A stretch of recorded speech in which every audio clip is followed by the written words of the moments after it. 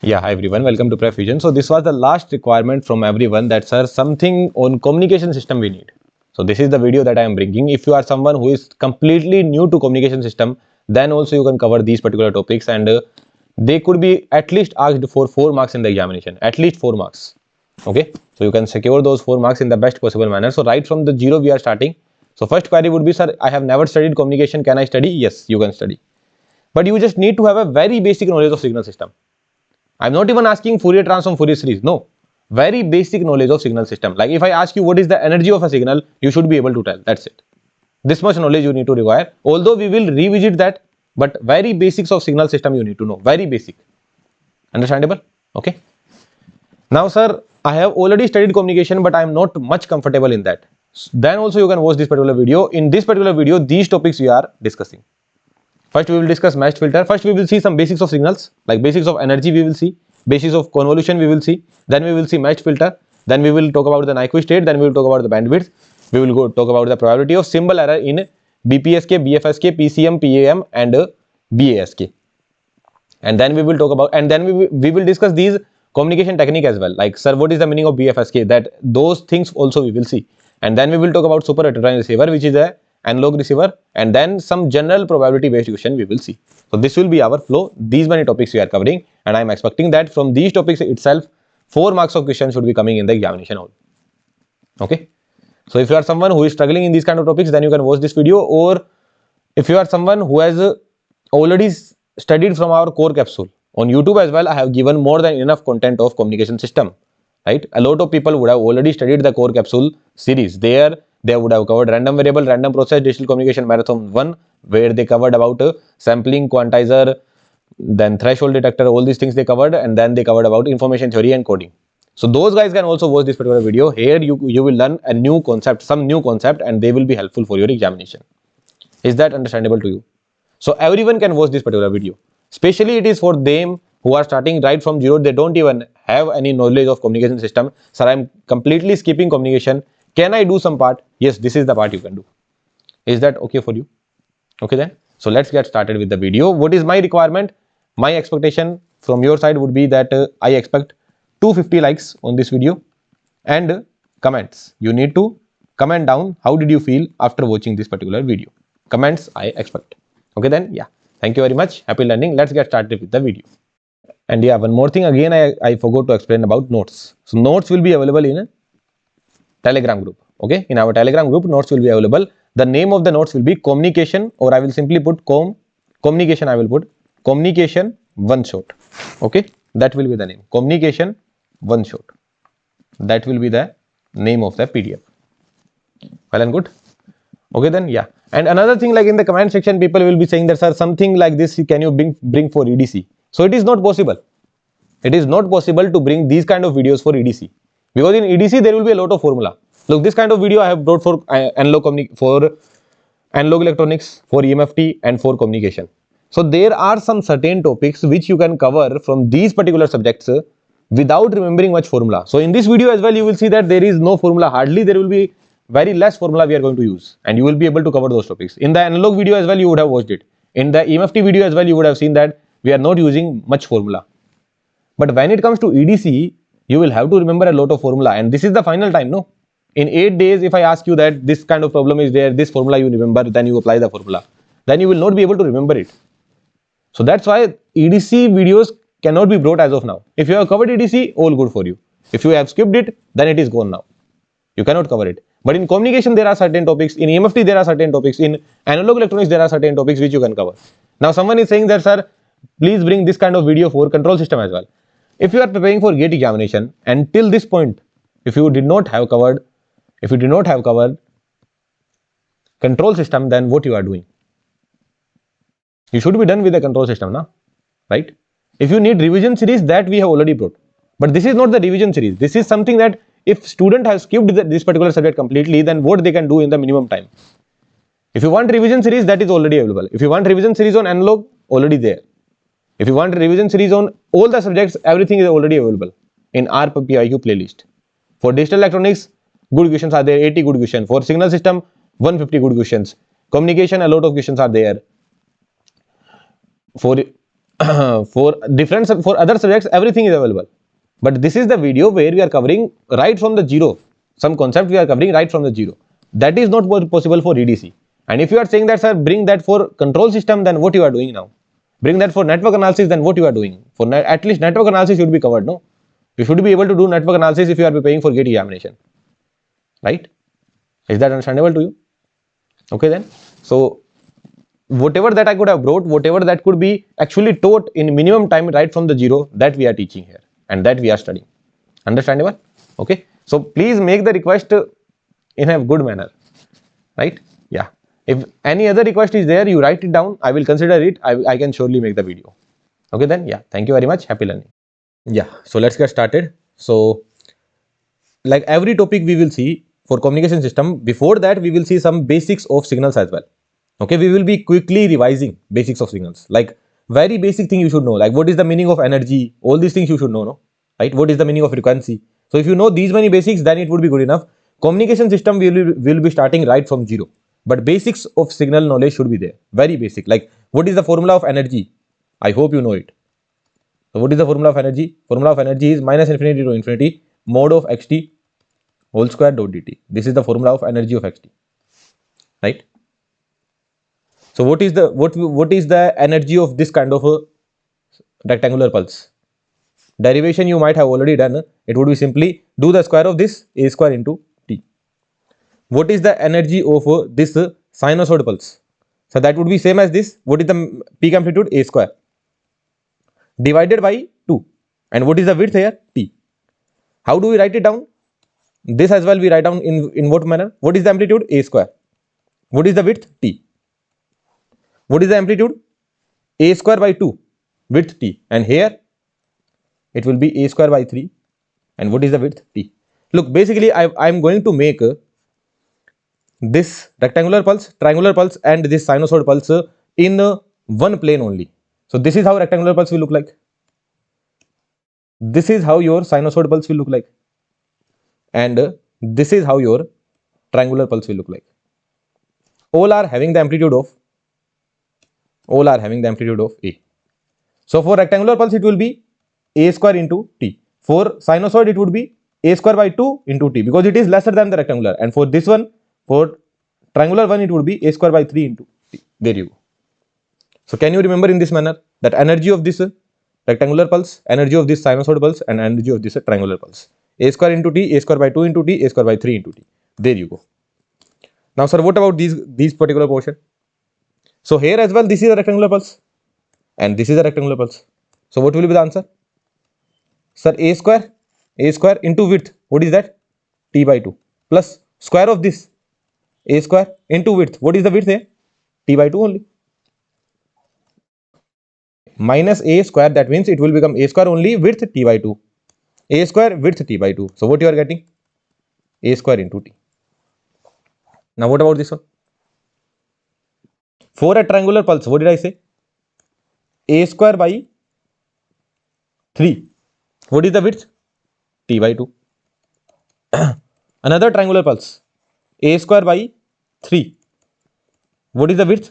Again t by 2. So what you are getting? A square by 3 into t. For sinusoid pulse, a square by 2. What is the width? T by 2. Plus another sinusoid pulse, a square by 2. What is the width? T by 2. So a square by 2 into t. So answer is same. Here answer is same. So point is that if you make one of the part negative, doesn't matter. Are you able to understand this point? If I make this part negative, doesn't matter. I am getting the same answer. It's just you need to know that one sinusoid pulse will give the energy of a square by 2 into the width. Triangular pulse, a square by 3 into the width. And this rectangular pulse, a square into width t. Is that understandable to you? Now solve this question with some patience. Okay, I need to get the correct answer. What will be the energy of this particular signal xt? What will be the energy? Let's just say this width is alpha 1. This width is alpha 2. And in that manner, this is alpha 3, alpha 4, alpha 5. This let's call alpha 6, alpha 7, alpha 8. So what will be the energy? Sir, a square by 2 into width alpha 1 plus a square by 2 into width alpha 2 plus a square by 3 into width alpha 3, a square by 2 alpha 3, a square by 2 alpha 4, a square by 2 alpha 5, a square by 2 alpha 6, a square by 2 alpha 7, a square by 2 alpha 8, and so on. Then can I take a square by 2 common? Yes. Then if I add alpha 1 plus alpha 2 plus alpha 3 plus alpha 4 plus alpha 5 plus alpha 6, alpha 7, alpha 8, what that would be equivalent to? That would be equivalent to the total width. And what is the total width? So till this point it is T1 and till this point it is minus T2. So from here to here, what is the total width? So that is nothing but T1 plus T2. So no matter whatever the sinusoid is made, always our matter of concern would be what is the total width. Considering that full cycles are there. Here one full cycle, second full cycle, third full cycle, and this is half cycle, this is half cycle, so another full cycle is there. So all the full cycles are there. That means a square by 2 T1 plus T2. There you go. Is that understandable to you? So a square by 2 total width. If it was rectangular here, then a square into total width. If it was triangular, then a square by 3 total width. Is that understandable to you? Think about this particular question and let me know the correct answer. xt sine 2 pi fct, where t is going between, what is the meaning of this?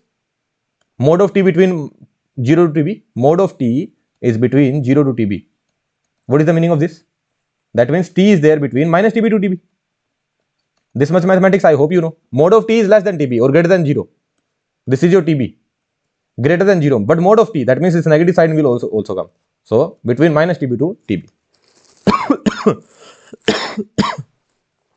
So try drawing the diagram. Try drawing the diagram. Now what is given? fc into tb equals to 1. So I know that it will be sinusoid. I know that it will be sinusoid. There is no doubt about it. But till what point it will be going? fc into tb is 1. When you put tb here, then what you are getting sine 2 pi. That means it will go till sine 2 pi. So this point will be 2 pi. And similar thing will go in the negative hand side as well. Right? You can put a minus tb as well. So this kind of graph will go. That means I need to make the graph till tb. This point will be tb. What will be the value of x of tb? This is the graph of xt. Right? This is the graph of xt. So what will be the value of x of tb? In place of t, you will put tb. fc into tb is 1. That means the graph should be going till 2 pi. So isn't it 2 pi? This point is 0, this is pi by 2, this is pi, this is 3 pi by 2, and this is 2 pi. So graph is going till tb, and in the negative direction as well, it will be going till minus tb. Is that understandable to you? So what will be the energy?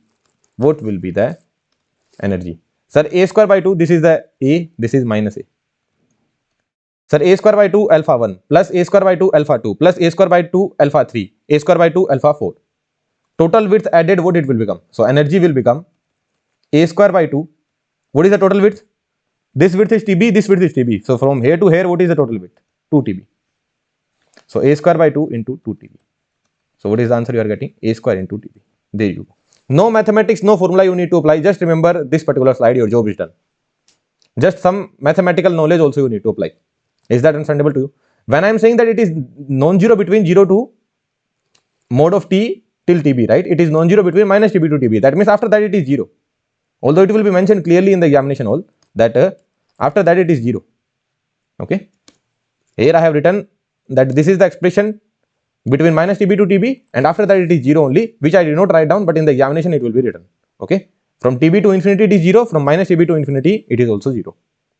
Okay. What about this one? Same particular thing is there, but now fc into tb is 10 to the power 6. Does that matter to me? Does that matter to me? When fc into tb was 1, when fc into tb was 1, so here how many cycles came? 1 cycle. This time between 0 to tb only it will be there. That means in the whole portion, the graph will be 0.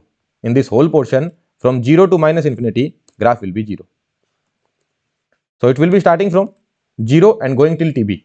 tb will be somewhere here. So when I put t equals to tb, when I put t equals to tb here, what it will become? A sine 2 pi fc tb. What is the value of fc tb? fc tb is 10 to the power 6. So it will become a sine 2 pi into 10 to the power 6.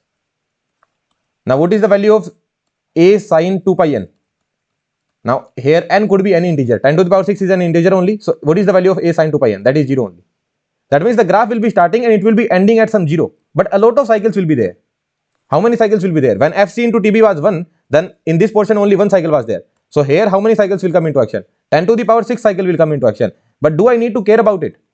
So many cycles would come. But I know one thing. What do I know? That it will be ending at 0 only. So this will be the scenario. It will take place. So what do you think? What will be the answer again? So answer will be a square by 2. What will be the total width?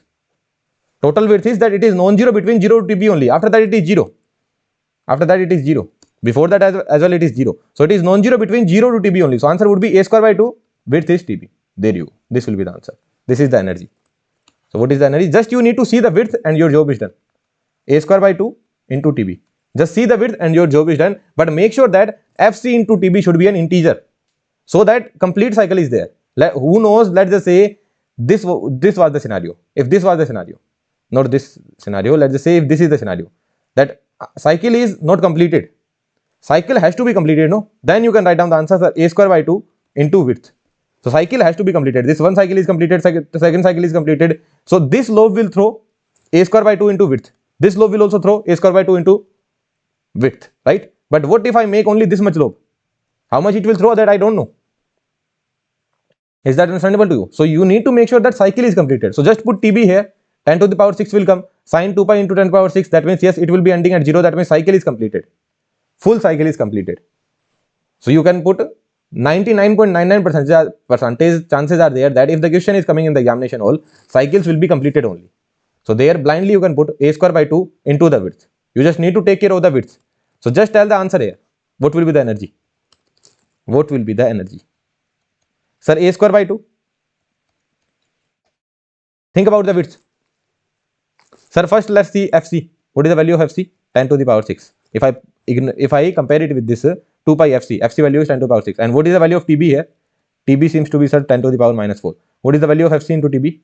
Sir, that is 100. 100 cycles will come, but is that a matter of concern for me? No.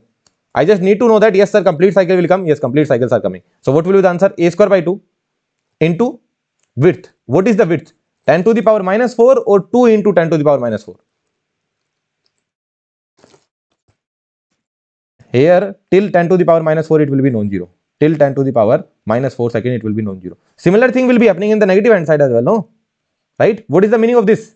The meaning of this is that it is non-zero between minus 10 to the power 4 second to, 10 to the power minus 10 to the power minus 4 second to plus 10 to the power minus 4 second. So it is non-zero between from here to here. So what is this total width? 2 into 10 to the power minus 4 second. Is that understandable to you? If mode is written, you need to be aware that from 0 to tb and from 0 to minus tb it is non-zero. So total width is 2 tb. So this is your tb value. So how many number of cycles are there? That is not a matter of concern for me. The matter of concern is that cycles should be integer. That's it. Cycles are integer. A square by 2 into the width. What is the width? 10 to the power minus 4. Just like this.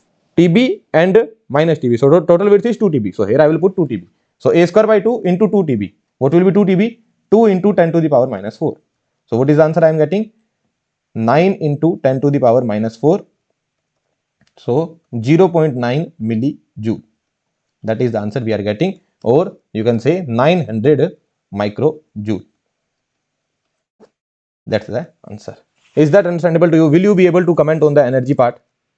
If I just write down a sine 2 pi fct or a cos 2 pi fct, this is working for sinusoid as well, it will work for cosinusoid as well, same formula. So a cos 2 pi fct, if I write down and I ask you what is the energy, sir, a square by 2 into the width. But take care of this mode sign. If there is a mode, that means it will be there between minus tb to tb. And if there is no mode, that means it will be there between 0 to tb. Is that understandable to you? Number of cycle is not a matter of concern for me. It is just that it should be integer. That's it. Only the matter of concern is that it will be non-zero till tb. So I will make the cycles till tb only. So a square by 2 into tb. Understandable? Now, have you studied convolution? If you need to convolve this signal with this signal, xt convolved with ht will give you yt. What is your yt? xt convolved with ht will give you yt.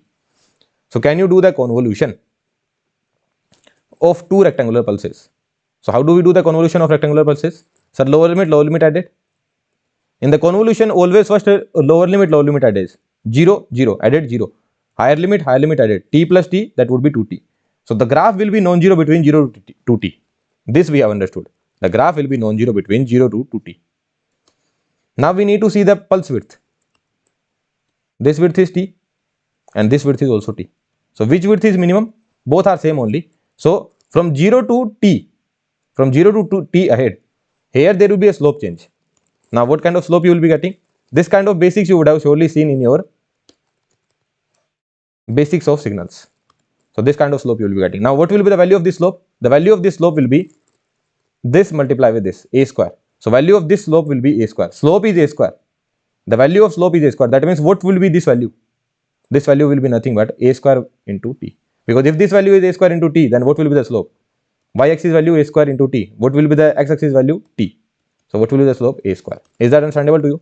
So I hope this you have already seen. That I just did it in a bit quicker way, because this is the basics of convolution. Very basic of convolution it is. So I hope it is clear to you. So two rectangular pulses will always make a triangular pulse. Two rectangular pulses will always make a triangular pulse. Here lower point 0 0, higher point 2t. Width t here. So from starting from 0 till width t. Starting from 2t till width t. Then here there will be a slope change. So what kind of slope change? First rising and then decaying. What will be the slope value? A into a square. So this slope should be a square. If this slope is a square, that means this amplitude has to be a square into t. You can simply say that, sir, this amplitude is alpha. So alpha divided by t, this amplitude, let's say, is alpha. So on y-axis you are increasing by alpha. In x-axis you are increasing by t. So alpha by t should be equal to a square. So what is the value of alpha? You are getting a square into t. Right? So this is the scenario. Well and good. So this is the meaning of convolution. Just a quick revision, and energy part is also revised. Let's go to our matched filter based question. So there is a topic called matched filter. In communication system you can call it, this is the topic of a signal system as well. So what kind of questions will be asked? They will say that you are using a matched filter which is having an impulse response of ht. What is the impulse response? Impulse response of ht. And the corresponding output is yt. Then they will give the waveform of pt. Then they will ask you what should be the value of ht, and what will be the graph of yt, and what will be the peak value of yt. From yt, two kind of things could be asked: graph of yt, graph over expression, or they can ask a peak value of yt. So questions are clear that what kind of questions could be made. Only three kind of problems could be made. What is that? They will give pt, ht, yt. Simple block diagram is there. What is the impulse response ht? And second thing, comment on yt. Comment on yt means what will be the graph of yt and what will be the peak value of yt. These three kind of question could be made. Sir, if I know about ht, sir, if you give me ht, then very easily I can find yt. What will be yt? Sir, yt will be simply pt convolution ht. But sir, how do I get this ht? How do I get this ht? This is the matter of concern for me, no? Otherwise, if I know the ht, it will be a problem of a signal system. So what will be this ht? Then the concept of matched filter will come into action. ht will be nothing but whatever the waveform is given, which is pt. So p of minus t plus, what is the width here? Ts. So p of minus t plus ts. This will be your ht. You need to remember it. For a matched filter, the impulse response is p of whatever the input that is applied, invert, shift by ts. Invert, shift by ts. Someone would say that, sir, I will be starting from here, right? Because a lot of people have studied this rule. They will be starting from right hand side. But those who have studied from this platform, I have always said that if minus t plus alpha, this kind of waveform is there, then you can start from here as well. Two mistakes you need to do. First, you do the inversion, and then for plus alpha, you shift it by in the right hand side. But if there is plus alpha, we usually shift to the left hand side. But here, two mistakes we need to do. Then also we will get the correct answer. But now don't remember any new method. From whatever the method you have studied, will you be able to draw the waveform of p of minus t plus ts? Yes, sir, very easily. If you have studied basics of signals, then also you will be able to draw the waveform of p of minus t plus ts. Say yes or no. So can you draw the waveform of p of minus t plus ts? So will you be able to remember? First thing is that what will be the impulse response? Sir, impulse response will be, sir, whatever the signal is there, whatever the input signal is there, invert minus t plus shift by this ts. So minus t plus ts. Again and again we will be writing it down. It will be clear to you. Can you draw this waveform? Whatever the method you know, using that particular method, draw the waveform of ht. Draw the waveform of ht. Whatever the method that you know. So based on that method, the waveform of HT will look somewhat like this.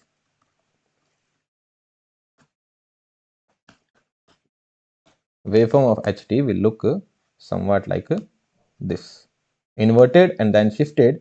So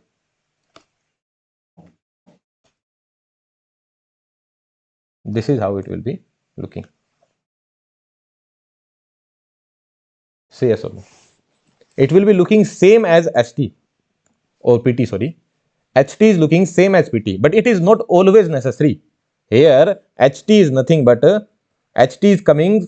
What was HT? HT was input signal inverted and then shifted, and it is luckily coming out to be same as PT, but it is not always necessary that HT will always not be equal to PT.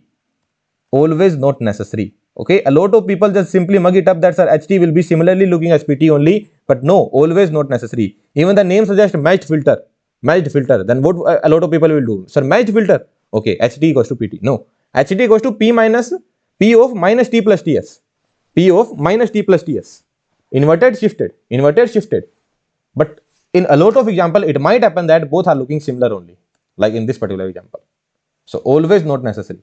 This I am writing down. Always not a necessary की spelling नहीं आती भाई. NEC. Always not necessary. NECESSARY. Yeah. So always not necessary. But as of now, this is your HT. So first task is done. That what will be impulse response HT. Now you need to convolve. So HT convolution PT can we do? Surely we can do, sir. This kind of convolution we have already done. Convolution of both of them. Similar thing, no? Lower limit added. 0 added with 0. Higher limit added. TS added with TS. It will become 2TS. So convolution we need to do. So after performing the convolution, what I will be getting? Sir, lower limit added. Higher limit added. So 0 added with 0, it will be 0. TS added with TS, it will be 2TS.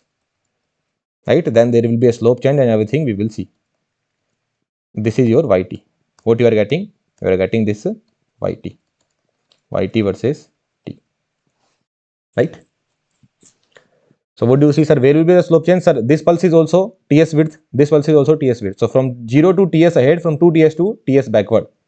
What will be the middle point? Middle point will be TS. And here your slope will be changing. So slope will be changing here only. Now what will be the value of the slope? The value of slope will be 1 by under root TS. What will be the value of slope? 1 by under root TS multiply with 1 by under root TS. So value of slope will be 1 by TS only. So this value of slope is 1 by TS. That means what should be this amplitude? This amplitude has to be 1 only. If this amplitude is 1, then only the slope will be 1 by TS. No? If this amplitude is 1, this amplitude has to be 1. Then only the slope will be 1 by TS. Right? This slope has to be 1 by TS. So this amplitude has to be 1. So this is the YT expression that you are getting. There you go. This is the expression of YT. Now another question could be asked, what is the energy of YT? But first and foremost question, one of the most important one, what is the peak value of YT? Peak value of YT. What is the peak value of YT? 1. Right? Peak value of YT here is 1. Now what is the energy of HT or what is the energy of PT? Energy of HT. What is the energy of HT? Or first let's see the energy of PT. What is the energy of PT? Sir, energy of PT is A square into width, because this is a rectangular pulse. So A square into width. So A square into width. What is the energy? 1. So peak value of the output of matched filter, peak value of the output of matched filter will be equal to the energy of input signal, or you can say energy of HT as well. Because if PT is having, let's just say PT is having, energy of PT is E. So what will be the PT of, what will be the energy of P of minus T plus TS? Sir, shifting and inversion and shifting will not change the energy. It will also have the energy of E only. That means if your PT is having energy of E, then your HT will also have the energy of E only. Right? Both are having the same energy. So what is the final conclusion? That the peak value of output of a matched filter, peak value of output of a matched filter is equal to the energy of input or energy of the impulse response. Is that understandable to you or not? So peak value of output of YT, peak value of YT is equal to energy of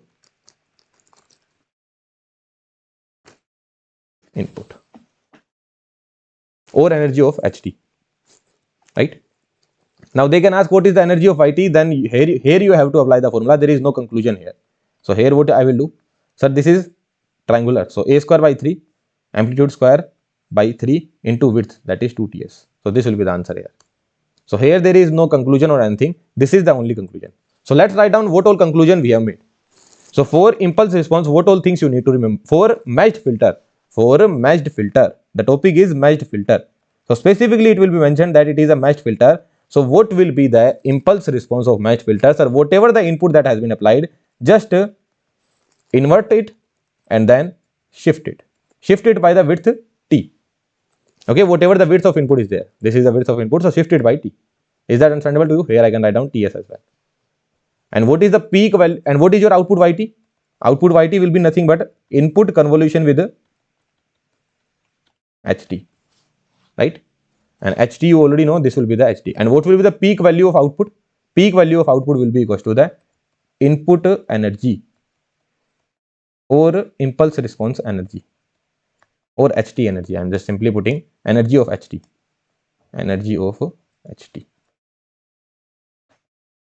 Is that clear to you? Now you will be able to solve all the questions of matched filter. Now we are going to solve all the PYQs of matched filter. Okay, and this year I am highly expecting that question should be coming from matched filter. So let's solve the questions. So these are gate PYQ only.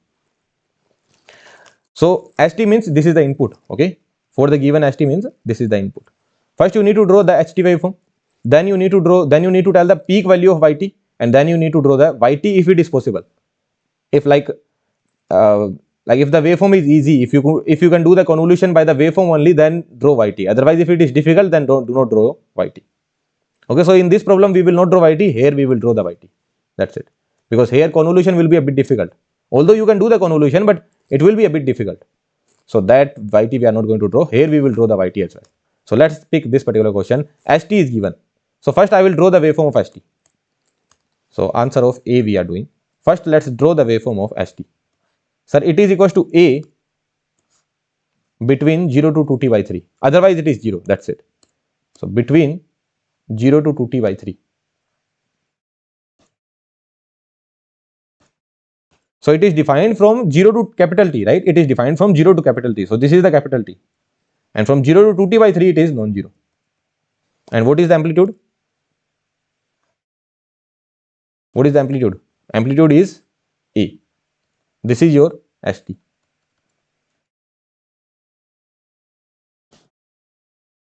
So what will be your Ht now? Ht will simply be, so S of invert. Now what you will put? Plus 2t by 3, or you will put plus t. What you will put? Plus t. Like it is defined from 0 to t, no? Someone would say that, sir, it is non-zero between 0 to 2t by 3. So it is non-zero here as well. It is non-zero here as well. But definition they have given, no, between 0 to t. So definition they have given between 0 to t. So here what I need to put? Plus t only I need to put. Although it is 0 here, so what? It is defined from 0 to t, no? So whatever the definition is given, that we need to take care. So what will be my impulse response? S of minus t plus capital T. So whatever the way you know, from that particular way you will draw the waveform of Ht. Can you draw the waveform of Ht? S of minus t plus capital T, can you draw it? From whatever the way that you have studied. Someone would have studied some different way. I might be doing it some different way, but you should be able to draw this particular waveform. Right? So how the waveform would look like? So from whichever the wave you have studied, it will be first inverted and then shifted by t. Right? So minus 2t by 3. This is between 0 to 2t by 3, then 2t by 3. So first I will invert it, minus 2t by 3 to 0, and then shifted by t. Shifted by t. So this will become t by 3, and this will become width of 2t by 3. So this will become t. So this kind of waveform you will be getting. Now someone would be doing in some other way that, sir, first what I will do, first I will shift it by t. So shift it by t, then this is the graph I will be getting. And then, sir, I will be inverting it. If I am shifting it by t, so this will be minus t by 3, and this will be minus t. Shifting by t. Here you are shifting. So this 0 point will become minus t, this will become minus t by 3, and this will become 0. And then you will invert it. So between t by 3 to t. So basically, anyone can draw this particular waveform, and the waveform will be coming out to be that between t by 3 to capital T. This is the scenario that you are getting, right? And amplitude is A. So this is the HT, this we have drawn. Now peak value of output YT. So what you will do? First you will draw HT, then you will draw HT, and then you will do the convolution, then you will get YT, and then you will tell the peak value. No. What I tell you? Peak value of output YT will be equal to the energy of this input. What is the energy of this input? Sir, rectangular pulse it is A square into width. What is the width? 2T by 3. So what will be the peak value of YT? We are solving A only. Peak value of YT.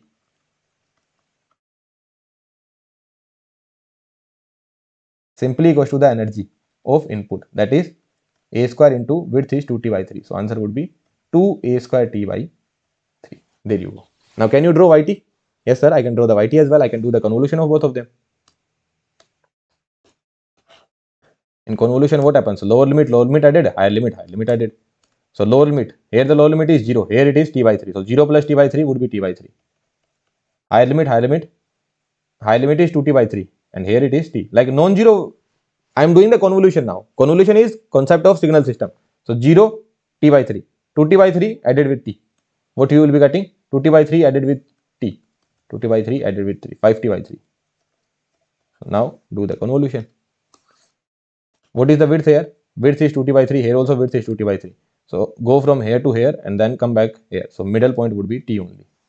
Right? Do the convolution now.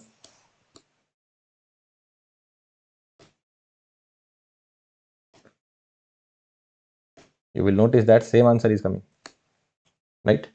So what will be the slope? Slope will be A into A square. So here the slope will be A square. What will be the slope? A square. Let's just say this value is alpha. So alpha divided by, how much is the width here? 2T by 3. Alpha divided by 2T by 3 should give the slope equals to A square. So what is the value of alpha? A square into 2T by 3.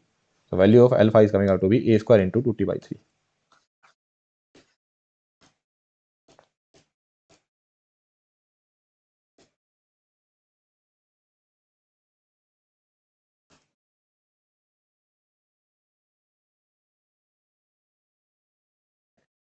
So 2A square T by 3. There you go. This is your output YT. So what is the peak value? 2A square T by 3. Peak value is 2A square T by 3, which we have already seen, and here also we are getting the same value. So did you understand what will be the peak value? Yes sir. For peak value I don't need to do the calculation. Directly I can tell that it will be equal to the input energy. Right? Let's do the same for this. Like here you can see that sir, HT and HT are not equal. Luckily in this particular example, in the previous example, ST, PT and HT were equal, but I told you it is not necessary. So in this example only you can sense that ST and HT are not equal. Now this is your ST, which is defined between 0 to T only. You need to draw HT for it. So what will be the HT? HT will be, sir, inverted and then shifted. Right? So what kind of waveform you will be getting? So the waveform of HT will look somewhat like this. Okay, what is your HT? HT is inverted and then shifted by T.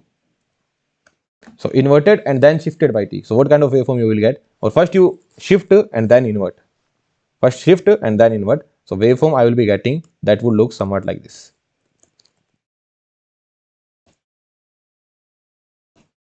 So this is how the waveform would look between 0 to T with the amplitude of A. With the amplitude of A.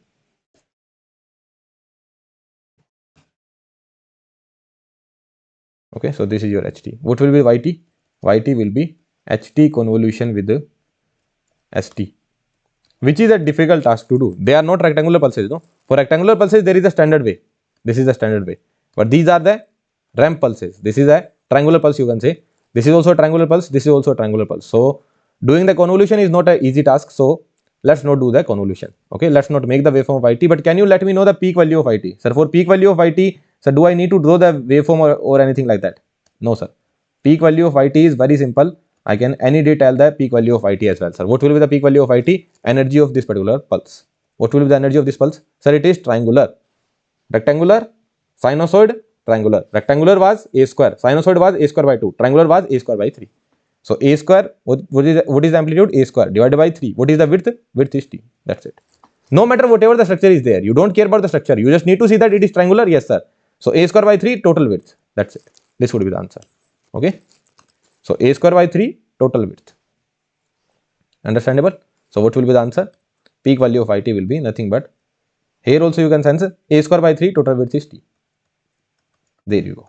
So is that understandable? Will you be able to solve the questions of meshed filter? Surely you will be able to solve. Okay. A very easy concept, and this year important as well. Right. Let's go to the next one. This is also a question. The input to a meshed filter is given by st equals to this.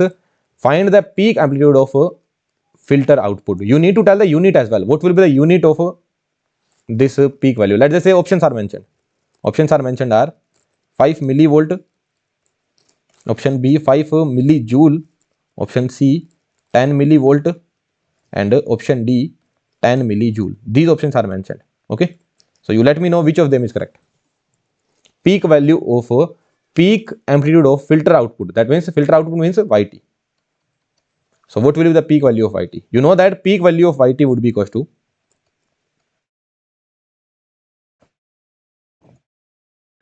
input energy. Sir, this is sinusoid. This kind of example I have already seen. A square by 2, amplitude square by 2. Multiply with the width. What will be the width? 10 to the power minus 4. No, it is mod of t, no?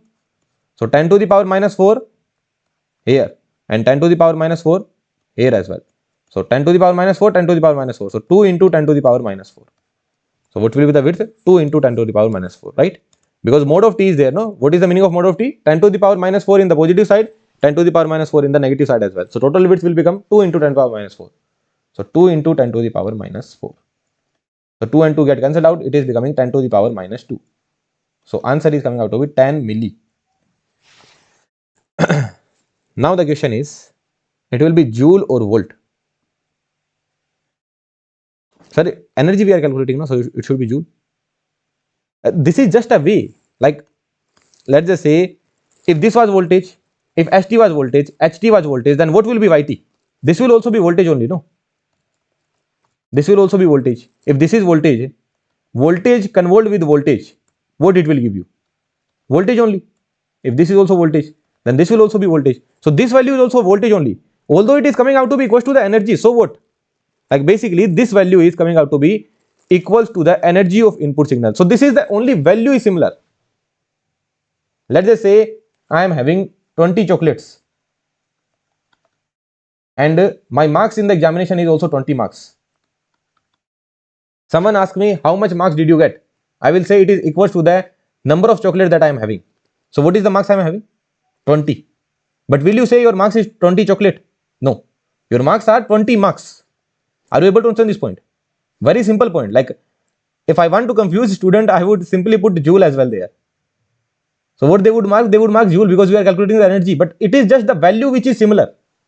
When we calculated the peak value here, we go to know that it is coming out to be similar as input energy. Right? But it doesn't mean that this value is energy. This is also volt only. If input is volt, this is volt, then this is also volt only. It is not the energy. Although it is, the value is coming out to be equal to the energy. Like whatever the value that you are getting here, or here, whatever the value that you are getting here. So joule is not equal, but only this much portion is equal. Only this value is equal. The similar example I gave here, I am having 20 chocolate, I am getting 20 marks as well. Someone asked me, how much marks did you get? So I said that it is equal to the number of chocolates I am having. That means I am having 20 marks, not 20 chocolate. Marks is 20 marks, no, not 20 chocolate. So is that clear to you? So answer will be millivolt, right? Because output is also in volt only. So answer will be 10 millivolt. Okay, so this will be the answer, not 10 millijoule. It is coming out to be the equal. If it is coming out to be equal to the input energy, it doesn't mean that it will be having the unit of energy as well. No, it will have the unit of volt only. Here also it will be mentioned that st equals to this much volt. It is mentioned. It should be mentioned in the examination. So if this is volt, then output will also be in volt only. Is that clear to you?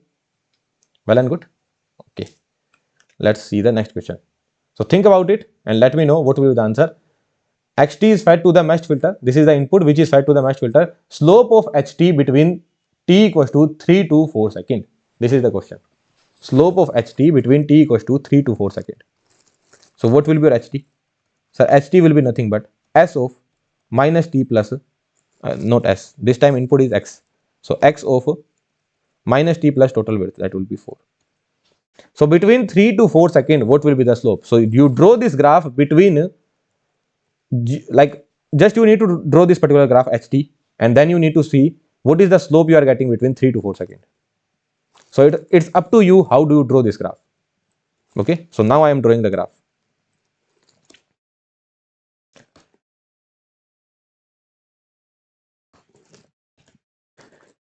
So invert and then shift.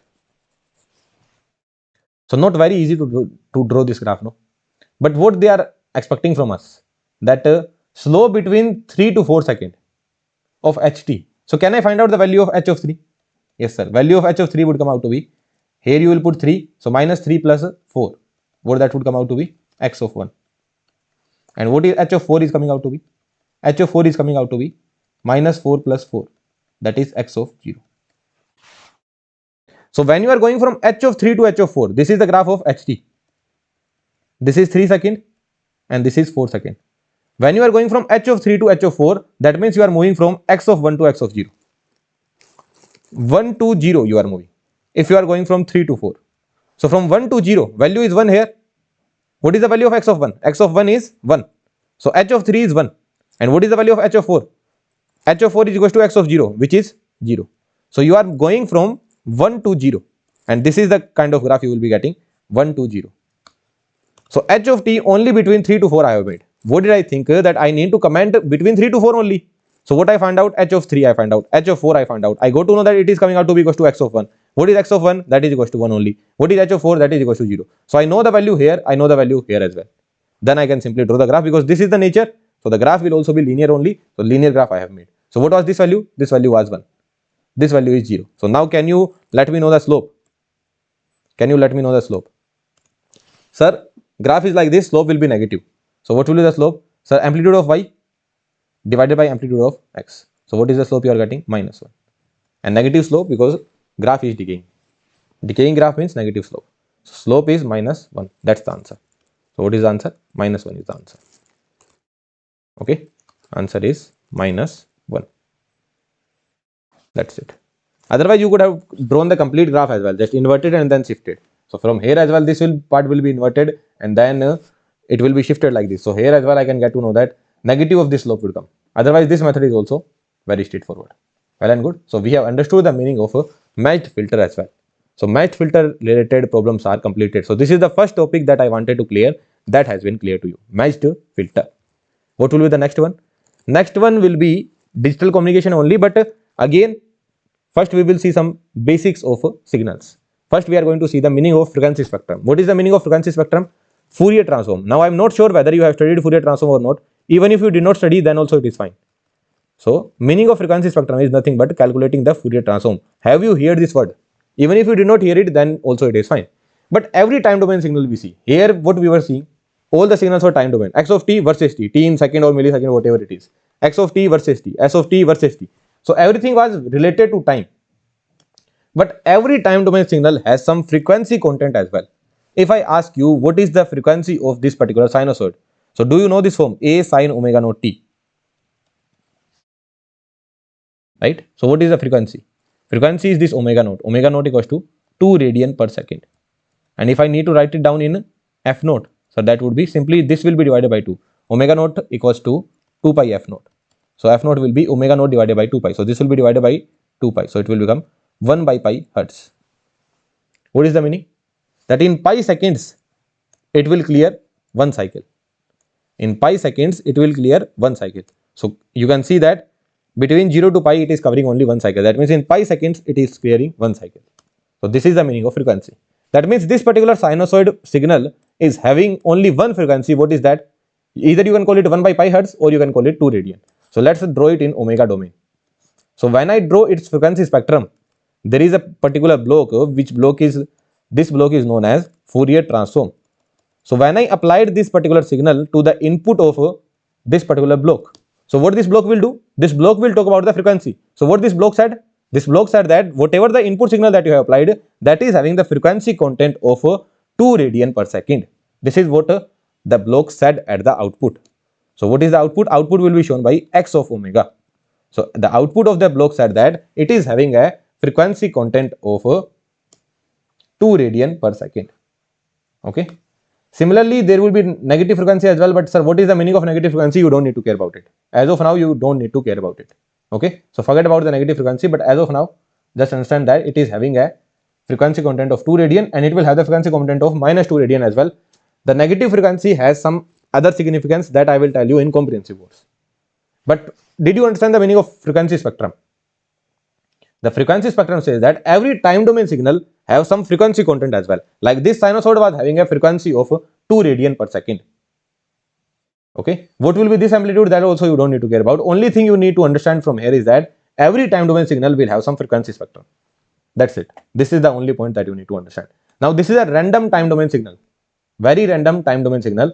This kind of random XT is there versus T. So when I passed it through the block of Fourier transform, then Fourier transform said that this guy is also having some frequency content. So what kind of frequency content it is having? So he said that it is having a frequency content from 0 to some omega m, and similar thing will be there in the negative hand side as well. So 0 to minus omega m as well. What this Fourier transform said, this particular block said that when you calculate the frequency spectrum of this particular xt, then it is having all the frequencies from, let's just say omega m is nothing but 3 radian per second. Okay. So he will say that it is having all the frequencies from 0 radian to 3 radian. Here there was only one frequency which was 2 radian. But he is saying that it is having all the frequencies from 0 radian to 3 radian. That means it will have 0 radian as well. It will have 0.00001 radian as well. It will have 0.00002 radian as well. It will have 0.00003 radian as well. It will have 2.5 radian as well. It will have 2.6 radian as well, 2.7 radian as well, 2 radian as well, 2.1 radian as well. That means between 0 to omega m, 0 to 3 radian per second, it is having all the frequencies. So this kind of frequency spectrum you got here. Now, when I calculated the frequency spectrum of this kind of signal, then what I got? When I calculated the frequency spectrum of this PT signal, then this Fourier transform, what this Fourier transform said? This Fourier transform said that it is having a frequency spectrum from some omega m1 to, did I say omega m1 here? Yes. So some omega m1 to some omega m2. Like here the frequency spectrum was starting from 0 to 3 radian. But let's just say this omega m1 is some 3 into 10 to the power 6 or 3 mega radian per second. Okay. This is some 3 mega radian per second and this is some 4 mega radian per second. 4 mega radian per second. So what does that mean? When you pass this PT through the Fourier transform block, then he said that it is having a frequency spectrum from 3 mega radian to 4 mega radian. 3 mega radian per second to 4 mega radian per second. So is it having 0 mega radian per second frequency spectrum? No. Is it having the frequency content of 0 mega radian per second? No. Is it having the frequency content of 1 mega radian per second? No. Is it having a frequency content of 2 mega radian per second? No. Is it having the frequency content of 2.5 mega radian per second? No. But is it having a frequency content of 3.1 mega radian per second? Yes. That means whatever the frequencies that are lying in this particular range, all those frequency component it is having. All the frequency content it is having. Is that understandable to you? Okay. Now this kind of signal, this XT signal was passed through the Fourier transform block where frequency content is starting from 0. This kind of signal is known as baseband signal. What it is known as? Baseband signals. And this kind of signals where frequency content is not starting from 0 but to a higher frequency, this kind of signal is known as band pass signal. Okay, band pass, baseband. So these two names are very important. Again and again we will be using it. Baseband signal and band pass signal. So let's revise what we have studied. Very basically we started with the meaning of frequency spectrum. What is the meaning of frequency spectrum? Any time domain signal will be passing through a Fourier transform block. Then the frequency content will be there at the output. This particular signal was having only one frequency component, which was 2 radian per second. So he said that it is having only one frequency component. When I passed a random signal xt through a Fourier transform block, then I saw that the frequency spectrum was coming out to be between 0 to omega m. That means it is having all the frequency component between 0 to 3 radian per second. So this kind of signal where the frequency spectrum is starting from omega equals to 0 to some particular frequency, that is known as baseband signal. When I pass this particular signal pt through a Fourier transform block, I go to know that it is having a frequency spectrum in a particular range. That means it is not starting from 0 but to a particular frequency, right? So this kind of signals are known as band pass signal. Now let's see another thing that is known as bandwidth. What is the term I am using? Bandwidth. So when I talk about the bandwidth, like here, whatever the thing I made in the positive hand side, the same thing will be there in the negative hand side as well. But negative sign you don't need to care about. So whenever I say bandwidth, you only need to look at the positive side. Okay, only you will look at the positive frequency. So bandwidth will be highest positive frequency. What is the highest positive frequency? Omega minus lowest positive frequency. What is the lowest positive frequency? 0. So what is the bandwidth? Omega. What will be the bandwidth here? What do you think? Bandwidth. When I say bandwidth, sir, my focus will be towards the positive frequencies. Highest positive frequencies, omega m2, minus lowest positive frequency, omega m1. What is the bandwidth? Omega m2 minus omega m1. That's the bandwidth. That's the bandwidth.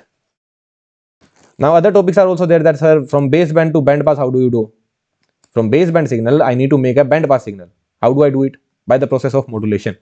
By multiplying this with a high frequency sinusoid or cosinusoid, then you will get a band pass signal. How do we get it? So all these things we can understand in comprehensive lecture. But as of now, for solving the problems, this much knowledge is required to you. That is achievable, right? This knowledge you already know. Well and good. Okay. So baseband signal, band pass signal, that is also clear. Now Nyquist rate. What is the meaning of Nyquist rate? So Nyquist rate is nothing but 2 into maximum frequency content of that is available in your signal. So what is the maximum frequency content available here? Omega. So Nyquist rate is nothing but 2 into maximum frequency content of signal. We will solve the problem, it will be clear to you. So if I need to write it down in the hertz, then it will be 2 FM hertz, or it could be 2 omega m radian per second. In radian per second, if you need to write down, then you will write down omega m. If you need to write it down in hertz, then you will write down FM. So a frequency spectrum of xt is having maximum frequency component of 20 kilohertz. What will be the Nyquist rate? So Nyquist rate will be simply twice of maximum frequency component is 20 kilohertz. So it will be 40 kilohertz. So what will be the Nyquist rate? 40 kilohertz. Very simple thing, very straightforward thing. Nyquist rate will be nothing but 40 kilohertz. That's it. There you go. Very straightforward. Let's see. Let's understand the meaning of sampling. So did you understand the meaning of Nyquist rate? Twice into maximum frequency component. That's it. So twice into maximum frequency component is 20. Just do the twice of that. Sir, why we are studying this particular thing? Why we give it a different name? When we understand the meaning of sampling, then it will be clear. That why, sir, why this Nyquist rate was introduced? Like maximum frequency I was having, so why, sir, why I am doing the twice of it? So when you study the and when you understand the meaning of sampling, then you will understand. Okay. So let's get started with the meaning of sampling. So there was this time domain signal which was spread between -4 second to this signal was spread between -4 second to 8 second. This was spread between same signal it is, okay, same signal, -4 second to 8 second. Now someone said that you need to analyze this particular signal xt.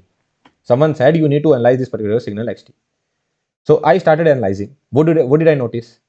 That if I need to analyze it, that means I need to analyze whatever the value that is there at t equals to 0 second. Then I need to analyze whatever the value that is there at 0.1 second. Then whatever the value there is at 0.15 second. Then 0.2 second. Then 0.25 second. Then infinite samples. What I'm saying, infinite samples I need to analyze. That means I need to analyze at 0 second as well, 0.0001 second as well, 0.0002 second as well, 0.0003 second as well. So at infinite time I need to analyze. and that will take, the processing will take a lot of time. Let's just say you are clicking on a particular application in your mobile and that is taking 2 hours to open. You have clicked on YouTube, but YouTube is opening after 2 hours. So the processing should not be taking much time. So what some guy thought? Some guy thought that, sir, instead of analyzing at every time, I will analyze at some particular instant. So what he said that, sir, I will be analyzing this xt, but after every 2 seconds. What is the meaning of this switch? That means after every 2 seconds I will be analyzing. Let's just say, sir, if I am analyzing at 0 second, the next sample I will be taking at 2 seconds. Right? Next sample I will be taking at 2 seconds. Then next sample I will be taking at 4 seconds. Then next at 6 and next at 8. And here in the negative side at -2 and -4. So what kind of waveform he will get? He will say that, sir, instead of analyzing this xt, what I am actually analyzing? First I am taking the sample at 0. Then I am taking the sample at 2 seconds. Then I am taking the sample at 4 seconds. Then I am taking the sample at 6 seconds. And then I am taking the sample at 8 seconds. And then here at -2 seconds and at -4 seconds. So instead of analyzing the complete xt, I am analyzing this kind of waveform.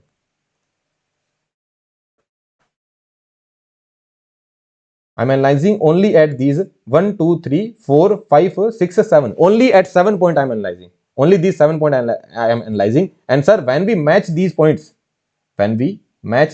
or let me match it with the different colors. Sir, when we match these points, it will be look almost similar to xt. It is looking almost similar to xt. Is that understandable to you? So here he need to take infinite samples, but here he is taking only 7 samples and his job is done. So he is analyzing at 2 seconds, right? Someone said that, sir, I will analyze at 0 second only, at 4 second only, at 8 second, and then at -4. That means I will be taking sample after every 4 second. I will be taking sample after every 4 second. So how many samples he need to take? 0, 4, 8 and -4. So what he is analyzing? Everyone was supposed to analyze this particular waveform xt. But what people have thought that instead of analyzing at every single point, at every single time, we are analyzing at some certain time only. At 0 second I am analyzing, at 4 second I will analyze, and at 8 second I will analyze, and here at -4 second only I will analyze. That means this point I have analyzed, then this point I have analyzed, then this point I have analyzed, and this point I have analyzed. That's it. Now if you join them, what kind of waveform you will be getting? Someone would join it like this. Let's just say someone had joined like this. In this manner, someone has joined. Right? So which waveform is more similar to xt? Which waveform is more similar to xt? The one which is having lesser time, it is pretty obvious, no? Like this guy is analyzing at 2 seconds. Who knows, some guy is analyzing after every 1 second. Then he will be more near because he will be having more samples. He will be having more dots here. But he is having only 4 dots. He is saying that, sir, I am saving the time. He went to his manager. He said that, sir, I have saved the time. I have analyzed only 4 samples. He is analyzing 7 samples. I have analyzed only 4 samples. But what his manager will say? His manager will say that your waveform is not looking similar to xt, but his waveform is looking similar to xt. So you need to save time as well. What is the condition? I need to save time as well. That means I need to take lesser sample as well. But another thing I need to take care that when I am joining these points, it should be looking similar to xt. This is also I need to take care. So there has to be an equilibrium maintained, no? It's not that, sir, then someone would come up, sir, that he is taking 4 samples. What I will do, I will analyze at 6 seconds, after every 6 seconds. So at t equals to 0, then at 6, and here -6, which is not even there, and at here 12, which is not even there. That means, sir, I will analyze only 2 samples. So he is analyzing only 2 samples. But will he be able to recover xt back? This is known as recovery. So will he be able to recover xt back? No. He is saving a lot of time. He is analyzing only 2 samples. He has saved a lot of time, but he is not able to recover back your xt. So that means there has to be some condition that if you want to recover back your xt in a good manner, then this particular time window you need to choose in a good manner. So now this particular time window is known as sampling time period. I hope this name is not very difficult to remember. TS. What is TS? Sampling time period. That means you are taking the samples after every TS second. Sampling time period. sampling time period. So if this sampling time period is very high, then there is a problem, right? If this sampling time period is, just 1 second, अरे भाई ये मक्खी क्यों बैठ जाती है हमेशा? If this sampling time period is very high, then there is a problem, right? This cannot be very high, because if it is very high, let's just say someone is taking 8 seconds, then he will be taking this sample only and this sample only. So if it is very high, then there is a problem. That means there should be a condition on sampling time period. The condition is that this sampling time period Ts, this sampling time period Ts has to be lesser than or equals to 1 by Nyquist rate. This was the condition. Okay. So what is Nyquist rate? 2 FM. Here I need to write down in hertz. I hope you know that reciprocal of time is frequency, which is in hertz only. Okay. So here I will be writing it down in hertz only. Okay. So what did you understand from here? That Ts should be less than equals to 1 by Nyquist rate. That means, sir, if I keep on increasing the Ts, then there is a problem. From 2 seconds, 4 seconds, if I go to 6 seconds, 8 seconds, I will not be able to recover back my xt. So to recover back your xt in a good possible manner, to recover back your xt in a best possible manner, there is a condition on this Ts, that this Ts has to be less than or equals to 1 by Nyquist rate. Okay, 1 by hertz is equals to time. So this is having a unit of time. So this also should have a unit of time. That's why here I wrote down 2 FM. Is that understandable to you? So what I'm doing now, I'm doing reciprocal. If A is greater than B and both are positive number, so 1 by A would be less than 1 by B, no? Right? 3 is greater than 2. Both are positive, just do the reciprocal. 1 by 3 is less than 1 by 2. This is 0.5, 0.33. So just do the reciprocal. So 1 by Ts should be less than or equals to, should be greater than or equals to, this sign will change, 2 FM. Now what this 1 by 2s is known as? This 1 by 2s is known as sampling frequency, Fs. This 1 by Ts, sorry, this 1 by Ts is what it is known as? Fs. Okay, which is sampling frequency. So your sampling frequency has to be equal to the Nyquist rate or greater than the Nyquist rate. Minimum required condition is that your sampling frequency has to be equal to the Nyquist rate. This is the minimum requirement, like Fs minimum. If someone asks that what is the minimum sampling frequency you need to have, that is equal to the Nyquist rate. Is that understandable to you? And why we are calling it sampling frequency? Let's just say if Ts is 2 seconds, Ts is 2 seconds, then what will be your Fs? Fs will be 1 by 2 hertz or 1 by 2 samples per second. Unit is samples per second. That means in 2 seconds he is collecting one sample. Is it true? In 2 seconds he is collecting one sample only. We are starting from 0. So next sample I am collecting at 2. So in 2 seconds he is actually collecting one sample only. Then 2 to 4, in 2 seconds he has collected one sample only. 4 to 6 collected one sample only. So in 2 seconds he has collected one sample. So what is Fs? 1 by 2 samples per second. Now if Ts was 4, so what was your Fs? Sampling frequency was 1 by 4 samples per second. What is the unit? Samples per second. So in 4 seconds he is calculating one sample. In 4 seconds he is taking one sample. In 4 seconds he is taking one sample. So this is the meaning of sampling frequency. So conclusion is this particular line. This is the conclusion. I could have directly written down this particular conclusion, but you would never know the meaning of sampling as well, what is the meaning of Nyquist rate as well, and you would never know the meaning of this particular condition as well. So as of like eventually this is the thing that we need to remember. But some background you need to have, otherwise you will not be able to remember. But now you will be able to remember in a very easy manner that Fs should be greater than or equal to 2 FM. So now we are writing down all the conclusion. Did you understand the meaning of baseband signal? Yes. Did you understand the meaning of bandpass signal? Yes. Did you understand the meaning of Nyquist rate? Sir, in short form I am writing it down as NR, that was equals to 2 FM. Did you understand the meaning of sampling frequency? Yes sir. Sampling frequency should be greater than or equals to 2 FM. Or you can say minimum sampling frequency is Nyquist rate. That's it. This is the conclusion of everything that we have studied till now. After the matched filter, this much you need to remember. That's it. MT, there is a message signal MT which is having a maximum frequency component of 10 kilowatts. Now this MT is sampled at Nyquist rate. So it is sampled at Nyquist rate. So find out the sampling frequency. What is the Nyquist rate? That is 2 FM. So MT is sampled at a Nyquist rate which is 2 FM. Maximum frequency component is 10 kilohertz. 10 kilo. So what will be the sampling frequency? 20 kilo samples per second. That means in 1 second we are calculating 20 kilo samples. That's it. Sampled at a Nyquist rate. Sampled at a Nyquist rate. So Fs is equals to the Nyquist rate. It could be greater than Nyquist rate as well, right? Fs could be greater than Nyquist rate as well, but it is sampled at the Nyquist rate. That means it is 2 FM, 20 kilo samples per second we are collecting. MT is having maximum frequency component of 10 kilohertz. It is sampled at twice of Nyquist rate. Find out the sampling frequency.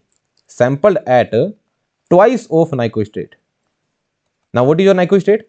2 FM, right? So it is sampled at 4 FM. Now what is the value of FM? 10 kilohertz. So 40 kilo samples per second. This is the scenario. So what is the sampling frequency? 40 kilo sample per second. The same MT is there, everything is same, but now sampling frequency is twice of the Nyquist rate. So do the twice into 2 FM, 4 FM, 40 kilo samples per second. Now see the next statement. Again the same FM. Sampled at 50% above the Nyquist rate. Sir, I got 100 marks. Ramesh got 150 marks. So he got 50% more marks than me. Right? Understandable? So sampling frequency is 50% above the Nyquist rate. So Nyquist rate is NR. 50% above. 0.5 NR should be added. Then what you will get? 1.5 NR. 50% above the Nyquist rate. So sampling frequency is 50% above the Nyquist rate.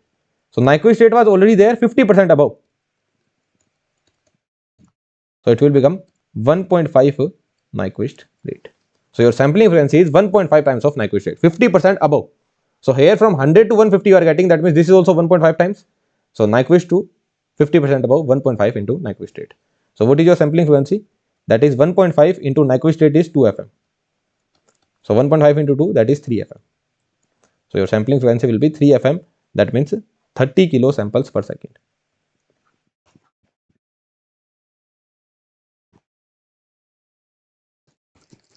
Okay. So this is your sampling frequency.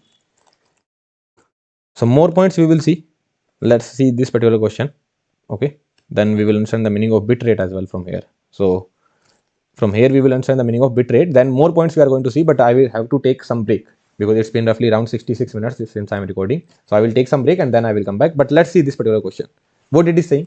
I know you will not be able to solve it, but let's have some patience and try solving it. Till what point we can reach? Let's try that particular thing. So MT is having maximum frequency component of 10 kilohertz.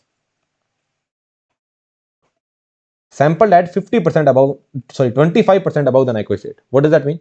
25% above. Sir, I got 100. Some got 125 marks. 50% above. That means 1.25 times of a Nyquist rate. And what is Nyquist rate? So Nyquist rate is nothing but 2 FM.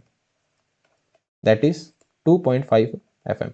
What is the value of FM? 10 kilohertz. That means it is sampled at 25 kilo samples per second.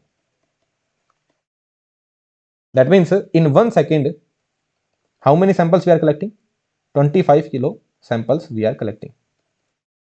In 1 second, we are collecting 25 kilo samples. That means 25 into 10 to the power 3 samples we are collecting. Each sample is represented by 7 bits. One sample is represented by 7 bit. One sample is represented by 7 bits. So 25 kilo samples will be represented by how many bits? 25 kilo samples will be represented by 25 kilo into 7 bits. Right? These many bits will be required. So in 1 second, if I am sending 25 kilo samples, that means in 1 second, how many bits I am sending? 25 kilo samples, and each sample is represented by 7 bits. So these many bits I am sending. So what is the question? That's it. How many bits are transmitted per second? How many bits are transmitted per second? These many bits are transmitted per second. Right? Now this particular thing, how many bits are transmitted? How many bits are transmitted per second? This has a certain name that is known as bit rate. Bit rate. I will be shown by rate means R, bit means B, RB, bit rate. So what is the formula of RB you are getting? Bit rate. RB you are getting as, let's just say each sample is represented by n bits. And sampling frequency is Fs. So sampling frequency is fs. That means you are having fs samples per second, and each sample is represented by n bit. That means you are transmitting n bits per second. Is that understandable to you? N has a unit of bits. Fs has a unit of samples. N has a unit of bits per sample actually. That means each sample is represented by n bits. So bits per sample, and Fs has a unit of samples per second. If you multiply both of them, sample will get cancelled out, bits per second. So NFS is bits per second. Bits per second. So RB equals to NFS. I hope you have understood this particular scenario. FM is there, sampling frequency is there. That means we are calculating, in 1 second we are calculating 25 kilo samples. Each sample is represented by 7 bits. That means 25 kilo samples are represented by these many bits. So in 1 second we are transmitting these many bits. So this is known as bit rate. So RB equals to NFS. RB equals to NFS. Again and again we are going to use it. So eventually you are going to remember it. So another formula we have got bit rate, which is RB. That is equals to NFS. Again and again we are going to use it. So it will be there in your mind. You don't need to worry about it. Okay. RB equals to NFS. Very important formula. RB equals to NFS we have understood. So instead of mugging up the formula, we have understood it. There is nothing to worry about. RB equals to NFS, very simple thing. Right? So this is the conclusion of everything that we have studied after meshed filter. So first, in this particular part, first we studied about meshed filter. Then we saw some basics of signals only we are going. First we started from here.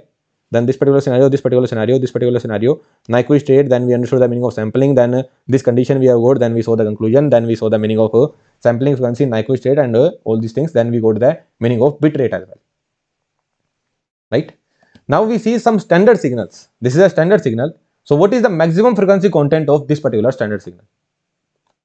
So what we are going to see is that we are going to see the maximum frequency content of this particular signal. And if you know the maximum frequency content, if I know the maximum frequency content, can I comment on the Nyquist state? And if I comment on the Nyquist state, can I comment on the sampling frequency? If I can comment on the sampling frequency, can I comment on the bit rate? Yes, sir. And if you can comment on the bit rate, you will be able to comment on the bandwidth as well. This is our next topic. So maximum frequency component, if you know, Nyquist state. Nyquist state would be 2FM. Now this will be some portion multiply with Nyquist state. And what this would be? RB. RB equals to NFS. So from RB, you will be able to comment on the bandwidth as well. So we need to reach till here. We have covered this path. Now we are going to see this particular part, that how to find out that, like here what I did. MT is having maximum frequency component of 10 kilohertz. But instead of mentioning this particular thing, what they will mention? They will mention this kind of signal. So you need to know that what will be the maximum frequency component here. So sin omega naught t divided by t. What will be the maximum frequency component? That we are going to see. Okay. And then we will solve a problem as well. Everything will be clear to you. So let me take a break and then I will come back. Now your task is comment down that how did you feel till this point. I know that, sir, you did not give this reasoning that why this particular thing is happening. But in one shot, how much I can give, right? You guys are someone who never studied communication and you are trying to get 3 to 4 marks. Or 4 to 5 marks. It may come for 4 to 5 marks as well. So in minimum time, we need to get the maximum output, no? So I cannot give all the reasoning and all. But once we study comprehensive course, like this is just the trailer. In comprehensive course, I teach all these things in very, very detail. So still, I hope you have loved this particular scenario. If you have found out this particular content in a good manner, then you need to write down. You need to comment down. That, sir, yeah, this is something that we are feeling as of now. Let's proceed in the lecture. So we will proceed in the lecture, but as of now, you need to comment down. I will take a break, drink some water, and then I will come back. We will cover this particular topic, that these standard signals are having, what is the maximum frequency component of these signals. Yeah, welcome back, guys. So now what we are going to see, we are going to see some standard signal and their maximum frequency content. This is what we need to see. So now there is a signal alpha sine omega naught t by t. So the signal is alpha sine omega naught t by t. So when I draw its frequency spectrum, when I pass it through a Fourier transform block, when I draw its frequency spectrum, it came somewhat like this. This was its frequency spectrum. So frequency spectrum looked somewhat like this. You need to see, you need to look your eyes at this omega naught. So when I drew the frequency spectrum, it was somewhat like this. Just see the omega naught. So this value was omega naught and this value was minus omega naught. Do I care about the amplitude? No. I only care about the maximum frequency component. So for alpha sine omega naught t by t, if you calculate its Fourier transform, or when you calculate its frequency spectrum, then the maximum frequency component that came out to be was omega naught. Make sure that it is in radian per second. Okay, this particular thing, omega naught, will be in radian per second. If you need to convert it into f naught, then what you will do, omega naught by 2 pi. Omega naught by 2 pi, that will be your f naught, that will be in hertz. Okay, so just what you need to see in the examination, anything could be written. It could be written like this: sin pi t divided by 4t. What you will see, sir, sin omega naught t divided by t. Sin omega naught t divided by t. Sir, this is the form. Now I am happy. What I need to pick, this is the maximum frequency component, that will be pi. It is in radian. If I need to do in frequency, then divided by 2 pi. So pi divided by 2 pi, what it will become? 1 by 2. So this is 1 by 2 hertz, and this is radian per second. Understandable? I hope it is completely clear to you. Okay. Now we will come to the second part, but let's go to the third one. Sin omega naught 1t, sin omega naught 2t. Do you remember one particular thing from signal system? If you don't remember it, then now onwards you will remember that multiplication in time domain. If you are doing the multiplication in time domain, then in the frequency domain they will be convolved. In the frequency domain, what will happen? They will be convolved. Just only thing you need to remember, multiplication in time domain will result in convolution in the frequency domain. So here what two signals are there? Sin omega naught 1t and sin omega naught 2t, right? They are being multiplied in the time domain. So in the frequency domain they will be convolved. That means, can you get x1 of omega? Yes sir. Can you get x2 of omega as well? Yes sir. What will be your x1 of omega? Sir, x1 of omega will look somewhat like this. Between minus omega naught 1 to plus omega naught 1, right? Between minus omega naught 1 to plus omega naught 1. Similarly, minus omega naught to omega naught. I don't care about the negative frequency, I only care about this particular frequency. And what about x2f? It will be there between minus omega naught 2 to plus omega naught 2. So this is your x2 of omega, between minus omega naught 2 to plus omega naught 2. Now you need to convolve both of them. Now you don't care about the structure. When you convolve both of them, you know that, sir, either the structure could be trapezoidal or it could be triangular as well. I don't care about the structure, but I know that from which point to which point they will be non-zero. Because you know that when we do the convolution, this was the multiplication in time domain. Multiplication in time domain will result in convolution in the frequency domain. When you do the convolution, lower limit added. That means it will be starting from lower limit added. That means it will be starting from minus omega naught 1 plus omega naught 2 2, and higher limit added. Omega naught 1 plus omega naught 2. Omega naught 1 plus omega naught 2. Sir, in between whatever the structure comes, I don't care about the amplitude and all. I only care about the maximum frequency component, which is omega naught 1 plus omega naught 2. So here what will be the maximum frequency component? Omega naught 1 plus omega naught 2.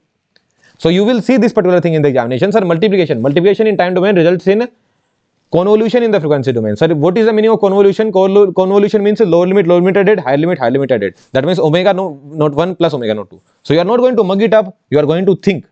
Multiplication time domain, convolution frequency domain, higher limit added, omega naught 1 plus omega naught 2. What do you think what will happen here?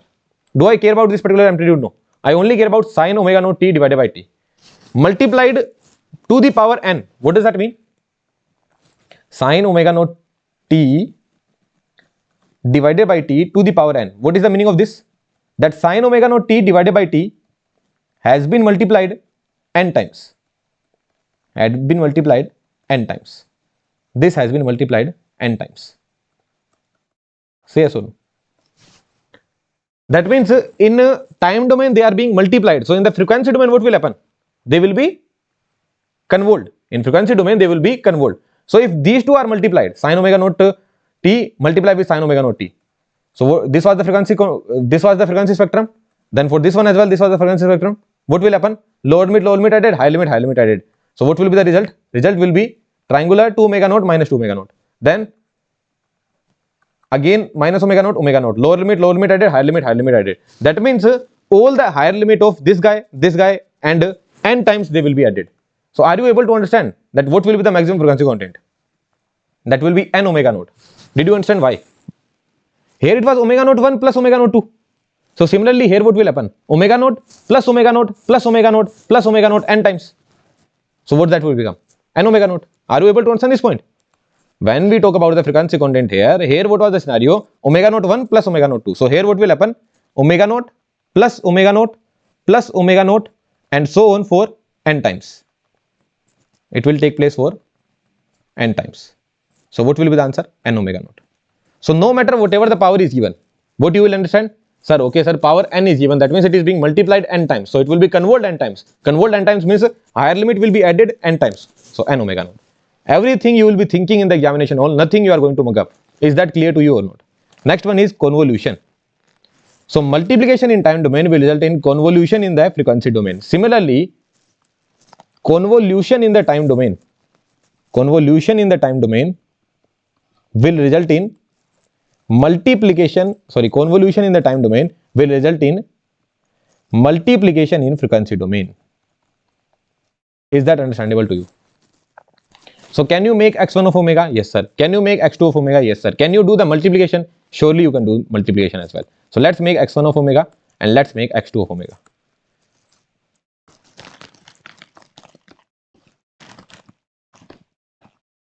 So it will be there between minus omega naught 1 to omega naught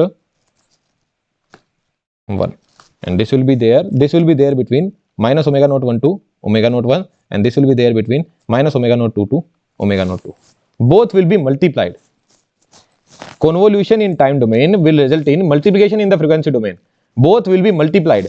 Can you do the multiplication? No matter whatever the amplitude is there, you know that after that it is empty. Let's just say this omega naught 1 is 2 radian per second and this is 3 radian per second. When you do the multiplication, let's just say here amplitude was A, here amplitude was B. When you do the multiplication, what will be the result? Very simple thing, very straightforward. When you do the multiplication, you would know that sir, it will be non-zero only between 0 to omega naught 1 only. Because after 2 radian per second, what is the scenario? After 2 radian per second, you know that sir, it is 0, but it is non-zero. So non-zero multiplied with 0 will be 0. Only in this much portion it is non-zero, in this much portion it is also non-zero. So what will be the answer you will be getting? Sir, although I don't care about the magnitude, but I know one thing, that it will be non-zero. The result of the multiplication will be non-zero only between minus omega naught 1 to plus omega naught 1. So what do you think? What is the maximum frequency content? What is the maximum frequency content? This is the maximum frequency content. Say yes or no. So can I write down here? It will be minimum of omega naught 1 and omega naught 2. What is the minimum between omega naught 1 and omega naught 2? What is the minimum of omega naught 1 and omega naught 2? Omega naught 1 is 2. Omega naught 2 is 3. So what is the minimum? That is omega naught 1 only. So did you understand this point? But are you going to mug it up? No. What you will think? Sir, convolution in time domain will result in multiplication in the frequency domain. Sir, multiplication in the frequency domain. Multiplication means, sir, till omega naught 1, both will be non-zero. After that, one of the part will become 0. That means maximum frequency content will be omega naught 1 only. Again, starting right from here you will remember that maximum frequency content is omega naught. Then multiplication in time domain will result in convolution in the frequency domain. Convolution in the frequency domain. Convolution means higher limits will be added. So omega naught 1 plus omega naught 2. If power n is there, so it is being multiplied n times. That means higher limit will be added n times. That means n omega naught. Now convolution in time domain will result in multiplication in the frequency domain. So omega naught 1, omega naught 1, omega naught 2. Multiplication, that means maximum frequency content will be omega naught 1 only. Like this. Is that understandable to you? What about the plus? Can you think of it? Very simple thing. What will happen in case of plus? Like in case of plus, nothing will happen. If this is the scenario plus minus x1t x2t, then in the frequency domain as well, the scenario would be same. x1f plus x2f. Like plus will remain plus only. Minus will remain minus only. Nothing will change. Plus will remain plus, minus will remain minus. So what do you think what will happen to this one? Sin omega naught 1t, sin omega naught 2t. Sin omega naught 1t, sin omega naught 2t. You are doing the addition. Let us say this is 1, this is 2. So between minus omega naught 1 to omega naught 1, what will happen? 1 plus 2, 3. Then omega naught 1 to omega naught 2, only 2 is there. So this kind of scenario you will be getting. Is that understandable to you? This was your omega naught 1 and this was your omega naught 2. So between 0 to omega naught 1, this was 1 and this was 2. So 1 plus 2, 3. Between omega naught 1 to omega naught 2, this was 2, this was 0. So amplitude was 2. That means it is non-zero between 0 to omega naught 2, no? So what is the answer you are getting? Maximum of omega naught 2 and omega naught 1. What is the maximum? That is omega naught 2 only. Is that understandable to you? So in case of summation, it will be summation only. Summation in time domain will result in summation in frequency domain as well, right? So summation you are doing. So if I am doing the summation, that means this kind of graph added with this kind of graph, like a larger graph. So what? Resultant will be corresponding to the larger graph only. That's it. So what will be the answer? Answer will be omega naught 2 only. That is very simple. So this is the conclusion that we need to remember. Sine omega naught t divided by t, some amplitude I don't care, maximum frequency component will be omega naught. This is the maximum frequency component. This is how the frequency spectrum will look like. You don't need to care about the frequency spectrum. You only need to care about the maximum frequency component. Power to the power n multiplied n times, convolved n times. Convolved n times means higher limit will be added n times, n omega naught. Multiplication in time domain result in convolution in the frequency domain. Convolution in frequency domain means higher limit will be added omega naught 1 plus omega naught 2. Convolution in time domain will result in multiplication in frequency domain. Multiplication in frequency domain. So lower and higher. If lower multiply with the higher, result will be lower only. So lower value omega naught 1. Added, lower added with higher. That means resultant will be higher only. There you go. Very, very important. Surely every year one question would come up from here. If you are able to solve this particular question, your job is done. Which question? This question. Think about it and try solving it. One signal is there, another signal is there, then another signal is there, then another signal is there. In between there is convolution, multiplication, addition. So just think about it. First you let me know what will be the maximum frequency content for this one. We are doing the calculation in terms of radian per second. In radian per second. So what will be the maximum frequency content of sine 3t by t to the power 2. So first you will see sine omega naught t by t. Sine omega naught t by t. That means omega naught value is 3 here. To the power 2. Twice multiplied. Multiplication in time domain will result in convolution in frequency domain. Convolution means higher limit added. So this particular part will have the maximum frequency content of 6 radian per second. What this particular part will have? Maximum frequency content of sine omega naught t divided by t. What is the value of omega naught? 4 pi. So this particular part will have maximum frequency content of 4 pi. Sir, convolution in time domain will result in multiplication in the frequency domain. Multiplication in the frequency domain. Multiplication. Lower, higher. So when you multiply both of them, what will happen? Lower will dominate, right? So between 6 and 4 pi, who is lower? What will be 4 pi? 4 pi will be roughly around 12.56. So who is lower? This guy is lower. So he is dominating. So from the first part, from this particular part, what is the frequency content you are getting? That is 6. Is that understandable to you? We started from here, sine omega naught t by t to the power 2. Maximum frequency content 3 to the power 2, twice multiplied, convolved, twice added, 6. 3 plus 3, 6. Here, simple function it is, maximum frequency content is 4 pi. Convolution in time domain will result in multiplication in the frequency domain. Multiplication in the frequency domain. What is the meaning of multiplication in the frequency domain? Multiplication in frequency domain means lower guy will be dominating. So who is the lower guy? 6. That will be dominating because between 6 to 12.56 there will be nothing. So from first term we are getting 6. From here what we are getting? Sine omega naught t divided by t. This amplitude I don't care. I only care about the omega naught value. What is the maximum frequency content? That is 2. And what is the maximum frequency content here? Here it is 4, but power 2 it will become 8. Understandable? Now multiplication in time domain. This is the sign of multiplication. Multiplication in time domain will result in convolution in the frequency domain. Convolution in the frequency domain. Convolution in the frequency domain means higher limit will be added. So here the higher limit is 2, here higher limit is 8. Both will be added. So resultant I will be getting from here will be 10. Right? So sine 40, sine 40, sine 2t. It is actually sine 40 divided by t multiply with sine 40 divided by t. So all are in multiplication, all will be convolved. Higher limit you add 4 plus 2, 10. Right? So from here you are getting 10 and from here you are getting 6. So one component is there plus another component is there. From the first component you are getting 6. From the other component you are getting 10. In addition, what will happen? Between minus 6 to 6, between minus 10 to 10. When you add, who will dominate? Higher one will dominate. In multiplication, lower will dominate.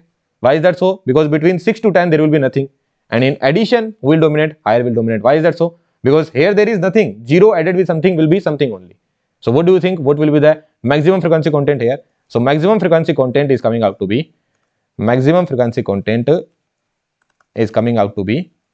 omega m. Why omega m? Because we are doing the calculation in radian per second. That is 10 radian per second.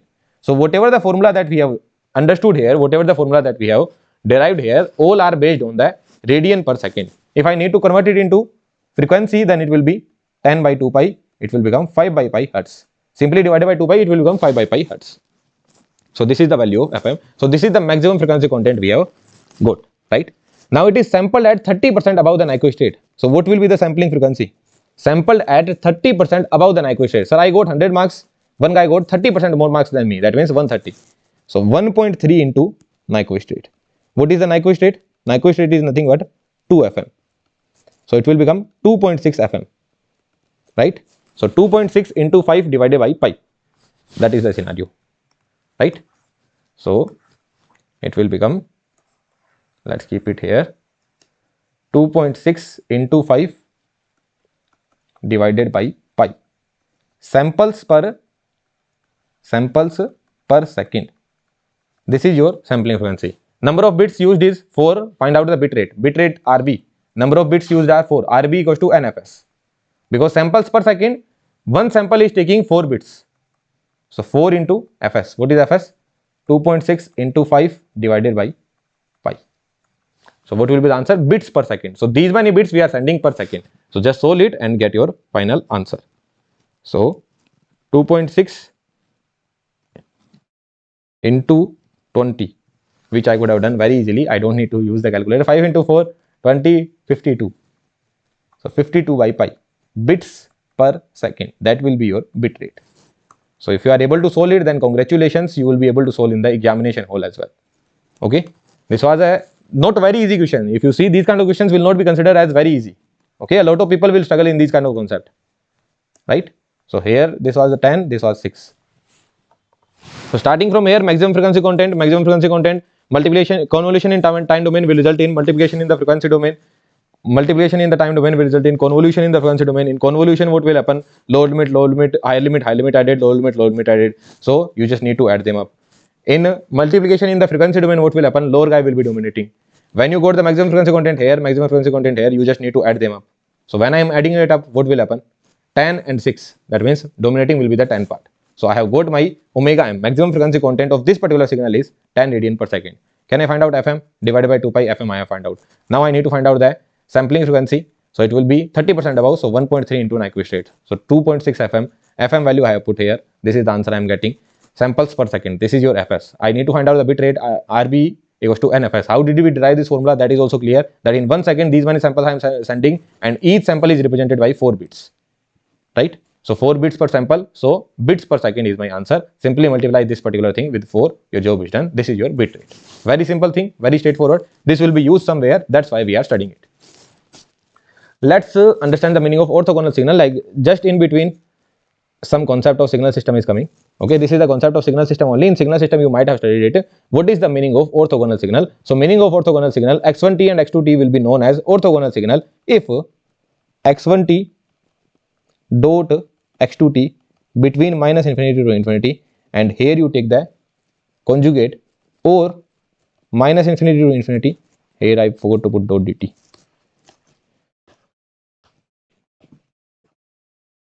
or minus infinity to infinity, you take the conjugate of x1t, multiply with x2t, dot dt. If you do, both should be equal and equal to 0. And if x1t and x2t are real, x1t and x2t are real, if both are real, then what will happen? Minus infinity to infinity, x2t conjugate t will be x2t only, and here as well x1t conjugate will become x1t only. So x1t dot x2t, x1t dot x2t, both are the same thing. This should be equal to 0. In our case, they will be real only.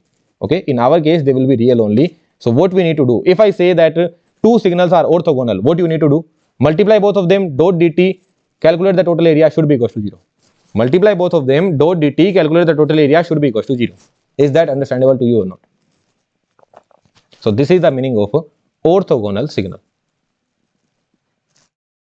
Okay, well and good. Absolutely clear. No doubt there. This is the meaning of orthogonal signal. Somewhere it will be used. This was a separate concept. This concept will be somewhere used. So this will also be somewhere used. This could be asked as a separate concept, like this question could be asked in the examination. Along with that, whatever that you have studied here, that will be used in the further analysis as well. So are you able to understand what is the flow? Flow is that first we studied about matched filter, job done. Then we started with the frequency, what is the meaning of baseband signal and bandpass signal. It will be also used somewhere.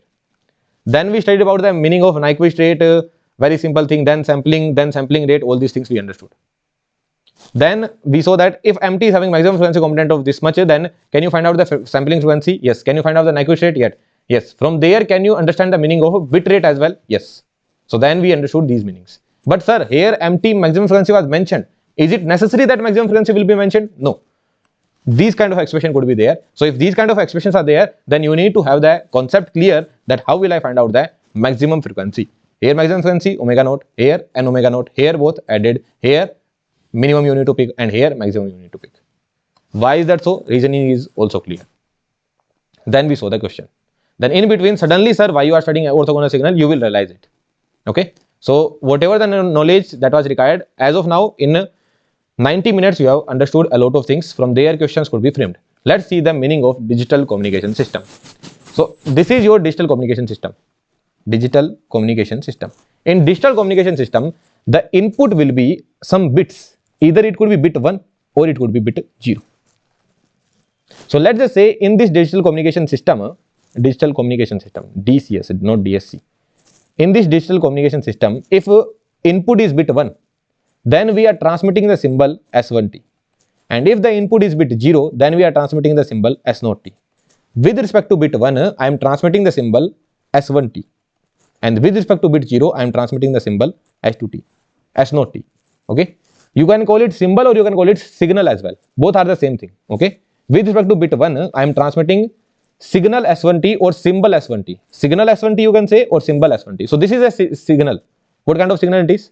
That S1T is equals to plus A between 0 to TB, where TB is known as bit duration. What is TB? TB is nothing but a bit duration. That means this one was there for TB time window. This one was available for TB time window. When this one was available for TB time window, then I am transmitting this pulse of this rectangular pulse. Can you make this waveform? Can you make the waveform of S1T? Yes sir. It will be having amplitude of plus A between 0 to TB. And with respect to bit 0, I am transmitting a pulse of minus A between 0 to TB. Do I need to remember it, sir? No, it will be mentioned in the examination. These pulses will be mentioned. It is not necessary that it will be plus A or minus A. It could be anything. It could be plus 3, minus 3. It could be plus 3 or 0 as well. It could be plus 5, plus 2 as well. Anything it could be. That will be mentioned in the examination. So just I am saying that this is our digital communication system block. With respect to bit 1, I am transmitting this symbol. With respect to bit 0, I am transmitting this symbol. That's it. Okay. So this was with respect to bit 1. And this was with respect to bit 0. Now again the same digital communication system is there. Bit 1 and bit 0 is input. Again with respect to bit 1 I am transmitting S1T. Again with respect to bit 0 I am transmitting S0T. But now the expression of S1T and S0T are different. This time the expression of S0T and S1T are somewhat like this. A sin 2 pi FCT minus A sin 2 pi FCT. So this time we are transmitting sinusoid pulse. Here it was rectangular pulse. This was your rectangular pulse. And now what I am transmitting? I am transmitting a sinusoid pulse. Have we seen this kind of sinusoid pulse somewhere? Yes sir. We saw the energy of this sinusoid pulse. A square by 2 into TB. Right? Between 0 to TB. Between 0 to TB. Between 0 to TB. Where TB is known as bit duration, it is actually the inverse of bit rate. What was our bit rate? RB. It is inverse of bit rate. You don't need to care about it. We will take care. Don't worry. So with respect to bit 1, this is what I was sending, and with respect to bit 0, this is what I was spending. Do I need to remember it? No. But there is an important part. What is the important part? When we got the frequency spectrum of this particular pulse, when I got the frequency spectrum of this particular pulse, I got to know that this particular signal is a baseband signal. Okay. And when I got the frequency spectrum of this amplitude is plus A, and what kind of pulse it is? Sinusoid. Right. So when I passed it through the block of Fourier transform, what did I say? What did I see? That this was a band pass signal. This is a baseband signal.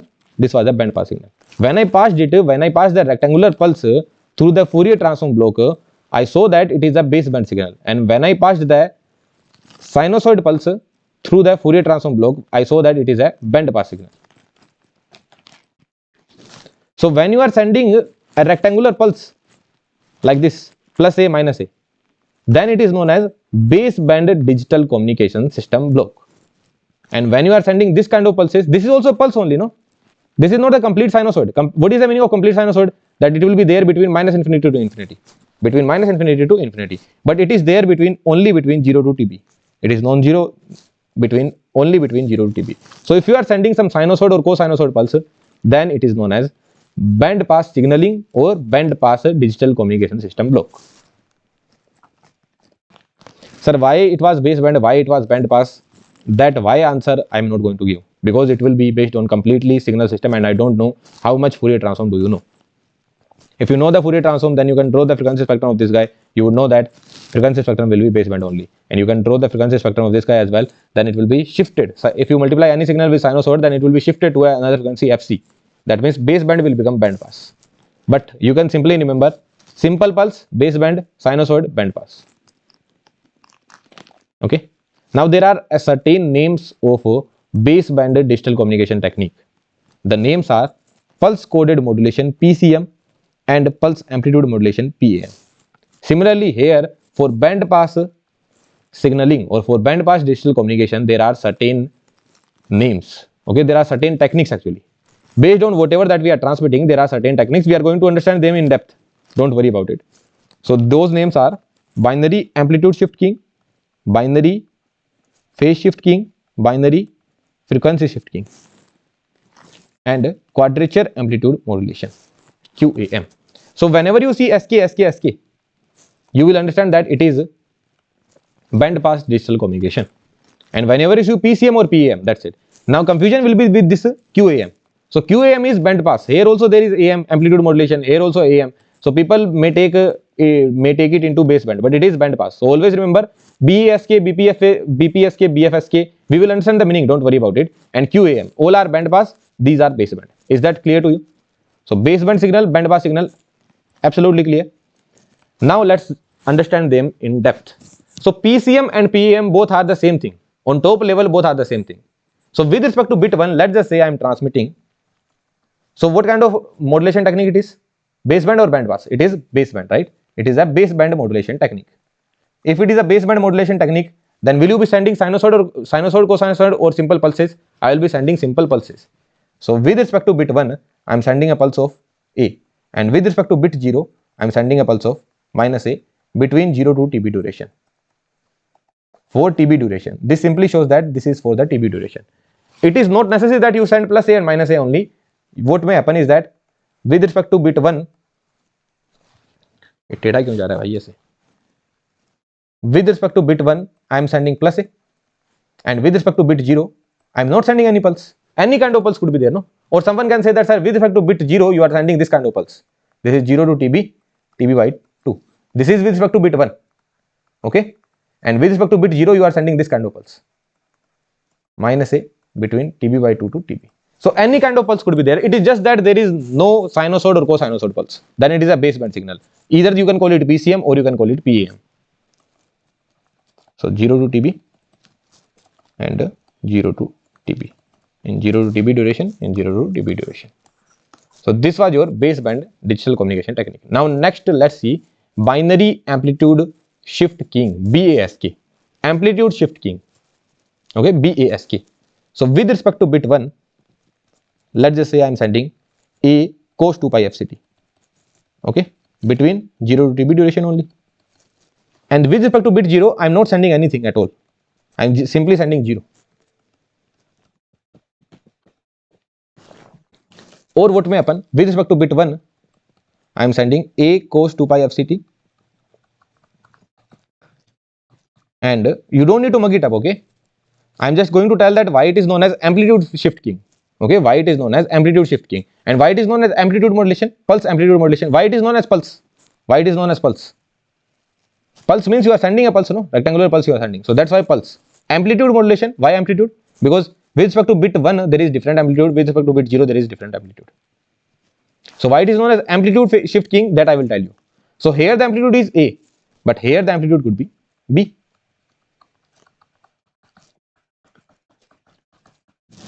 So in a sinusoid, there are three kind of terms.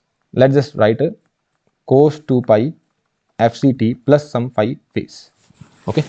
So this A is known as amplitude. This fc is known as frequency. And this phi is known as phase. So based on that, amplitude shift keying BASK, phase shift keying BPSK, and then FSK, frequency shift keying. Is that understandable to you? Amplitude shift keying, frequency shift keying, and phase shift keying. BASK, BFSK, BPSK. Based on that, four scenarios are there. So here you can see that, sir, frequency is FC. Here what is the frequency? FC. Here also the frequency is FC, but here the amplitude was A, here the amplitude was 0. So 0 multiplied with anything was 0 only. Here what is the phase? 0 phase. There is no phase, no? Phi equals to 0. Here also what is the phase? 0 phase is there. So this is an amplitude shift keying scheme. In the examination, they can simply mention S1T and S0T, then they can ask you what kind of modulation technique it is. So you will say it is a band pass digital communication technique, and what kind of scheme it is? BASK, binary amplitude shift keying. Why using binary? Binary because we are only considering two bits, 1 and 0. 2 means binary. That's why binary. That's why the word binary used. Binary amplitude shift keying. Is that understandable to you? Let's go to next one. Binary phase shift keying. So S1T I am sending as A cos 2 pi FCT. Okay. S0T you need to send as, you cannot change the amplitude. You cannot change the frequency as well. But you can change the phase. The phase is 180 degree. What is the meaning of sine theta plus 180? Sine 180 plus theta, that will be negative. So minus A cos 2 pi FCT. So with respect to bit 1, I am sending A cos 2 pi FCT between 0 to TB duration. And with respect to bit 0, I am sending minus A cos 2 pi FCT between 0 to TB duration. With respect to bit 1, I am sending A cos 2 pi FCT. With respect to bit 0, I am sending minus A cos 2 pi FCT between 0 to TB duration. Is that understandable to you? So this is known as binary phase shift keying. Phase are different. 0 phase, 180 degree phase. Now in frequency shift keying, what will be the scenario? In frequency shift keying, the scenario will be that frequencies will be different. Okay.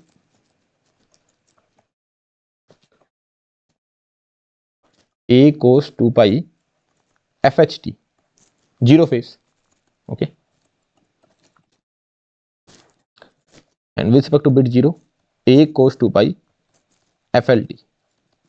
So what do you understand? With respect to bit 1, you are sending FH frequency. With respect to bit 0, you are sending FL frequency. Do you need to mug it up? Nothing you need to mug up.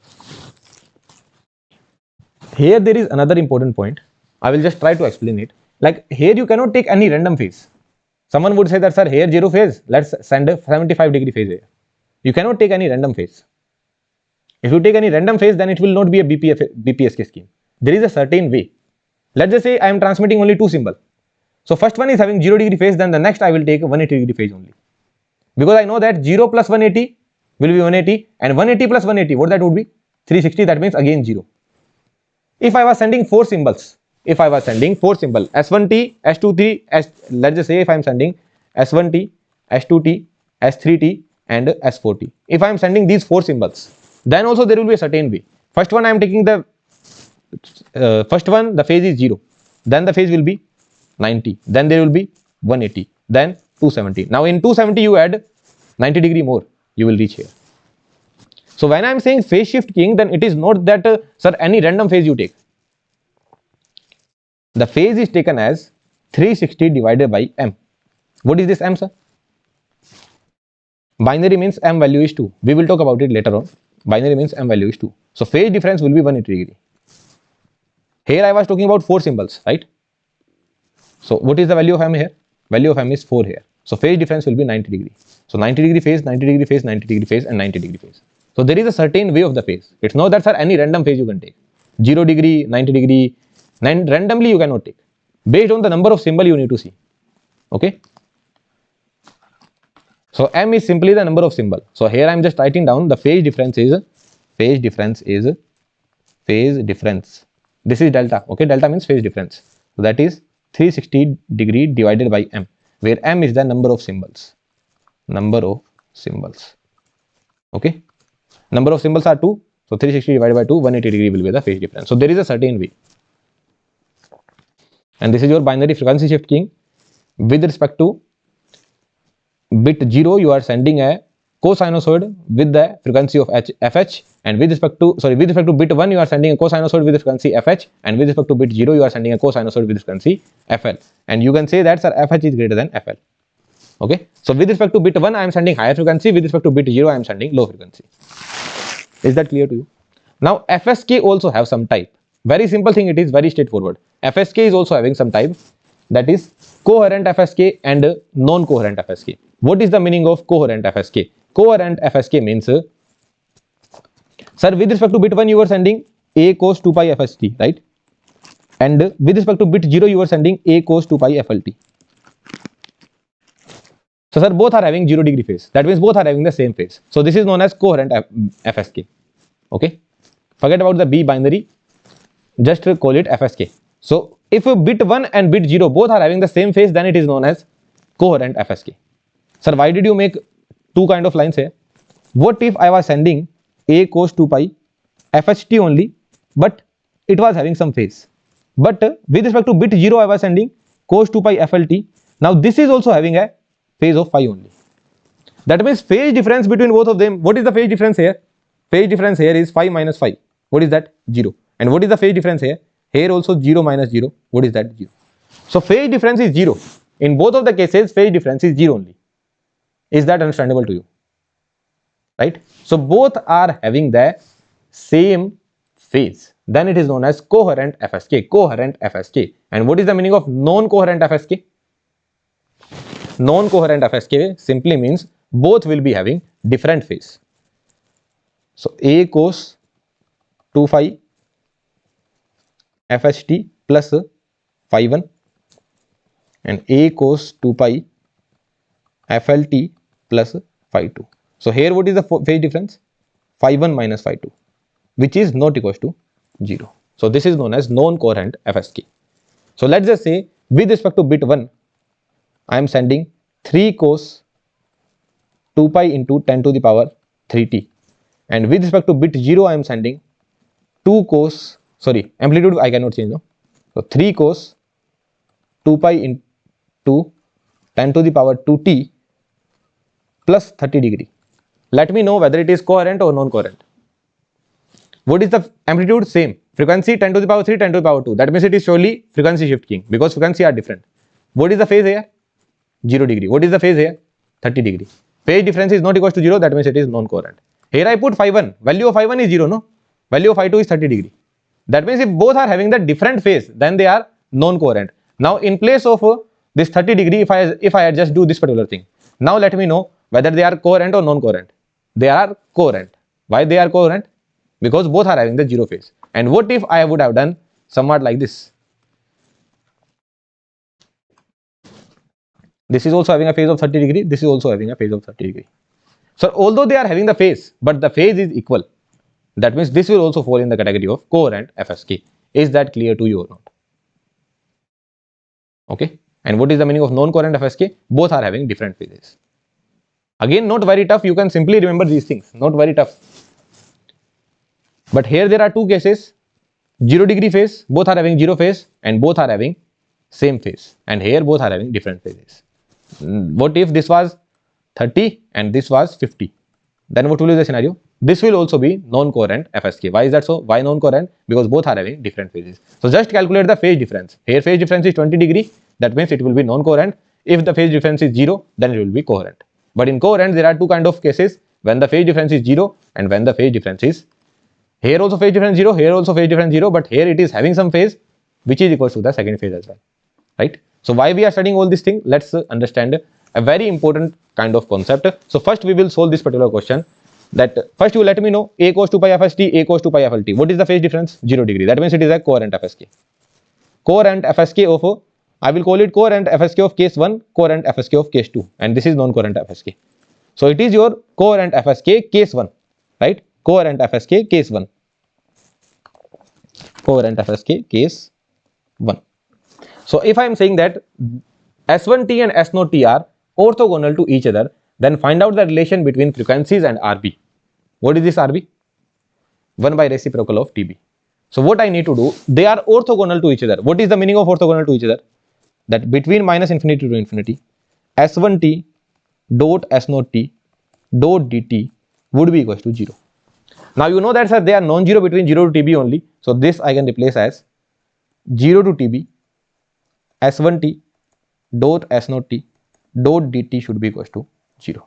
So this math I will solve and some conclusion I will be able to make when I solve this mathematics. So let's try solving this particular mathematics. So when I solve this mathematics, what I will get? 0 to TB.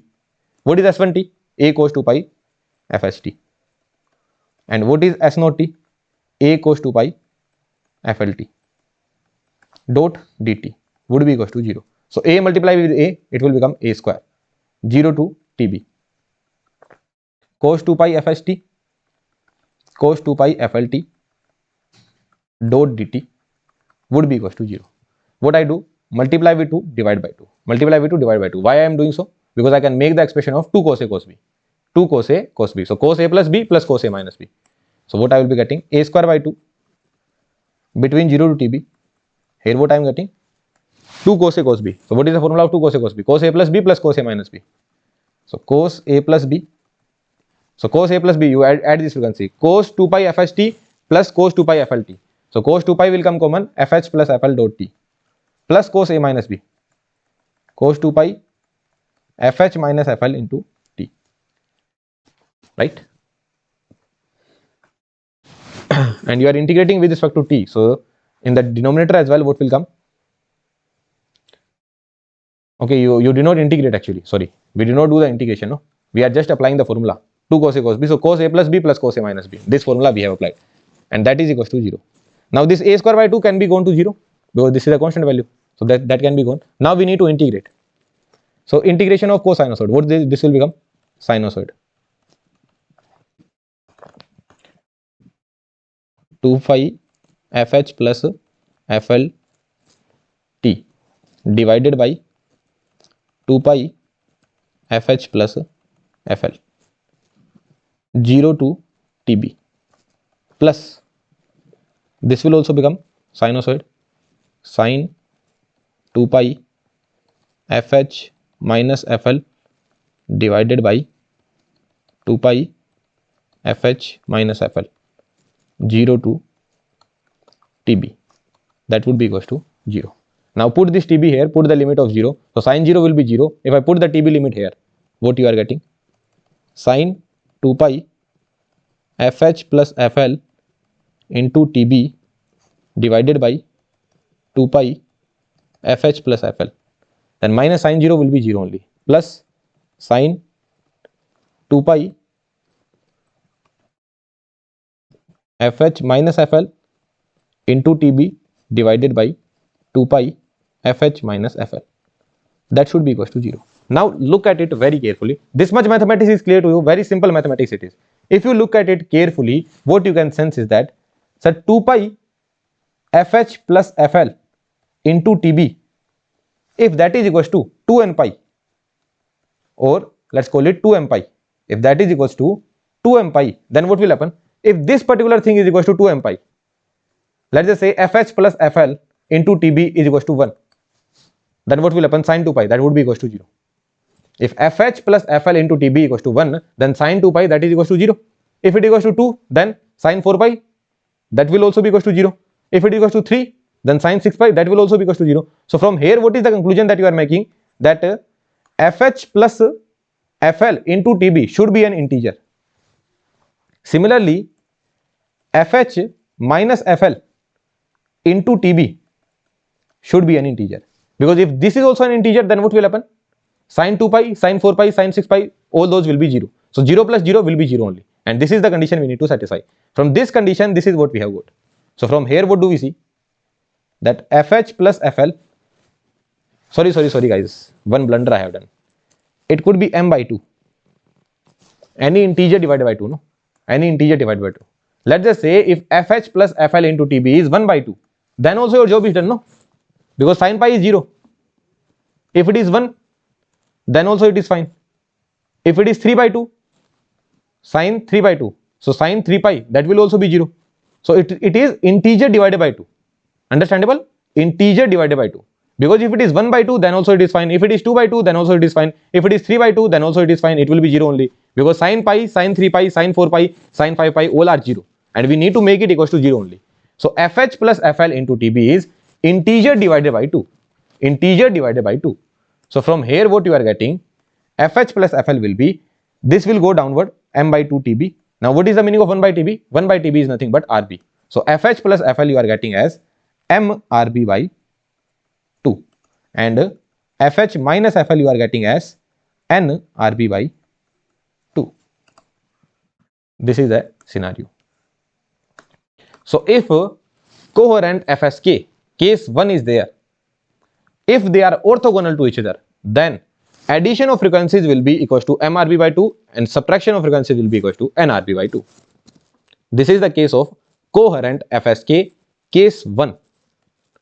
So coherent fsk case 1, coherent fsk case 2, fh plus fl we are having some condition, fh minus fl also we are having some condition. What was the condition here? mrb by 2. What was the condition here? nrb by 2. So here as well we will get some condition. Derivation we are not doing. So when we do the derivation, we got to know that this should be equals to mrb and this should be equals to nrb by 2. And when it is non-coherent fsk with the different phases, then this should be equals to mrb and this should be equals to nrb. So these are the output we get. You need to remember this slide. We will solve the problem, it will become more clear. Okay, we will solve a lot of question, 1 question, 2 question, 3 question, 4 question, and yeah, 4 questions we are going to solve. Again, very important in gate examination, a lot of questions have been out on this. And after this conclusion, it will be all clear to you. What is the conclusion? That sir, there is a coherent fsk. A cos 2 pi fht, A cos 2 pi flt. So for coherent fsk, both phases are 0. Both phases are not even present. Then fh plus fl should be equals to mrb by 2 and fh minus fl should be equals to nrb by 2. Sir, coherent fsk, phase difference is 0, but both are having some phases.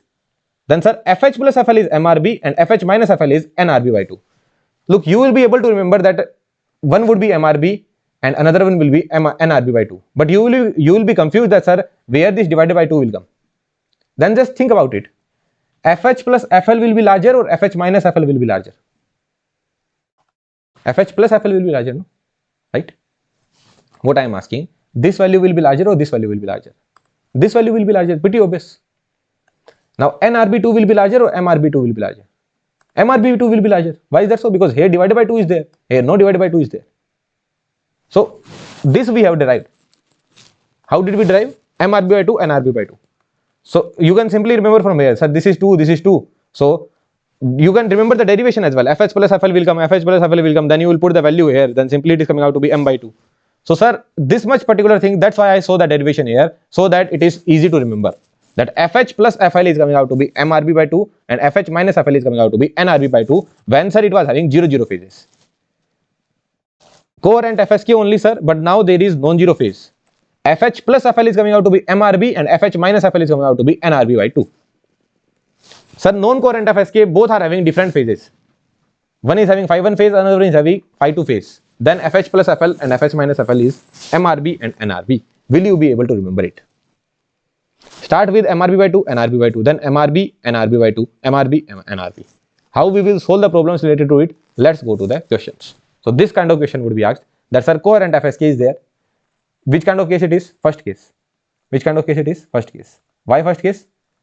Sir, both are having same phase and phase is equals to 0. fh value is mentioned, fl value is mentioned.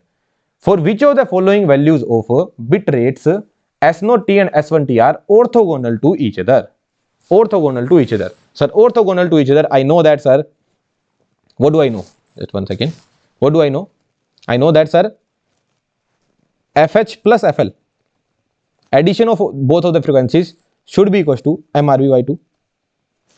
Which case it is? The very first case. Sir, this derivation I have already seen. This derivation I did, m by 2. So in that manner you will remember fh minus fl is equals to nrb by 2.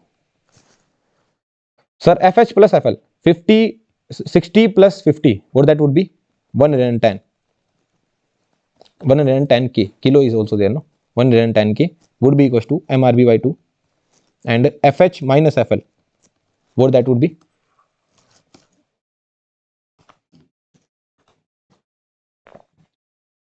FH minus FL. Higher frequency minus the lower frequency. 60 minus 50. That would become 10K. So 10K would be equals to NRB by 2. 10K would be equals to NRB by 2.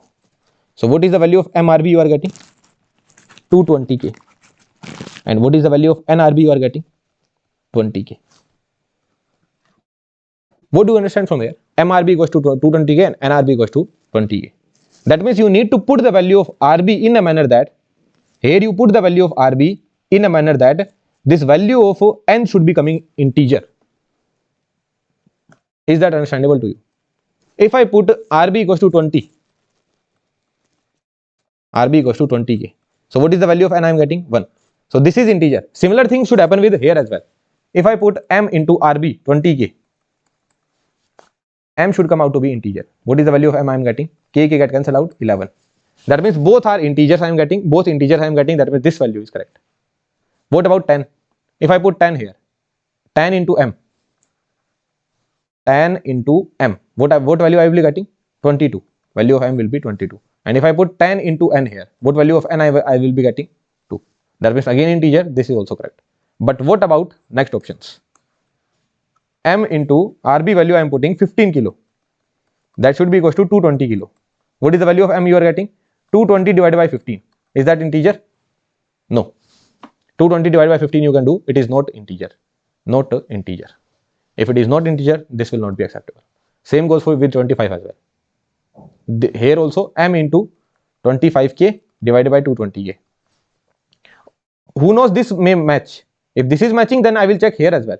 So N into 25K divided by 20, will you get integer? No, you will get 0.8, right? So 0.8 is not an integer, so this will also not be acceptable. So this is how we need to solve these kind of problems. Is that clear to you or not? But sir, again and again, will I check in this manner? No. You have got, what you have got? MRB equals to 220K and NRB equals to 20K. So your maximum value of RB will be simply HCF of both of them. You need to calculate the HCF of both of them. What is the HCF of both of them? That will be 20 kilo only. 20 kilo bits per second, because what is the unit of RB? Bits per second. So this is the maximum value of RB that you are getting. So maximum value of RB will be MRB value you have got and RB value you have got. So maximum value of RB will be HCF of both of them. What is the HCF you are getting? 20K. So this is the maximum value. So 20K is also acceptable. 20K by 2 is also acceptable. 20K by 3 is also acceptable. 20K by 4 is also acceptable, and so on. So 20K will also be correct. 10K will also be correct. If I mention another option 20K by 3, that will also be correct. If I mention another option 20K by 4, that means 5K, this will also be correct. Rest all will not be correct. Is that understandable to you? So first you will find out MRB value and RB value. From there you can get the value of maximum of RB. Otherwise you can check in this manner as well. That's one 20K I will put here, sir, 10K I will put here, integer I am getting, job done. So is that understandable to you? Is this flow understandable to you? Coherent FSK with phase phi and coherent FSK with different phases. Non-coherent FSK with different phases. So MRB by 2, NRB by 2, MRB, NRB by 2, MRB, NRB. That's it. Okay, let's solve next question. For a bit rate, this time bit rate is mentioned, RB value is mentioned. Whenever the question is coming on digital communication, no need to worry, just write down whatever that is given, RB is given. Which of the possible values are there for coherent binary FSK system? What is mentioned? Coherent binary FSK system. Coherent binary FSK. This is 16, okay? This is nothing but 16. Coherent binary FSK. Now, sir, in coherent binary FSK, sir, there are two cases. They did not mention it. So, yes, it is a poorly framed question. They should have framed it in a better manner, right? They should have mentioned the value like just like this S1T, S0T they have mentioned. Ideally, they should have mentioned S1T, S0T, right? So, again, it is a poorly framed question, no doubt about it. But if it is not given, we will check for both of the cases. So, what I will do, RB value is mentioned, I will check for case 1. Case 1. What is the case 1? That both of the phases are 0. Coherent FSK is having two phases, no? Coherent FSK is having two kind of cases. This is the case 1 where phi is 0 only. This phi is 0. And in the second one, phi is not equal to 0. So, two cases are there, no? So, for both of the cases, I need to check. So, what is the condition? That FH plus FL should be equals to MRB by 2. and FH minus FL should be equals to nRB by 2, right? So what is the value of mRB by 2? So 8 by 2, it will become 4m, 4km actually. RB is 8 kilo. What is the value of RB by 2? 4k. So m into 4k. I will write down m into 4k. M into 4k, right? And here I will write down n into 4k. So what do you understand here? That sir, FH plus FL should be equals to integer multiple of 4k, and FH minus FL should be equals to integer multiple of 4k. Did you understand this line? And this question is MCQ. This question is MCQ. What is the condition I am getting? That sir, if I add lower frequency with higher frequency, it should be integer multiple of 4k. If I subtract lower frequency from the higher frequency, it should be an integer multiple of 4k. So add both of them, what you are getting? 36. Is it a multiple of 4? Yes. Subtract both of them, what you are getting? 4. Is it a multiple of 4? Yes. So as of now, you feel like that, sir, this is correct. But check other option as well, because it is a MCQ. More than one option cannot be correct. It is a MCQ question. So check this one as well. What you will say? Sir, addition of both of them, what you are getting? 52. Is it divided by 4? Yes, sir. Subtraction of both of them, what you are getting? 12. Is it divisible by 4? Yes, sir. That means this is also true. Is it possible? It is an MCQ question. So when I took this particular case, of phi equals to 0, then I am getting two options correct. So here only I will understand. What I will understand? I will understand that, sir, this case they are not taking. That means they are, which case they are considering? They are considering the second case of coherent FSK. Is that understandable to you? Here in this particular question, they did not mention S1T, S0T. So sir, S1T, S0T, sir, coherent FSK case is there. One case could be that both are having zero phase. Other case could be both are having the same phase. So if both are having the same phase, then sir, what will be my answer? Then my answer would be that I cannot get two options, right? If I am not getting two options, then here only I will drop it. That this case they are not taking. This case they are not taking because here two options are correct. So if they are not taking this case, that means they are taking the case 2. And what does case 2 says? Case 2 says that FH plus FL and FH minus FL. This value is low, that means it will be nRB by 2. And this value is high, it will be mRB. So it will be m into 8k, and this will be n into 4k. That means FH plus FL should be integer multiple of 8k. Basically, if I do FH plus FL divided by 8k, then what you will be getting? You will be getting an integer. And if you do FH minus FL divided by 4k, then also you will be getting an integer. Okay. So what you need to do? FH plus FL, 20 plus 16. What you will be getting? 36. 36 divided by 8. Will you get integer? No, 4.5. You are not getting integer. That means this option is gone. Addition of both of them. What is the addition? 32 plus 20, 52. 52 divided by 8. Are you getting an integer? 52 divided by 8. No integer. This option is also gone. 40 plus 20, 60 divided by 8. Are you getting an integer? 60 divided by 8. This option is also gone. 32 plus 40, 72 divided by 8. Are you getting an integer? Yes. So that means you need to hold here. Second thing is that FH minus FL, 40 minus 32, 8 divided by 4. Are you getting an integer? Yes, sir. That means this option is correct. Ideally, again, very poorly framed question. I hope these are older question of GATE, right? These are older question of GATE. So at that time, not much awareness was there, but as of now, there is good enough awareness. So what I feel is that nowadays, if they want to frame questions from this particular topic, they will frame it like this. They will give S1T, S0T. Specifically, they will mention. So if specifically they will mention, then you can directly take out the case. But here they have only mentioned binary FSK. So if they have only mentioned binary FSK, sir, there are two cases. When I checked for the first case, mRB by 2, nRB by 2, what I could see is that, sir, more than one option is matching. But it is an MCQ question. That means there is something wrong. That means they would have taken the second case. Second case where phi is not equal to 0. Again coherent FSK, but both are having the same phase, but some phase is there. Zero phase is not there, some phase is there. So if some phase is there, FH plus FL, mRB, FH minus FL, nRB by 2. So RB by 2, nRB by 2. That means FH plus FL divided by 8k I should get an integer. FH minus FL divided by 4k I should get an integer. That means this is happening only in one option, and that option is my correct answer. Poorly framed question, but even if it is coming again, then this is how we will be solving it. Well and good. Let's go to the next one. Try thinking about it on your own. You should be able to do it. I guess this is the last one. No, then this question is there. You should be able to do it. They are asking the bit duration. If you are able to find out the value of a bit rate, then you will be able to comment on the bit duration as well. So try finding out the values. How will you do it? Digital communication system employing FSK.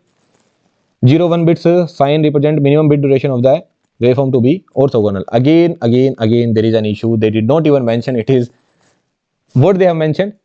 Only they have mentioned is that it is orthogonal FSK. Only thing they have mentioned is orthogonal. Did they mention coherent, non-coherent? That means all the cases I need to take. Case 1 I will have to take that phi is equals to 0. Then case 2 I will have to take phi is not equals to 0. And then case 3 I will have to take phi 1 and phi 2. Both are different. That means these two cases for coherent, right? These two cases for coherent and this case for non-coherent. All the cases I will take, and in one of the case answer would match. Okay. Again poorly framed question, but gate PYQ only.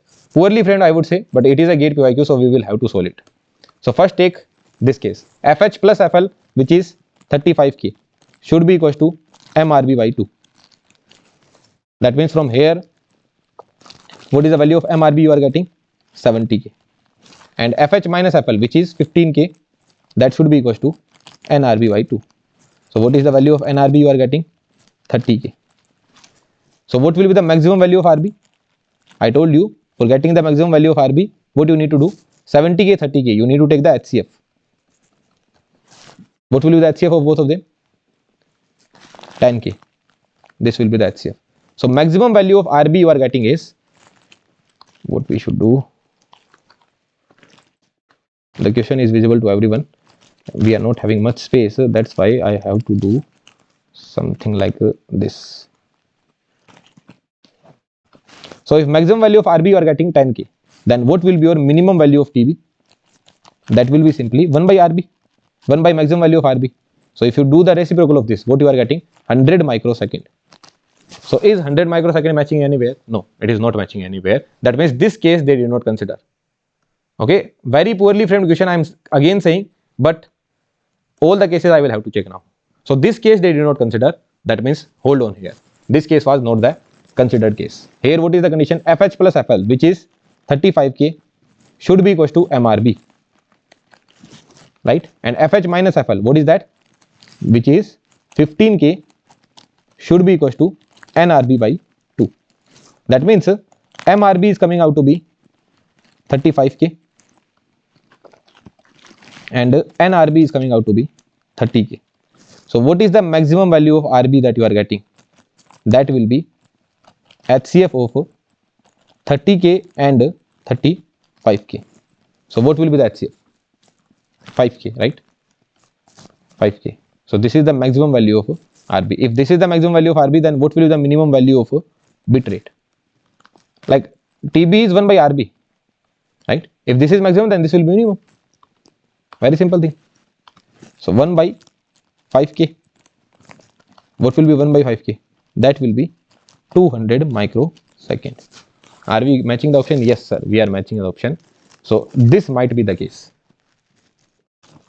Let's check this case as well. Non-current FSK as well, right? Let's check this case as well. So what we will get? 35K should be equals to MRB. Addition should be equals to MRB and subtraction should be equals to NRB, right? Well and good. There is nothing NRB by 2, MRB by 2. There is no 2 here. Here divided by 2 was there. Here there is no divided by 2. In one of the cases divided by 2 was there. So RB would be HCF of maximum RB. Maximum value of RB would be HCF of 35K and 15K. What is the HCF here? Again 5K only, right? So maximum value of RB is 5K. So minimum value of TB. What will be the minimum value of TB? What that would be? 1 by 5K. So that would be 200 microsecond. There you go. That means in both of the cases, same answer you are getting, 200 microsecond and 200 microsecond, which is matching the option. it might happen again, poorly framed question is coming, but you will be able to solve in this manner. If the question is coming nowadays in GATE examination, it will come like this. This is what I feel. Try solving it, and I hope you would be able to solve it. Please try solving it in the correct manner. See S1T, see S2T, just understand what kind of case it is, whether it is coherent FSK, case 1 or case 2, or it is non-coherent FSK. Then find out the value of bit rate, maximum value of bit rate. So which case it is? One is having zero phase, other one is having some phase. That means both phases are not equal. If both phases are not equal, that means they are having some phase difference. That means it is a case of non-coherent FSK. It is the case of non-coherent FSK. So if it is a case of non-coherent FSK, what does that mean? That means FH plus FL should be equals to MRB, and FH minus FL should be equals to NRB. Now you let me know what is the value of FH from here. What is the value of FH? So sir, general form is sin 2 pi FCT, sin 2 pi FHT. This is a general form, no? So what is written here? 10 pi. That means it could be written as sin 2 pi into 5 into 10 to the power 3t. Say yes or no? Did you understand this point? 2 pi into 5. 2 pi into 5 into 10 to the power 3. That means value of FH is 5 kilo. And what is the value of FL? Sin 2 pi into similar thing. Sin 2 pi into 3 into 10 to the power 3. That means it is 3k. Is that understandable to you? Right? So you are getting 3k here. So FH is 5k and FL is 3k. So 5 plus 3 8k equals to MRB, and 5 minus 3 2k equals to NRB. Maximum value of RB, you know that what will be the maximum value of bit rate? Simply take the HCF of 8k and 2k. So what will be the HCF? That would be 2 kilobits per second. So this is the maximum value of bit rate. That's the answer. Is that understandable to you? Very simple thing. FH plus FL, FH minus FL, MRB by 2, MRB, NRB, right? And both phases are different only. If both phases were same and non-zero phase were there, then also you know the process, and zero phase is there, then also you know the process. Again, a very important topic for this year we have covered, starting from FSK. Okay, so FSK was interesting, but don't forget what was BPSK. BPSK was both cosinusoid having a phase difference of 180 degree. BASK, band pass. Important part is that this is baseband. In baseband only PCM, PM is there, rest all are band pass. Okay, so one good concept of FSK we have seen. Again, a very important concept. I would say very important concept. Now we are going to see the concept of bandwidth. I need to take some break, drink some water, and then I will come back. We will see the concept of bandwidth. पानी पीऊंगा कहाँ से भाई? पानी मैं लेके ही नहीं आया. So I will have to bring some water, then I will drink it, and then we will see the case of bandwidth. But before that, we need to see the frequency spectrum of some pulses. Like rectangular pulse will have this kind of frequency spectrum, and sync pulse will have this kind of frequency spectrum. Then we will see the meaning of M array scheme, and then we will see some formula, and then again there will be questions. So this is also a very important concept of bandwidth. So that we are going to see after taking a break. Okay, so I will take a break. You revise whatever that has been studied. Just write down in your rough notebook that said this much you have taught, and I will be able to solve the problem if it is coming in the examination hall. Okay, next part. Again, you can write down. If you did not write down beforehand, again you write down, sir, what kind of feeling you are getting when you are studying communication system in this manner. Again, it is a one short session, so I am not delivering so much. Okay, when it is comprehensive course, you would see a different level, right? But as of now, I need to bring it in one shot so that you guys can get some marks, at least 4 to 5 marks you can get. Okay, so let's take a break and then I will come back. Yeah, so let's get started. So we need to understand the bandwidth of the channel. So now what is the meaning of channel? What is the meaning of bandwidth? Bandwidth meaning we already know. So what is the meaning of bandwidth of the channel? That we need to understand. But before that, let's understand a very basic thing. There is no understanding actually. You need to remember it. What is that? That if there is a rectangular pulse, if I take its Fourier transform, that means if I pass it through the Fourier transform block, if I get its frequency spectrum in F domain, then its frequency spectrum will be somewhat like this. Then its frequency spectrum came out to be somewhat like this. okay, where this particular point was 1 by TB and this particular point was minus 1 by TB. So can you tell me what will be its bandwidth? What will be its bandwidth? Sir, bandwidth will be 1 by TB, or I can say it is equals to RB. Now when I took a sync pulse of 2 TB duration and when I find out its frequency spectrum, again Fourier transform, when I find it out, then the Fourier transform came out to be somewhat like this. Can you guess the structure? Rectangular became sync, then sync will become rectangular. Okay, so Fourier transform came out to be somewhat like this.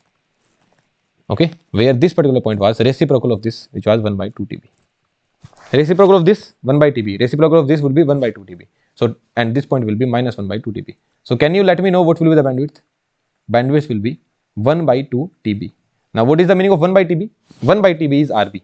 So bandwidth will become RB by 2. So when I took a rectangular pulse of TB duration, you don't need to remember the duration, okay? This duration you don't need to remember. So when I took a rectangular pulse, I took its Fourier transform, I saw that bandwidth is RB. And when I took a sync pulse, I took its Fourier transform, I saw that bandwidth is RB by 2. Will you be able to remember this much thing? That's it. Very simple thing, right? Rectangular pulse, bandwidth RB. Sync pulse, bandwidth is RB by 2. Both are baseband signal. Say yes or no? Baseband signal. Both are baseband. Both are baseband. Now what is the meaning of a channel bandwidth? So in any communication system, there will be a transmitter block, there will be a channel, and there will be a receiver. Like I am recording this video will be available to you through the internet on YouTube server. So internet YouTube server, that is known as channel. Who is the receiver? You are the receiver. Who is the transmitter? I am the transmitter. I am sending something. There will be channel in between. YouTube server could be a channel, or internet is not a channel actually. Internet is a connectivity medium. So who is the channel? Channel is the YouTube server. This video is being uploaded on the YouTube server and then you are accessing it in your town, right? So transmitter, receiver and the channel. Now let's just say through the transmitter I am sending a rectangular pulse. This pulse I was sending of amplitude plus A between 0 to TB. What will be its bandwidth? Sir, bandwidth was RB. Now if I want that this particular pulse should be received as it is, that means channel should not be doing anything. Channel should be transmitting this pulse from here to here as it is. There should not be any distortion. What I am saying, distortion free transmission. For distortion free transmission. For distortion free transmission. What is the meaning of distortion free? That means whatever that was sent, it should be received as it is. So for distortion free transmission, the bandwidth of the channel should be greater than what you are transmitting. Should be greater than bandwidth of what you are transmitting. Then only if this is the scenario that is maintained, then this pulse will be received as it is. Otherwise, there will be distortions. Is that understandable to you? So bandwidth of this channel should be greater than this bandwidth. If it is greater, then it will be able to pass everything very smoothly. If it is lesser than that, then some part will be cut out. It will not be passed completely. If you want it to pass completely, then bandwidth of the channel should be greater than the bandwidth of the transmitted signal. Now it could be rectangular as well. If you pass rectangular, then bandwidth is RB. If you pass sync, then bandwidth is RB by 2. But this is the case of baseband. For band pass, the bandwidth will become double. So let's talk about the channel bandwidth requirement. So if I am sending the rectangular pulse for baseband case, that means for PCM or PAM. So for PCM, what kind of pulse I send? Plus A. With respect to bit 0, I send minus A. So direct I send this rectangular pulses, right? So in case of rectangular, my bandwidth requirement is RB. Now in place of sending these rectangular pulses, I could have sent a sync pulse as well. I could have sent a sync pulse as well.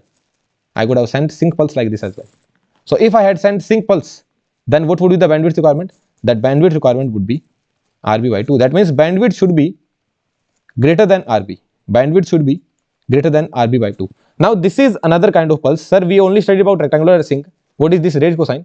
So you don't need to understand the time domain signal of it, just you need to understand that here also the bandwidth will be RB by 2 only, but multiply with 1 plus alpha, where alpha is roll-off factor. This value will be mentioned in the examination. So no need to worry, just understand it as a sink only. RB by 2 multiply with 1 plus alpha, multiply with 1 plus alpha. Just can you remember this thing? RB by 2 same. So what was the bandwidth here? RB by 2 only. Here bandwidth is RB by 2 some factor as well. So RB by 2 you can take common, 1 plus alpha will be coming. So RB by 2, but some excess bandwidth is also there. This is known as excess bandwidth. This particular part is known as excess bandwidth. Is that understandable to you? Here the bandwidth is RB by 2 into 1 plus alpha. So it could be written RB by 2, but RB by 2 into alpha as well. So this particular part is known as excess bandwidth. So this is the excess bandwidth it is having. Or you simply remember, sir, whatever the sink pulse bandwidth I was having, the same bandwidth just multiply with 1 plus alpha. Now in case of band pass, what will happen? Sir, in case of band pass, what we transmit? Sir, sinusoid pulse. So how do you actually get the sinusoid pulse? How do you actually get the sinusoid pulse? So what really happens is that actually the transmitter would be transmitting this rectangular pulse only. But this rectangular pulse is multiplied. This rectangular pulse is multiplied with the sinusoid. So when it is multiplied with the sinusoid, then resultant wave looks somewhat like this. And this is something we transmit. So when I am doing the band pass transmission, when I am doing this kind of transmission, when I am doing this kind of transmission, band pass transmission, then actually first I am using the rectangular pulse only, plus a minus a, then I am multiplying with the cosinusoid, and then I am getting this particular expression. Basically, if I want to transmit this kind of scenario, so what I will do?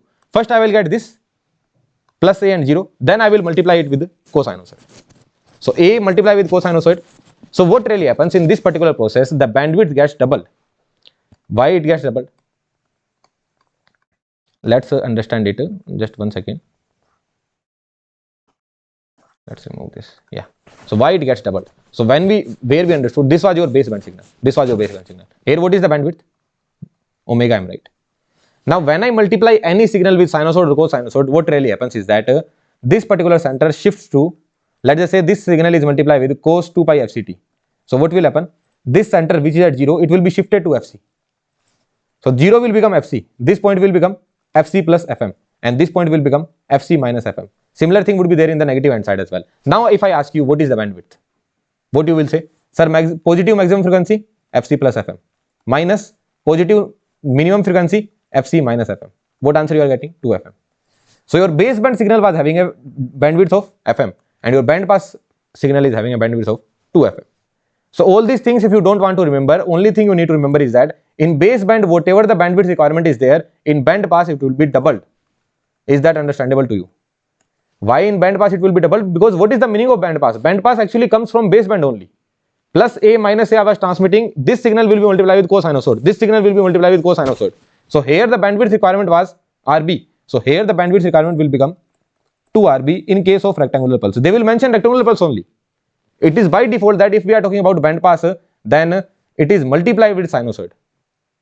It is by default that it is multiplied with sinusoid. They will say that we are using rectangular pulse shaping. Rectangular pulse we are using in band pass communication system. So you will think that in band pass we don't even transmit rectangular. Yes, we don't transmit rectangular. But by default you need to consider, if we are transmitting rectangular and they are saying band pass, that means sinusoid is by default multiplied. So bandwidth would be greater than 2 RB. Just take double of it. Here what will be the bandwidth? Just take double of it, RB. And here what will be the bandwidth? Just take double of it. That will become RB into 1 plus alpha. All this will be applicable for all kind of band pass transmission, but not for BFSK. For BFSK, we will deal it separately. Only one change would be there. Very simple change it is, so don't worry about it. But it will be applicable for BPSK, BASK, QAM. For everyone it will be applicable. Understandable? Okay. So did you understand the meaning? From where we started from here. Rectangular pulse having a bandwidth of RB. Sink pulse having a bandwidth of RB by 2. So in baseband transmission, what is the meaning of channel bandwidth? Channel bandwidth simply means that we need to have the bandwidth of the channel greater than whatever that is being transmitted. If this is being transmitted, it is having a bandwidth of RB. If this is being transmitted, it will have a bandwidth of 2 RB. If I am transmitting sync, this will have a bandwidth of RB by 2. Sync multiply with this cosinusoid, it will have a bandwidth of RB. Not very tough to remember. 99% of the students are confused in this particular analysis. But this is one slide which you need to remember and your job would be done. Rectangular, width is RB. In band pass, it will become 2 RB. Sync, width is RB by 2. In band pass, it will become RB. Raised cosine. In baseband, it is RB by 2 into 1 plus alpha. In band pass, it will become RB into 1 plus alpha. That's it. Alpha is the rollover factor there. For BFSK, there will be a different formula that we will see in this lecture only. You don't need to worry about that. For BFSK, there will be a minute change. Is that understandable to you? So all these formulas are applicable for binary scheme. Binary scheme means 2-array scheme. What is the meaning of 2-array scheme? That means, sir, you are transmitting only two kind of symbol, S1T and S0T. This is the meaning of 2-array scheme. So in the examination, it could be mentioned M-array scheme. What is the meaning of M-array scheme? Here, what is the value of M? Value of M is 2. Here, what is the value of M? Value of M is 4. What is the meaning of 4-array scheme? That means you are transmitting 4 kind of symbol, S1T, S2T, S3T, S4T. 4 different bit combination. Here the bit was, this was with respect to bit 1, this was with respect to bit 0. Now here the bit combination will be 0, 0, 0, 1, 1, 0, 1, 1. Similarly, what is the meaning of 8-array scheme? 8 symbol you are transmitting. So value of M is 8. Here value of M is 16 and here value of M is 6. So with respect to M equals to 2 and M equals to 4, M equals to 8, M equals to 16 and M equals to 6. How this could be written? This could be written as 2 to the power 2. This could be written as 2 to the power 3. This could be written as 2 to the power 1. This could be written as 2 to the power 4. And let's not write it down. So here what will be the value of capital N? So capital N is this value only. Sir, what is this capital N? We will talk about it. Here what is the value of capital N? 2, 3, 4. Now in the examination, if it is mentioned 8-array PSK, 8-array PSK, right? So what you will do? Sir, value of M is 8. That could be written as 2 to the power 3. Value of N is 3. Sir, same formula. All the formulas are same, just divided by N, divided by N, divided by N, divided by N, divided by N, divided by N. That's it. Sir, why divided by N? It will be a long process. I cannot tell. Okay. You need to start right from the basics of digital communication. So that will take a lot of time. Again, it is a one-shot lecture. We cannot do comprehensively, but you will be able to solve the problem that I am telling. 101%, I am sure. If binary scheme was used, BSK was used, then formula was 2RB. RB into 1 plus alpha. RB by 2 into 1 plus alpha. If M-array scheme is there, 4-array, 8-array, 16-array, then what you will do? 2 to the power 2, 2 to the power 3, 2 to the power 4. So what will be the value of capital N? 1, capital N 2, capital N 3, capital N 4. Just put that capital 1, 2, 3, 4 here. We will solve the problem, it will be clear to you, don't worry about it. Okay, after the problem solving, it will be clear to you. Have some patience. Okay, so here I am now removing B word. This B word I am removing because it is applicable for any MPSK. So here I am writing down MPSK, MASK. Not for FSK. For FSK we will see it separately. Okay, so that's the scenario. We will solve the problems, it will become clear to you. Now sir, what about M equals to 6? So can I write it down it as 2 to the power 2? No. At least I require 2 to the power 3, no? Like 2 to the power 2 is 4 only. In 4 symbols, you cannot represent 6. But if you are having 8 symbols, then you will be able to represent 6 symbols for sure. That means here, value of N will be 3. Did you understand what I did here? 6 symbols I need. If you need 6 symbols, that means capital N you would require to be 3. Because 2 to the power 3 is 8. 2 to the power 2 will be 4 only. Using 4, you will not be able to represent 6 symbols, but using 8 you will be able to represent 6 symbols. So just make sure that you are taking the next value. Okay, well and good. Although this case will not come 6-array, they will frame 4, 2, 4, 8, 16. They will frame in the power of 2 only. Don't worry about it. Well and good. Let's try solving the problems, but let's talk about some common term. Bit rate, you know what is bit rate? RB. There would be some term named signaling rate. What is the signaling rate? signaling rate is RS. RS is nothing but RB by N. So whatever that we did here, no, in place of RB divided by N, RB divided by N, RB divided by N, RB divided by N, RB divided by N, RB divided by N, this is known as signaling rate. And if it is a binary scheme, what is the meaning of binary scheme? M equals to 2 to the power 1. That means value of N is 1. So if it is a binary scheme, that means signaling rate is equals to bit rate only. Okay. Next, if it is a 16 array scheme, then what will happen? 16 array scheme means 16, M equals to 16, that is 2 to the power 4. What is the value of N? N equals to 4, right? So what will be your RS? RS will be RB divided by N, RB by 4. Understandable? Let's solve the problems, it will be clear to you. Okay. The language will look larger, but we need to have patience. Whatever that is written, we will keep on writing it down and our job would be done. Sir, what is given? PCM is given. First thing is that analog signal is PCM. What is the meaning of PCM? Baseband. Pulse code modulation, baseband. So first thing I understood, it is baseband. Using binary low pass channel. I don't know the meaning of this particular thing, sir. What is this quantization level? You never talk about it. So let's leave it. Okay. Overall equivalent transfer function of range cosine type with Rolo factor of 0.6. Sir, Rolo factor is given. What is the meaning of Rolo factor? Sir, alpha is given 0.6. If the maximum bandwidth of the original analog signal that can be accommodated under these conditions is 12.5 kHz, what do you think what is given? Maximum bandwidth of the original analog signal, that is 12.5. What do you think what it is given? It is given as FM, which is 12.5 kilohertz. Sir, from here can I get RB? Sir, from FM you can get the Nyquist state. From Nyquist state, sir, you can get the sampling frequency. From sampling frequency, sir, you can get the RB. So I can get the value of RB. But sir, here they did not talk about the sampling. So by default, sampling will be equal to the Nyquist state only here. By default, I need to take Nyquist state. Otherwise, it should have been mentioned actually. That sampling is done at the Nyquist state. It should have been mentioned somewhere. It is not mentioned. By default, I will take this particular thing.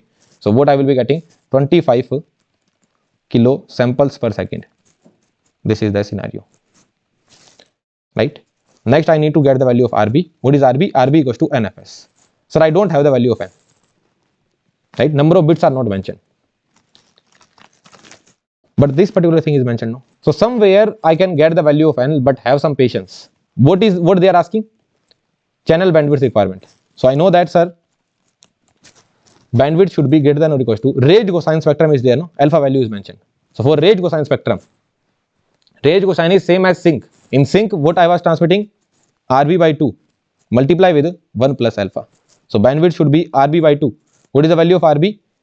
N into Fs. What is the value of Fs? 25k divided by 2. 25k divided by 2 into 1 plus alpha. What is the value of alpha? 0.6. Sir, I am getting the answer.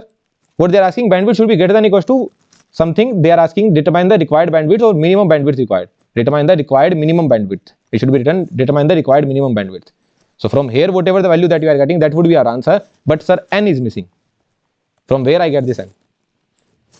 So 32 quantization level. 32 quantization level. Quantization level. 32 quantization level. Using 1 bit, you can make 2 quantization level. Using 2 bits, you can make 4 quantization level. Using 3 bits, you can make 8 quantization level. Using 4 bits, you can make 16 quantization level. And using 5 bits, you can make 32 quantization level. So if any kind of, let's just say if L quantization level was mentioned, the number of bits would have been log 2L.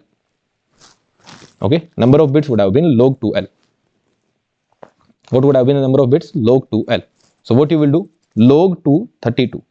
So what is the number of bits? 5. 32 quantization level means 5 bits will be used. Sir, what is the meaning of quantization level? That is a separate topic. We cannot discuss it here. But in the examination, if this kind of language is written, you will be able to understand the number of bits required. What that would be? 5 bits will be required. So 5 bits will be required.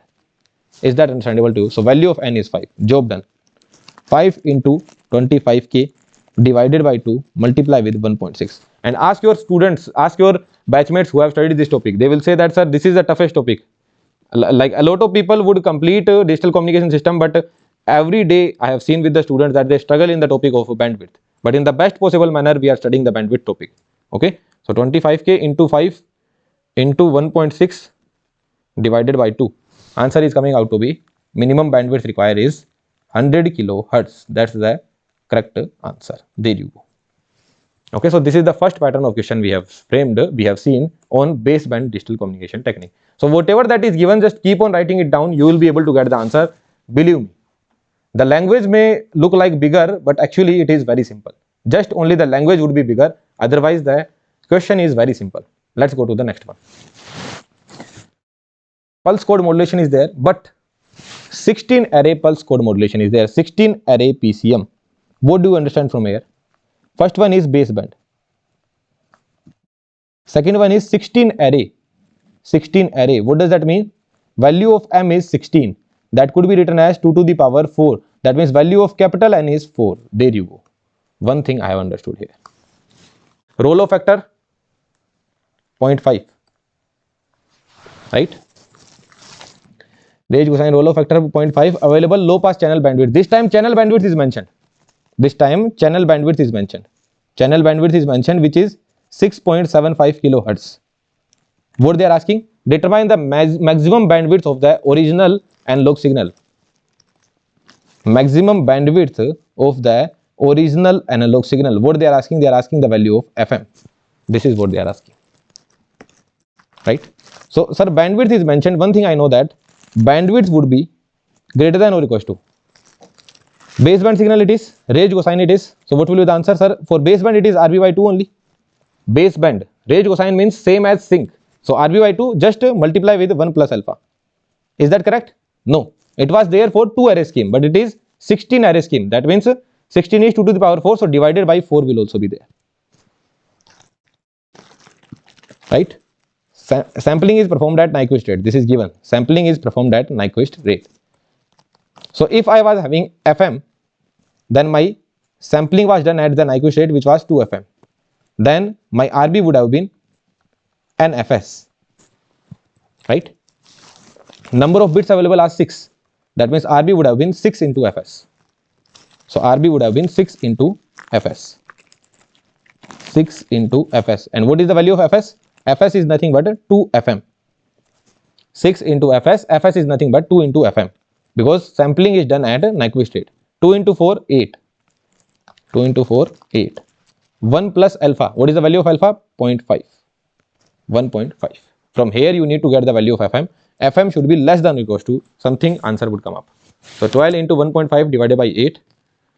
12 into 1.5 divided by 8. Take the reciprocal, multiply with 6.75. So 3. FM should be less than or equals to 3 kilohertz. That's the answer you are getting. There you go. This is the correct answer.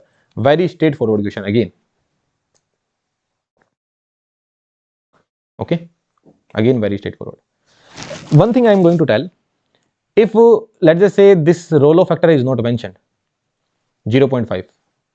So by default you will take it 0.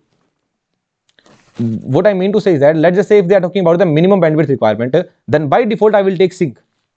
Whether it is baseband or bandpass, by default I will take sync. Although 99.99% chances are there that they will give the value of alpha. Okay, 99.99% chances are there. But who knows, if they forget to mention it, by default take alpha equals to 0. Although by default condition will not come. Nowadays they will frame good amount of questions. Okay, good level of question they will frame. So everything they will mention. But if they are talking about minimum bandwidth requirement, so from all these 3 options, who is the minimum? This guy is minimum, no?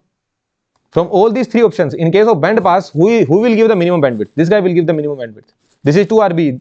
This is RB by n, but some factor is also multiplied. So this will give the minimum bandwidth, no? So when they are talking about minimum bandwidth and they forgot to mention the value of alpha, just take this particular condition. If they have mentioned rectangular specifically, take this one. If they have mentioned sync specifically, take this one. If they have mentioned range cosine, that means if they have mentioned the value of alpha, take this one. If they have forgot anything, neither they mentioned rectangular, sync, range cosine, they mentioned nothing, by default take this one. Is that understandable to you? Let's go to the next one.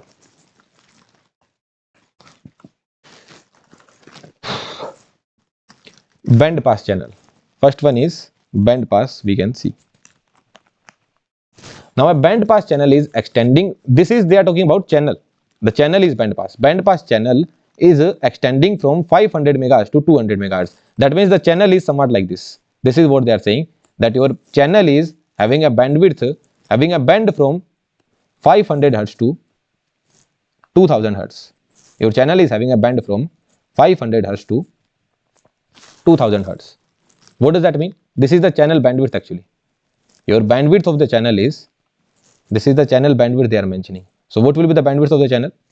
So bandwidth of the channel is 2000 minus 500. What that would be? 1500 hertz.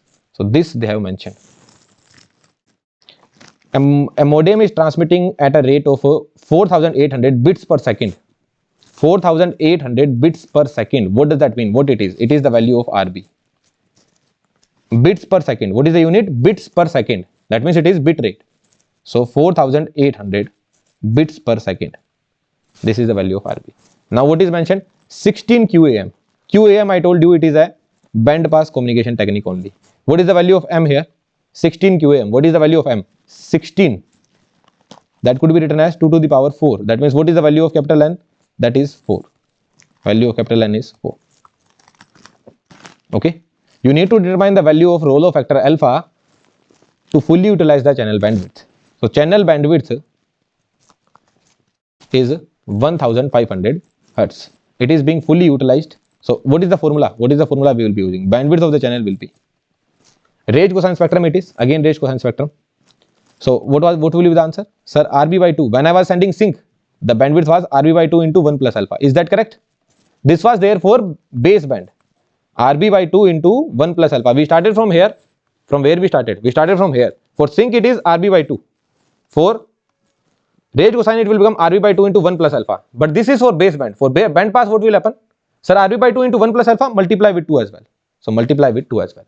Along with that, N is also 4. So divided by N. There you go. In a best possible manner you will write down. There is no chance that it will be incorrect. A lot of people will be messing up. Some will be saying RB by 2 sir. Some will be forgetting this N. But have some patience. Write down whatever that is written. RB by 2 into 1 plus alpha for the case of sync. Then if it is range cosine, so RB by 2 N. Since it is band pass, multiply with 2. In that manner if you perform, there is no chance that it will be wrong. So this is the bandwidth which is 1500 hertz. 2 and 2 will get cancelled out. What is the value of RB? 4800. Divided by capital N. What is the value of N? 4. Into 1 plus alpha I need to find out. So from here value of alpha I will be getting. So this is 15 by 2.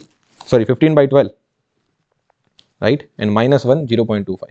Value of alpha is 0.25. Again, very simple question. Done. Just important part was that channel extending from 500 to 2000 hertz. That means channel bandwidth they are talking about. Understandable? Let's go to the next one. This question is there, then this question is there. Two questions are there. In a baseband communication link, frequencies up to 3500 hertz are used for signaling. If you are not able to understand this line, have some patience. Range cosine pulse shaping used with 75% excess bandwidth. That means value of alpha they are talking about 0.75. 75% excess bandwidth. Baseband communication link, baseband communication link. Okay. Intersymbol inference, I don't know, forget about it. Okay, I don't know. Whatever that you don't know, just ignore it. Signaling rate they are talking about. What they are talking about? Signaling rate. That means they are talking about the value of RS. Since it is baseband, so you know that what is the formula of bandwidth? Bandwidth should be greater than or equals to. Since it is baseband, so sir RB by 2 into 1 plus alpha. Could be divided by N. Scheme is not mentioned, no? It could be N array PCM, M array PCM, it could be anything. So divided by N as well. Right? Is that understandable to you? Is this correct? It is baseband, that means RB by 2 into 1 plus alpha. Scheme is not mentioned. By default I am putting capital N as well. Is that understandable to you? All fine. Now what is this RB by N? I know that signaling rate is nothing but RB by N only. So what is the signaling rate? Signaling rate is nothing but RB by N. So RS by 2 into 1 plus alpha. This is the bandwidth. Now RS value you need to find out. Alpha is given. What do you think what this would be? What do you think what this would be? Bandwidth of the channel, right? So this is given as the bandwidth of the channel.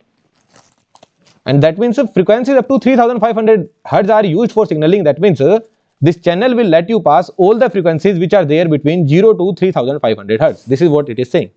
From 0 to 3500 hertz, whatever the frequencies are there, that will be passing. This is what it is saying. So bandwidth is 3500 hertz. Should be greater than or equals to Rs by 2 into 1 plus alpha, which is 1.75. So Rs should be less than or equals to 3500 into 2 divided by 1.75. 4 kilo. 4 kilo unit is given symbols per second. 4 kilo symbols per second. So maximum achievable value will be 4 kilo only, no? Rs should be less than equals to 4 kilo symbols per second. That means maximum achievable value will be 4 kilo symbols per second. So what is the answer? 4 kilo symbols per second. Very easily, again I am able to solve. Try last question on your own. Here nothing I have mentioned. I did not even mention the answer. You need to find out the value of capital M. M array PSK. First thing, M array it is, right? Second, it is PSK. That means it is band pass, right? Job done. Till this point everything is fine. Band pass channel bandwidth. Channel bandwidth is mentioned. What is that? 100 kilohertz. Bit rate is also mentioned. 200 kilobits per second. Rollo factor is also mentioned. Raised cosine rollo factor is also mentioned. 1. Minimum value of M required. You know that, sir, bandwidth should be greater than or equals to. Sir, raised cosine it is. For raised cosine, sir, I have studied that RB by 2. Raised cosine is same as sync. RB by 2 into 1 plus alpha. But this was for the base band. For band pass, it will become doubled. Sir, divided by N. Bandwidth value is mentioned 100 kilo. Greater than or equals to RB. RB value is mentioned 200 kilo. Divided by capital N. 1 plus alpha. Value of alpha is 1.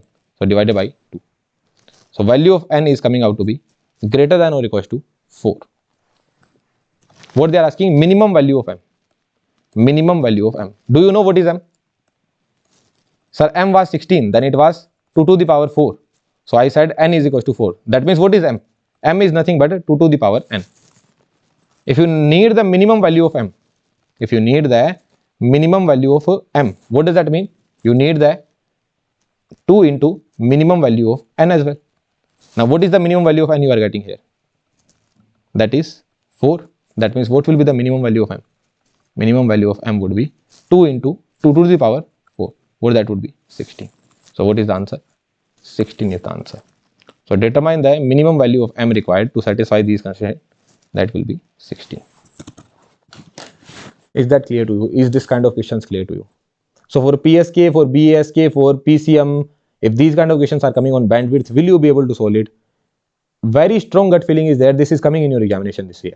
Bandwidth questions are coming, and with minimum knowledge, we will be able to solve it. And correctly, we are going to solve it. Okay? Have some patience. Just write down whatever that is given and try to get the correct answer.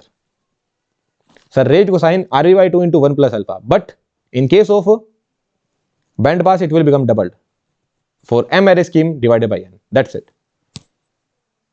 Just write down this equation, your job would be done. So this is corresponding to BF, PSK, ASK, PCM, PAM, QAM we have seen, but FSK, for FSK there will be something different that we need to see, but I need to change the slide. So what I will do now, I will change the slide and then we will see it for FSK. Okay, I need to change the slides, then we will see it for FSK because the pages are over. So I need to pause the video, I will change the slide and then we will see the questions based on FSK and what is the change in the formula we will see. Okay, so let me take some break.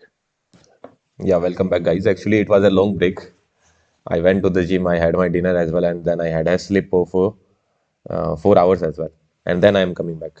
Okay, yeah, so let's get started. Let's get started with the FSK. I said that in FSK there will be something different. So what different would be there?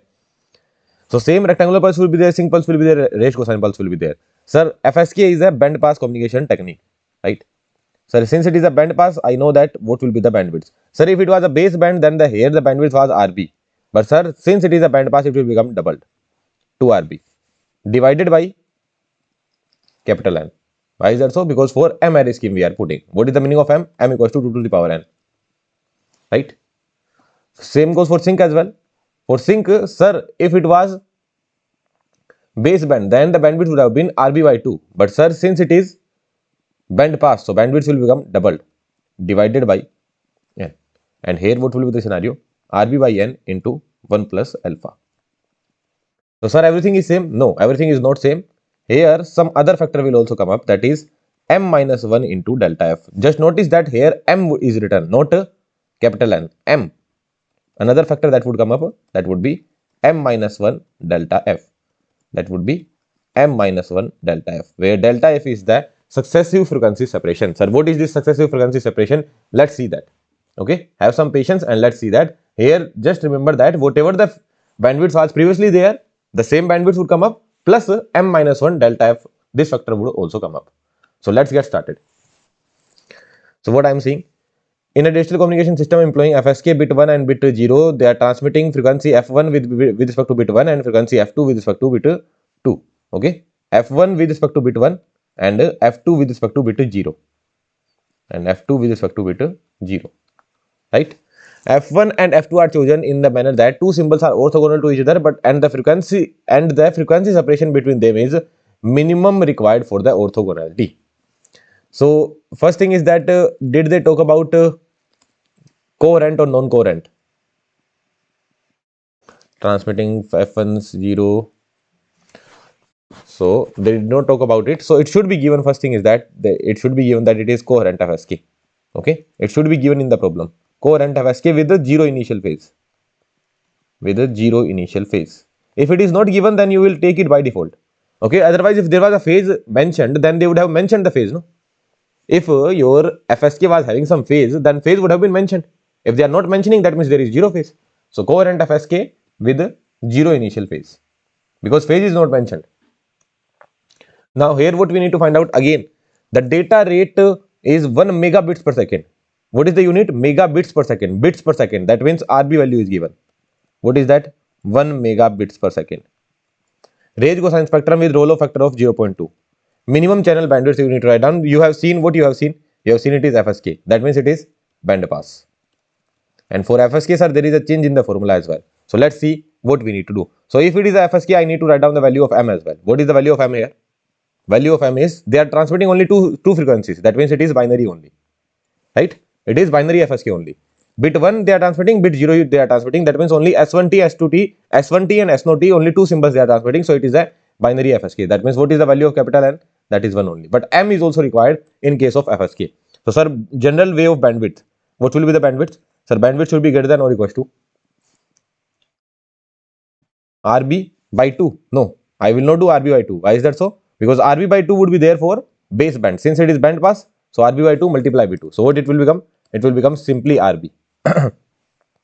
RB into 1 plus alpha. This will be the bandwidth. No? RB into 1 plus alpha. Divided by N. What is the value of N? Value of N is 1 only. Divided by N. Plus M minus 1 delta F. What is the value of M? M value is 2. So here what will be the answer we will be getting? Bandwidth should be greater than. So this particular factor was very simple. RB into 1 plus alpha.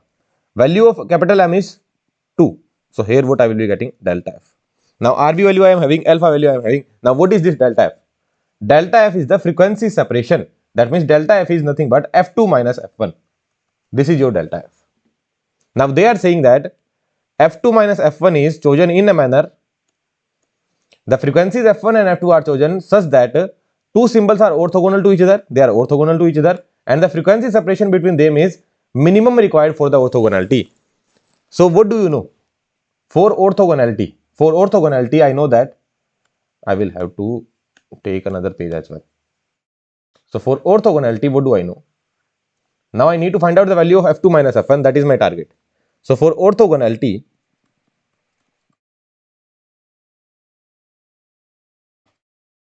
I know that F2 minus F1 should be equals to nRB by 2, considering initial zero phase. Considering zero initial phase. So it should be nRB by 2. What could be the minimum value of n? That could be 1. So what could be the minimum value of F2 minus F1? Okay, which one is larger? F1 is larger, no?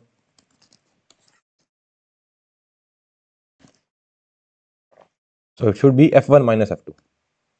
It should be F1 minus F2. Because F1 is larger, no? With respect to bit 1 they are sending. So F1 minus F2, minimum value could be what? RB by 2. There you go, that's it.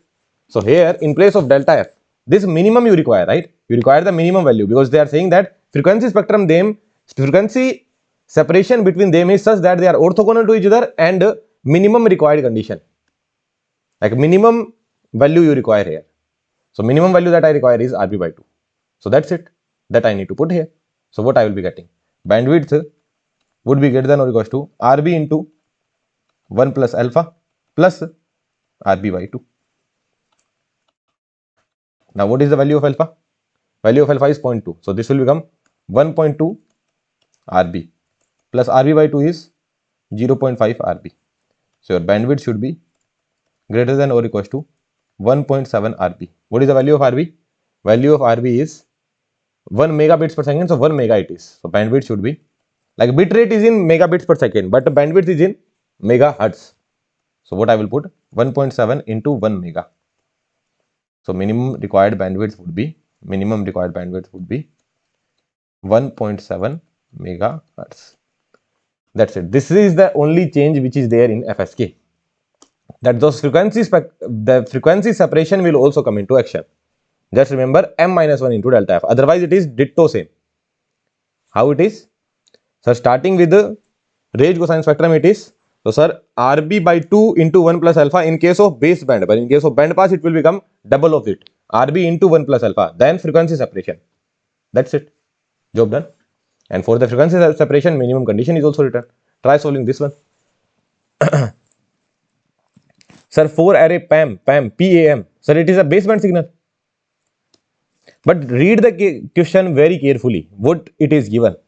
That there is a baseband signal generator which is employing 4 array PAM with a range cosine pulse shaping having a Roloff factor of 0.4. So alpha equals to 0.4. Now the modulator converts these amplitude levels into FSK signal. So now what did I tell you? That how do you create a band pass signal? That first there will be some input. Based on the input you will be generating some pulses. Right? It will be a baseband pulse only. Now these baseband pulse, what will happen to these baseband pulses? They will be multiplied with sinusoid or cosinusoid. And being multiplied with sinusoid and cosinusoid, what they will generate? They will generate the band pass. Here they will be multiplied with sinusoid or cosinusoid. And then they will generate the band pass signaling. So they have just given the process, nothing else. That means this question is based on FSK. This was a 4 array PAM. Now 4 array PAM has become 4 array FSK.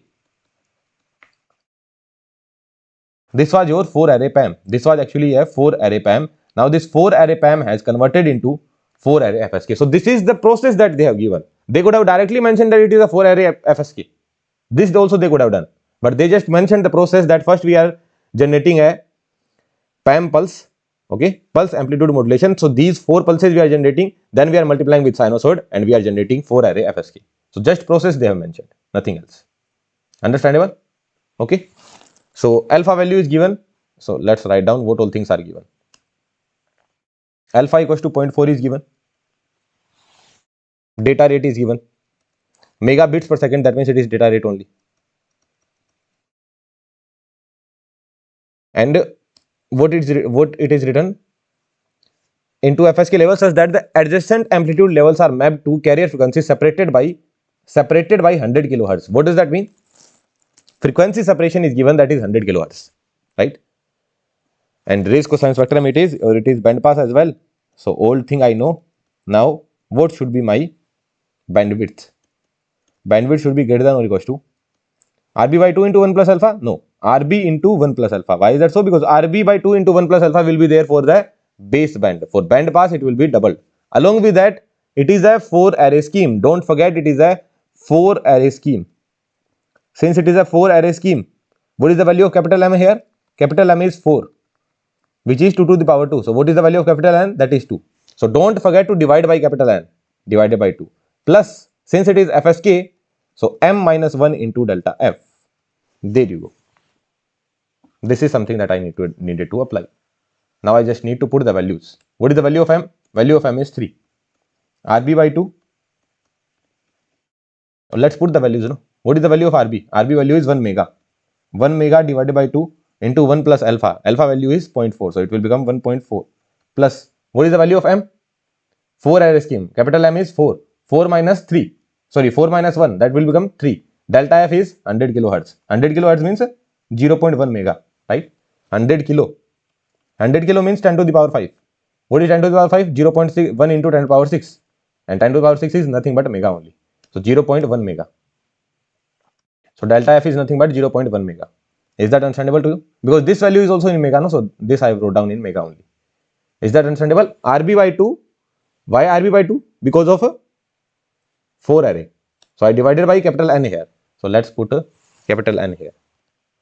So formula was RB into 1 plus alpha. Started with base band RB by 2 into 1 plus alpha. Since it has become band pass, so RB into 1 plus alpha. Divided by N. Why is that so? Because it is a 4 array scheme. So divided by N plus M minus 1 into delta F. What is the value of capital M? 4. 4 minus 1, 3 into delta F. So when you solve it, what you are getting? This will become 0.7 and this will become, total answer will be 1 megahertz. So bandwidth should be greater than 1 megahertz. Okay. So that's the answer. That's it. This is the answer. Well and good. So now this is the bandwidth problem has been completed. Okay. So whatever the questions that could be asked on bandwidth, that has been completed. We have seen for PSK, BFSK, baseband, band pass, M array scheme, for everything we have seen. From apart from this, no bandwidth problem could be asked in the examination. So have some patience and you will be able to solve it. Let's see some more topics now. But before that, let's study a basic mathematics. I am asking you to draw this particular function fx equals to 2x plus 3. So what is fx? Fx is a function of x. What you can say? Fx is a function of x. Can you draw fx graph? Yes. What that would be? 2x plus 3. Can you draw the graph of fx? Yes, sir. So what is fx? Fx is simply a function of x. So similarly, in mathematics or in your life, okay, not mathematics or not electronics or not communication, in your life there is a predefined function called q of x. So what is q of x? Q of x is also a function of x only. Q of x is also a function of x only. So there is a predefined function. The definition of function goes like this. You don't need to remember it. The definition goes somewhat like this. The definition of function is somewhat like this. So this is a predefined function in x. You can put the values of x. If I put the value of x equals to infinity, here I can put x equals to minus infinity, I will get some answer. If I need to find out the value of q of 1, let's just say I need to find out the value of q of 1. So what I will put? 1 to infinity, 1 by under root 2 pi, e to the power minus y square by 2 dy. Y square by 2 dy. Then this integration I will perform, so it will give me a certain value, right? It will give me a fixed value. Well and good. Okay, so this is how I can get the value of q of 1. Then I can get the value of q of infinity as well. I can do the integration from infinity to infinity, 1 by under root 2 pi e to the power minus y square by 2 dot dy. So what value it will give me? It will give me 0 value, right? Because you are doing the integration from infinity to infinity. So what value it will give you? 0 value. So you don't need to remember the function, but I am just telling that there is something called q function. This I will be using in our further analysis. So this is known as, there is a function called q function. So like just that, there was just like this particular thing, there was a graph between fx and x. So similarly, here also there will be a graph between q of x and x. Okay. So when I put x equals to minus infinity here, and when I solve this particular integration, I got to know that my value is coming out to be 1. And when I put x equals to 0 here, the value came out to be 0.5. And when I put x equals to infinity here, the value came out to be 0. So this is how the graph went. So this kind of graph I got. Just remember this particular thing, that this value will be 1. So q of minus infinity is 1. Q of 0 is 0.5. And q of infinity is 0. Is that understandable to you? Do you need to remember all these values? If you can remember, then remember it. If you cannot remember, then no need to worry about it. Okay. If you can remember, then remember it. If you cannot remember, then no need to worry about it. Understandable? All good? All fine? Starting from here, one thing you can remember, the graph. The graph goes like this. That means it is a decreasing graph. It is a decreasing graph. What do you mean by decreasing graph? that as the x value increases, then q of x will decrease. As the x value increases, q of x will decrease.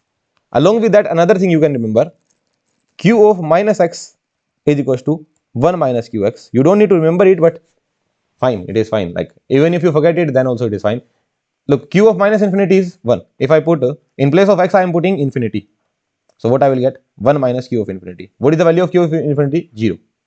1 minus 0. 1 minus 0. Is that the value of q of minus infinity? Yes, that is 1. So q of minus x, or you can simply remember q of x plus q of minus x equals to 1. Q of x plus q of minus x is equals to 1.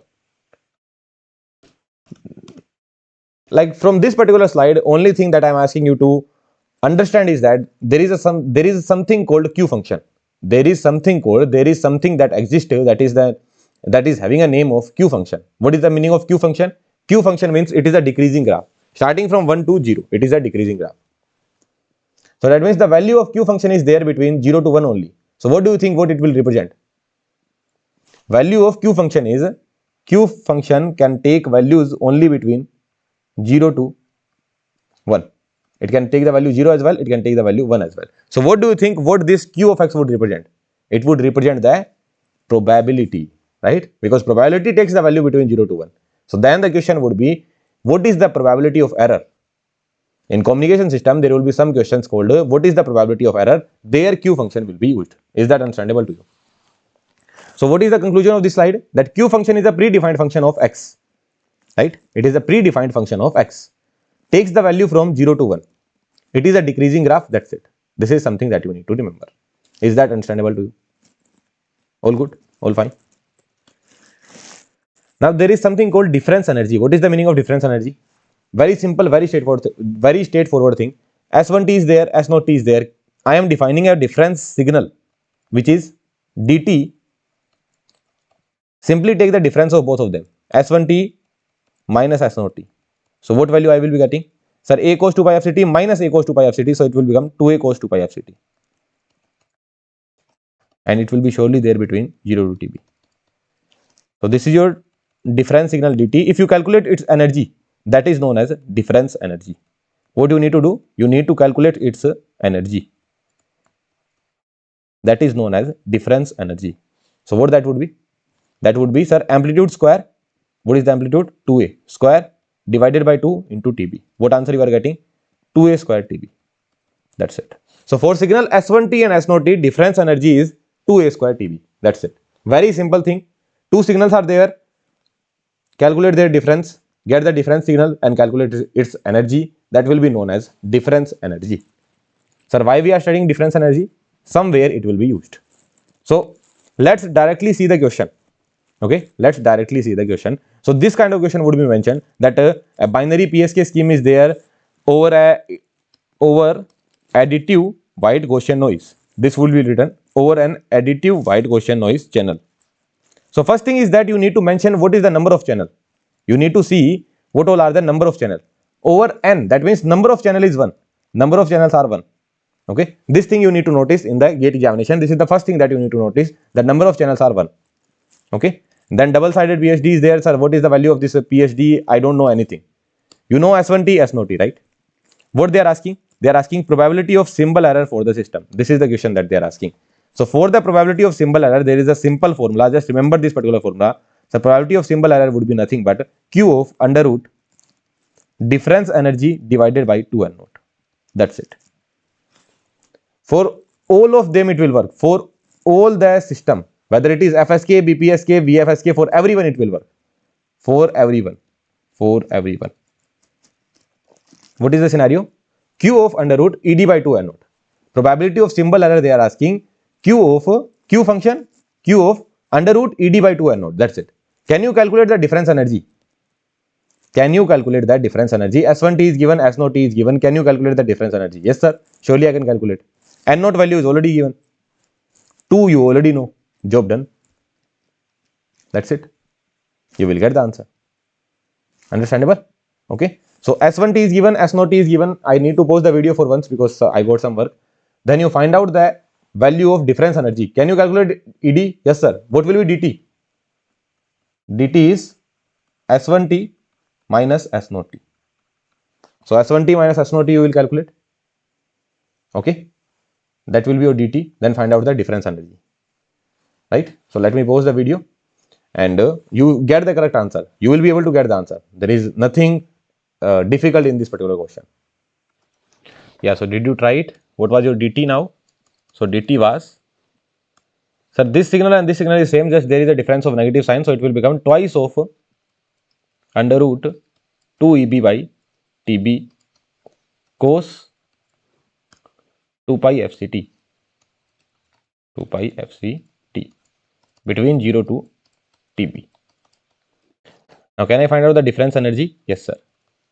Amplitude square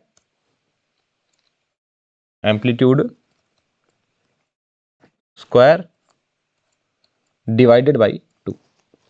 So what is the answer you will be getting? The answer you will be getting is 4 into 2 EB by TB. Just do the calculation. Yeah, this is not the energy. Amplitude square divided by 2 multiply with TB as well. Right? Don't forget to multiply with TB. So amplitude square divided by 2 multiply with TB and do the calculation with patience. 4 into 2 EB by TB, right? Divided by 2 into TB. So what is happening? TB is getting cancelled out, 2 and 2 is getting cancelled out. Answer we are getting is 4 EB. So this is the difference energy that we are getting. Now what will be my probability of symbol error? So that would be nothing but Q of under root ED by 2n naught. This is the formula. Q of under root. What is the value of ED? That is 4 EB by 2n naught. So Q of under root 2 EB by n naught. So Q of under root 2. What is the value of EB by n naught? EB by n naught.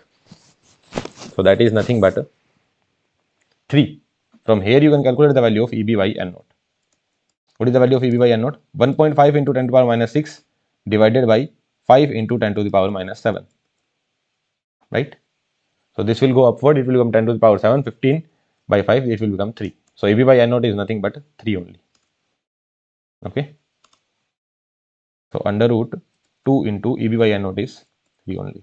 So what is the answer? Q under root 6. That's the answer. Is that understandable to you? Very simple question. Very, very straightforward. Q of under root ED by 2 n naught.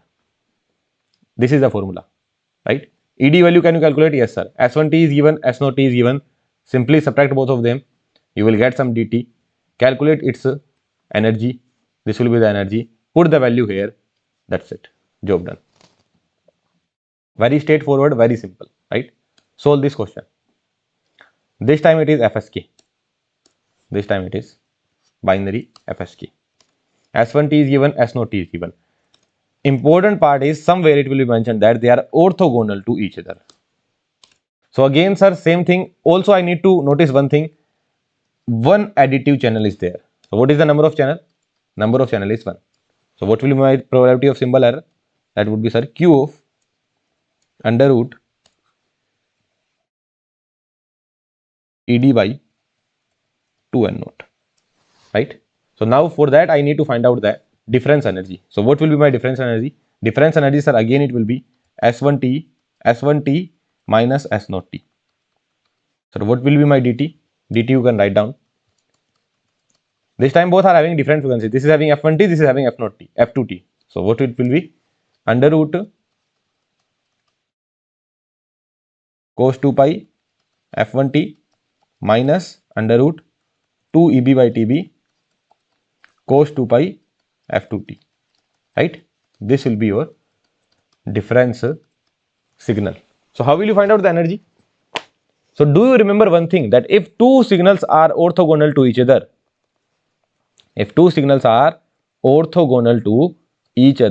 then you can simply add up their energies.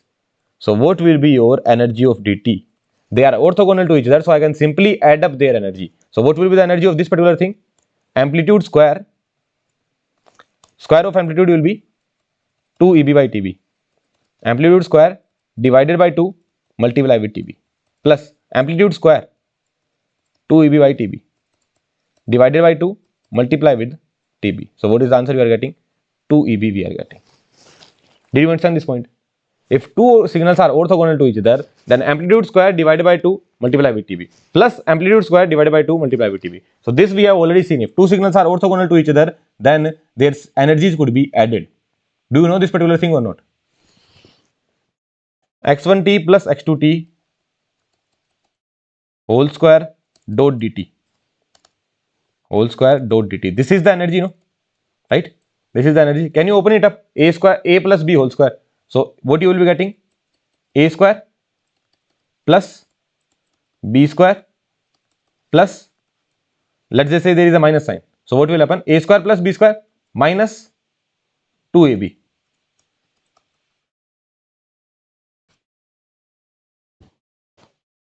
What is the answer of this particular thing if they are x1t and x2t are orthogonal to each other? What is the answer of this particular thing? That is 0. What is this? Energy of xt. What is this? Energy of x1t, energy of x2t. So aren't the energy being added? So if two signals are orthogonal to each other, then you can simply add up their energies. Energy of this guy plus energy of this guy. And they are saying that they are orthogonal to each other. So I am simply adding up their energies. So what is the answer we are getting? 2 EB we are getting. Right? So what is the probability of symbol error? Probability of symbol error is nothing but Q of under root ED by difference energy divided by 2L naught.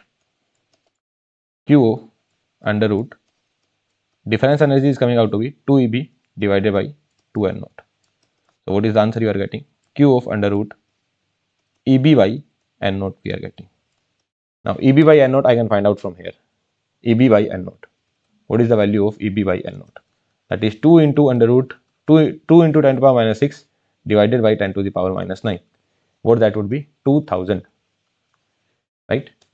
So what is the answer? Q of under root 2000. This is the answer you are getting. Is that clear to you or not?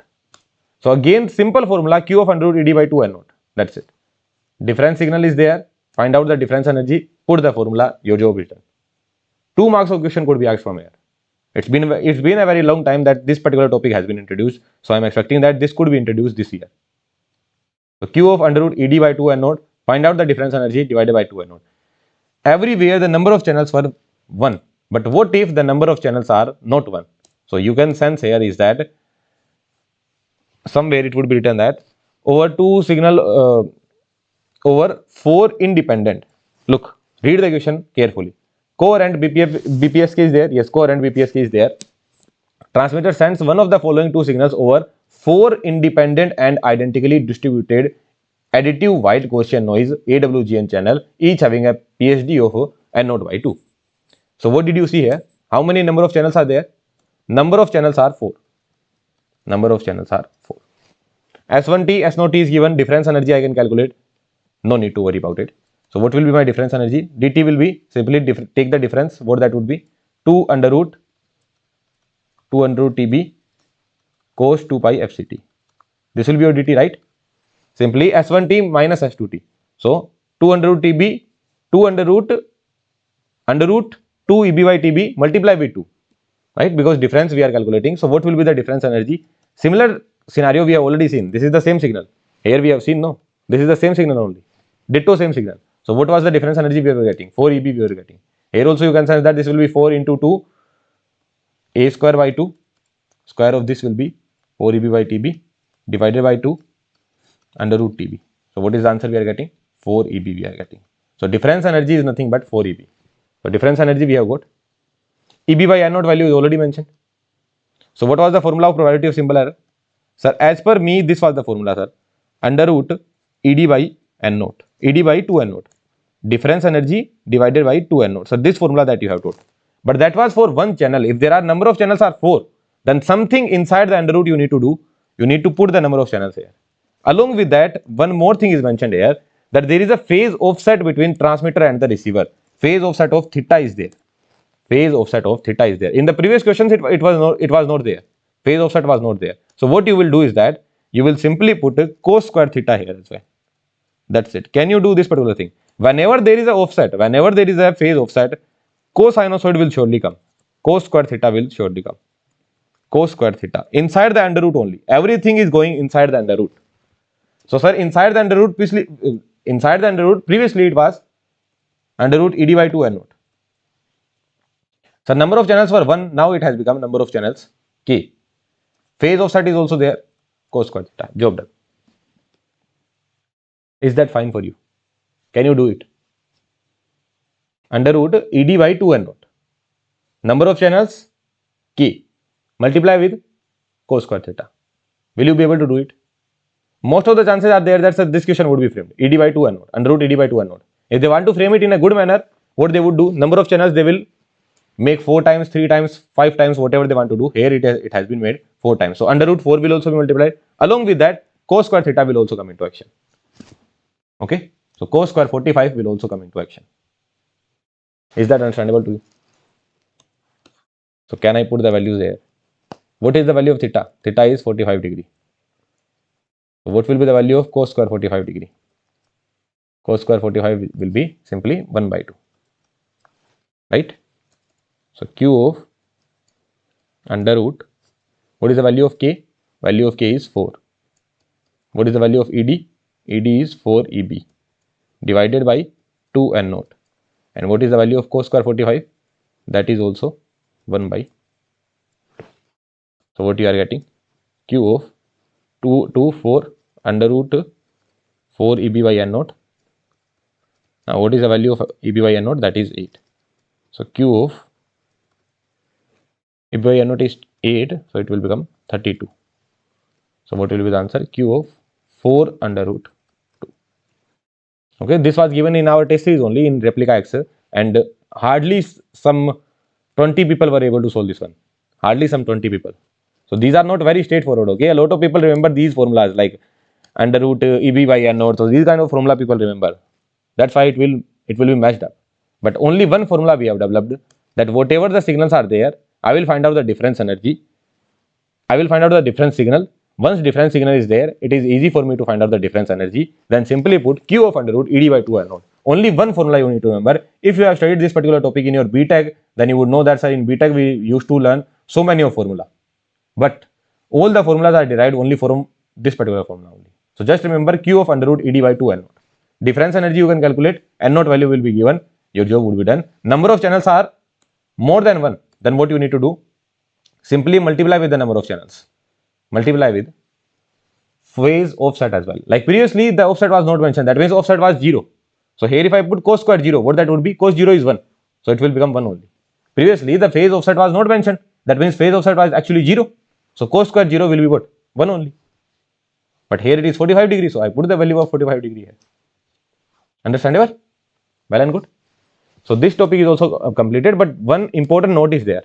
What is the important note? So let's write down the formula again. What was the formula? So Q of, let's write down the complete formula this time. Number of channels, Q of ED by 2 N naught. This is something you will remember. Q of under root ED by 2 N naught. Under root ED by 2 N naught. Number of channels, multiply with cos square theta. This will also come up. This will also come into action. Is that understandable to you? Okay. So just let me know one thing. If ED increases, if the difference energy increases, then my probability of symbol error will increase or decrease. If difference energy increases, then this particular factor will increase. And I told you Q of X is a decreasing function. Right? This is a decreasing function. So inside whatever that is written, if that increases, then this Q of something will decrease. I told you this particular thing here only, where I told you here. If X increases, then Q of X decreases. So if ED increases, if the difference energy is more, then Q function would be lesser. What does that mean? Probability of symbol error will be lesser. So if you want less error in my transmission, if I want less error, then my difference energy should be higher. Is that understandable to you or not? For lesser error, higher difference energy. Okay, high difference energy, what will happen is that inside the value will increase, Q function will decrease, that means probability of symbol error will decrease. This question you need to solve. It is asked in gate examination only. Although these were also gate PYQ only. These were also gate PYQs. This is not the gate PYQ. Similar this kind of question has been asked in gate examination.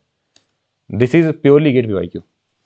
Consider a binary digital communication system which is using two kind of pulses, GT and minus GT. What do you think what kind of scheme it is? Although they did not ask it, but what do you think what kind of scheme it is? It is PSK, right? Is it PSK? No. See the waveform of GT, no? See the waveform of GT. If it was PSK, then it would have been sinusoid pulse, right? But it is not a sinusoid pulse. What does that mean? This scheme is pulse amplitude modulation, PAM. It is a PAM scheme. Although they did not ask it, so you don't need to consider it. So it is being transmitted over a AWGN channel. If the receiver using a meshed filter, which of the following pulses will give the minimum probability of bit error? Sir, what is the formula of probability of bit error? Probability of symbol error. This is the formula of probability of symbol error. So probability of symbol error is Q of under root ED by 2N naught. Probability of symbol error, probability of bit error, they are proportional to each other, but they are not same. Okay, they are proportional to each other, they are not same. So whatever, if my probability of symbol error is lesser, that means probability of bit error will also be lesser. So if you want to make it less, if this should be less, if you want to make it less, what does that mean? You want Q of something should be less. What does that mean? That means that your difference energy should be more, right? Because if difference energy is more, then what will happen? This value will be more. That means the total value will be lesser. So I want difference energy to be more. What is my difference signal? Difference signal is nothing but GT minus of GT. That will be 2 GT. So multiply, this is your DT. So what will be the energy of DT? Energy of DT would be nothing but 4 times of energy of GT. Did you understand this point?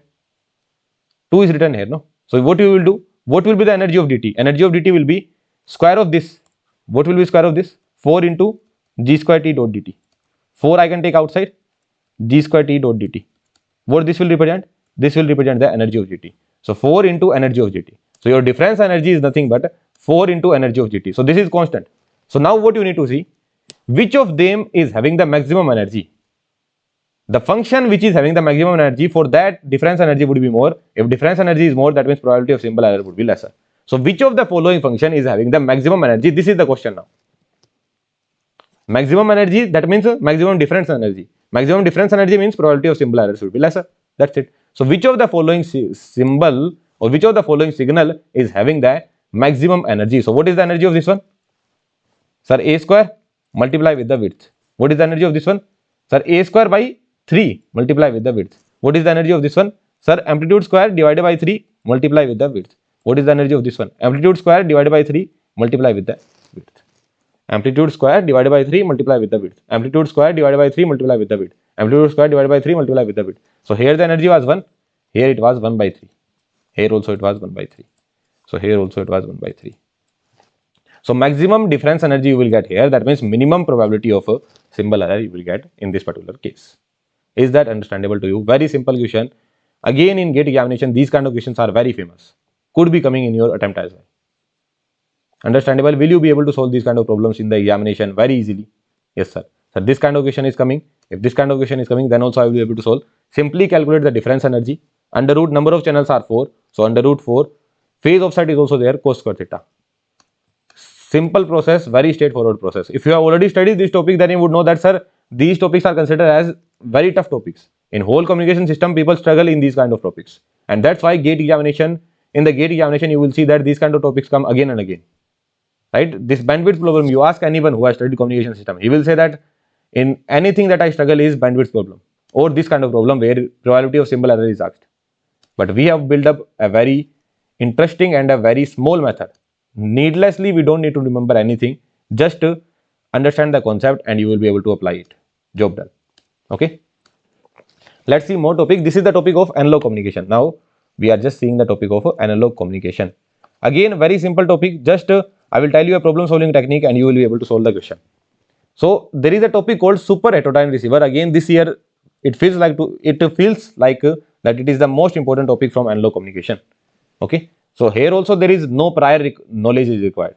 No prior knowledge is required. So you will be able to solve the questions from super heterodyne receiver as well. So in your examination, super heterodyne receiver would be written, and then in the question you would see these kind of term: massive signal frequency or carrier frequency. So that is represented by Fs. Signal frequency, you can call it signal frequency, carrier frequency or massive signal frequency f of s. Okay, fs. Intermediate frequency, that is represented by FIF. Local oscillator frequency, FL, and image frequency, FSI. So in your problem, your matter of concern will be these four terms: massive signal frequency, FS, local oscillator frequency, FL, image frequency, FSI, intermediate frequency, FIF. First thing you will do is that you will locate local oscillator frequency. If you have got the value of local oscillator frequency, you will write it down right in the middle. Now, this particular massive signal frequency would be given. Okay, so either it would be greater than FL or it would be lesser than FL. Either this particular frequency will be greater than FL or it will be lesser than FL. If it is not given that whether FS is greater than FL or not, then by default I will take it lesser. And if it is given that it is greater, then here I will take it. Okay. So now if this is Fs, the next one will be Fsi, image frequency. And gap between all of them will be equals to the intermediate frequency. I know as of now, sir, it will feel like, sir, what you are saying, but slowly it will be clear to you. So what I am saying is that Fs minus FL, sorry, FL is larger, no? So always first thing is that you will write down FL right in the middle. FL right in the middle you will write down. Massive signal frequency, if it is given that it is greater, FL in the right in the middle I have written down. Now, what about the massive signal frequency? If it is given that it is greater, then you will write it down here. And if it is given that it is lesser, then you will write it down here. Now, if if this frequency is massive signal frequency, then my image frequency will be this one. That's it. And the gap between them will be equals to the intermediate frequency. Intermediate frequency. It will be equals to the intermediate frequency. Okay, let's solve the problem. It will be clear to you. Super heterodyne AM receiver is given. Intermediate frequency is given. Intermediate frequency is given. What is that? 465 kilohertz. Okay. It is tuned to a carrier frequency. What does that mean? Message frequency is given. What is that? 700 kilohertz. Message signal frequency is given. What do you need to find out? You need to find out the image frequency. What do you know? Sir, I know one thing, that local oscillator frequency should be written right in the middle. Now, sir, they did not say that Fs is larger or smaller. So by default, I will say that Fs is smaller. So where will be my image frequency? This will be my image frequency. Gap between them will be FIF. Gap between them will be FIF. So what will be your image frequency?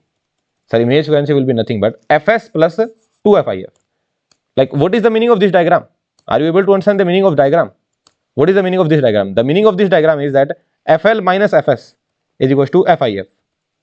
And FSI minus FL equals to FIF. Like, gap between them is FIF. And if you add both of them, what you will be getting? If I add both of them, so FSI minus Fs equals to 2FIF. Similarly, here as well, Fs minus FL equals to FIF. And FL minus FSI equals to FIF.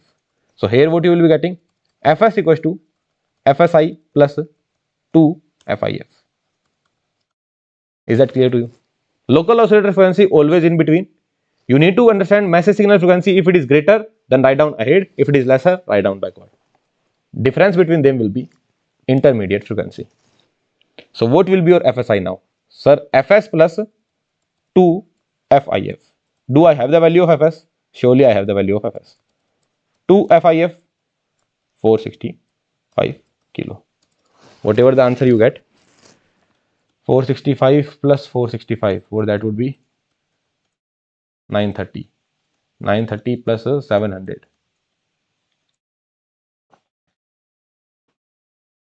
One 1630 kilohertz.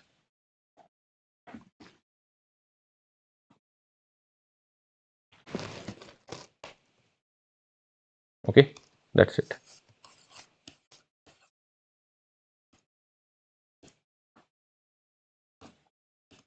Let's go to the next one. Super heterodyne receiver, intermediate frequency FIF is given, that is 400 kilohertz. Now what is given? Local oscillator frequency is also, no, massive signal frequency is given, Fs is given 1000 kilohertz. Local oscillator frequency is not given, but what is given? Assume that the signal frequency is higher than the local oscillator frequency. Signal frequency is higher than the local oscillator frequency. So what will be your image frequency? This will be your image frequency. What will be the gap? FIF. What will be the gap? FIF. So Fs minus 2 FIF would be equals to FSI.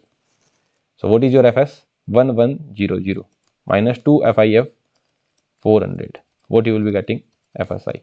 So from here FSI will be what? 300 kilohertz. There you go.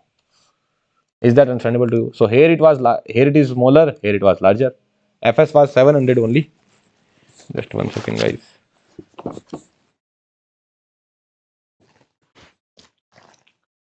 Yeah. So did you understand this point? This FSI was greater here. Fs was 700. This was greater. Here it was 1100. Here it is smaller. So it will be mentioned. If it is not mentioned, then by default take the case Fs plus 2 FIF. If it is mentioned, then this is how you need to take. Solve this question. The local oscillator frequency is set to 100 kilohertz. Local oscillator frequency is set to 700 kilohertz. And the incoming signal frequency is this one. Find out the intermediate frequency. So local oscillator frequency right in the middle. Signal frequency is this one. And gap between, and here there will be image frequency. But they are not asking the image frequency. What they are asking? They are asking the intermediate frequency. So what will be the gap here? That will be equal to intermediate frequency. So what will be your intermediate frequency? So intermediate frequency will be nothing but 1100 minus 700. That will be equal to 400 kilohertz. They could have asked the image frequency as well. What will be your image frequency? So image frequency will be nothing but Fs minus 2 FIF, or you can Fs minus 2 FIF, right? Fs minus 2 FIF. So what is the value of Fs? 1100 minus 2 FIF would be 800. So this will become 300 kilohertz. Fs minus 2 FIF. 2 FIF. FIF is nothing but 400. So 400 into 2, 800. So 1100 minus 800, this will be 300 kilohertz. So this is the answer. Intermediate frequency is 400 kilohertz and image frequency is 300 kilohertz. Understandable? Now that's a good question. These kind of questions, like once this kind of question has been asked in the gate examination, try doing it on your own. If you are able to do it, then it is fine. Then it is actually very good. Try doing it on your own. Even if you are not able to solve it, then also it is a good question. Don't worry about it. Then a few more concepts you can see based on probability of error. So one question we will solve and this question we will solve. And with that, we will end the video. Okay. But some call is coming. I need to take the call and then we will solve this question. Answer probability of error without understanding the concept. Can we solve the problem? Yes. It is simply based on mathematics. If you have studied probability in mathematics, then you will be able to solve it. And this also you can solve based on the same concept. Okay. So I need to take a call. Then I will come back. We will see this particular question and then these two questions. And then our communication system will end. One shot of communication system will end. Okay. Yeah. So what this question is showing? So super heterodyne receiver is there, which is operating over a frequency range from 40 megahertz to 60 megahertz. What does that mean? That means this is the frequency of input signal from 40 megahertz to 60 megahertz. This is the frequency of a incoming signal. Okay. Then there is a intermediate frequency as well, and then there is a local oscillator frequency as well. Although local oscillator frequency is given by FLO, we will write down by FL. Okay. So local oscillator frequency is also there. Now this is the range of your Fs. Now you know that, sir, FL right in the middle. If it is not mentioned that Fs is greater than FL, then by default I will take that Fs is here. So where will be my image frequency? This will be my image frequency. So by default my image frequency is nothing but Fs plus 2 FIF. So what will be the range of image frequency? What will be the range of image frequency? If signal frequency is 40 mega, if signal frequency is 40 megahertz, then your image frequency will be 40 megahertz plus 2 FIF. And if your message signal frequency is 60 megahertz, then your image frequency will be 60 mega plus 2 FIF. Right? So this is your range of image frequency. Range of image frequency. So image frequency will be lying in this particular range. Image frequency will be lying in this particular range. Now what they are saying, that it is required that image frequency of the receiver must lie outside the operating band of 40 mega to 60 mega.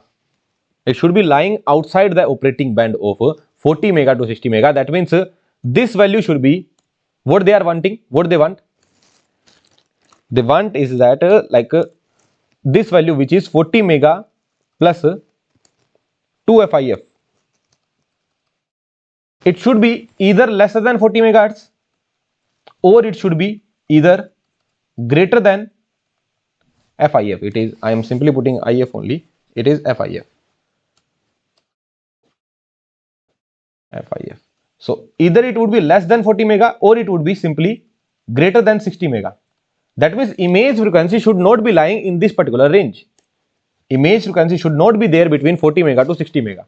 That means image frequency either it should be less than 40 mega, or it should be greater than 60 mega. If I solve this particular equation, then what is the answer I am getting? FIF I am getting is less than 0, which is possible? No.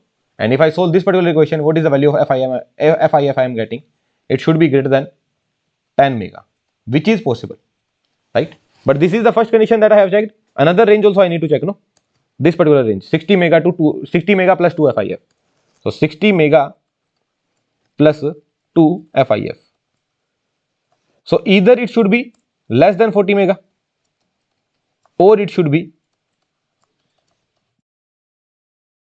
greater than 60 mega. So from here, what value you are getting? FIF you are getting in negative, which is not possible. Frequency cannot be negative. So value of FIF that you are getting here is minus 2 divided by 10, minus less than minus 10 mega, which is obvious thing is there, like which is never possible. This is never possible. This is also never possible. And from here, what you are getting, that FIF should be greater than 0 mega. So here he is saying greater than 0 mega, here he is saying greater than 10 mega. What does that mean? That means FIF should be greater than 10 megahertz. So what they are asking, minimum value required of FIF. What is the minimum value of bandwidth? Sorry, what is the minimum value of intermediate frequency? That will be 10 megahertz. Is that understandable to you or not?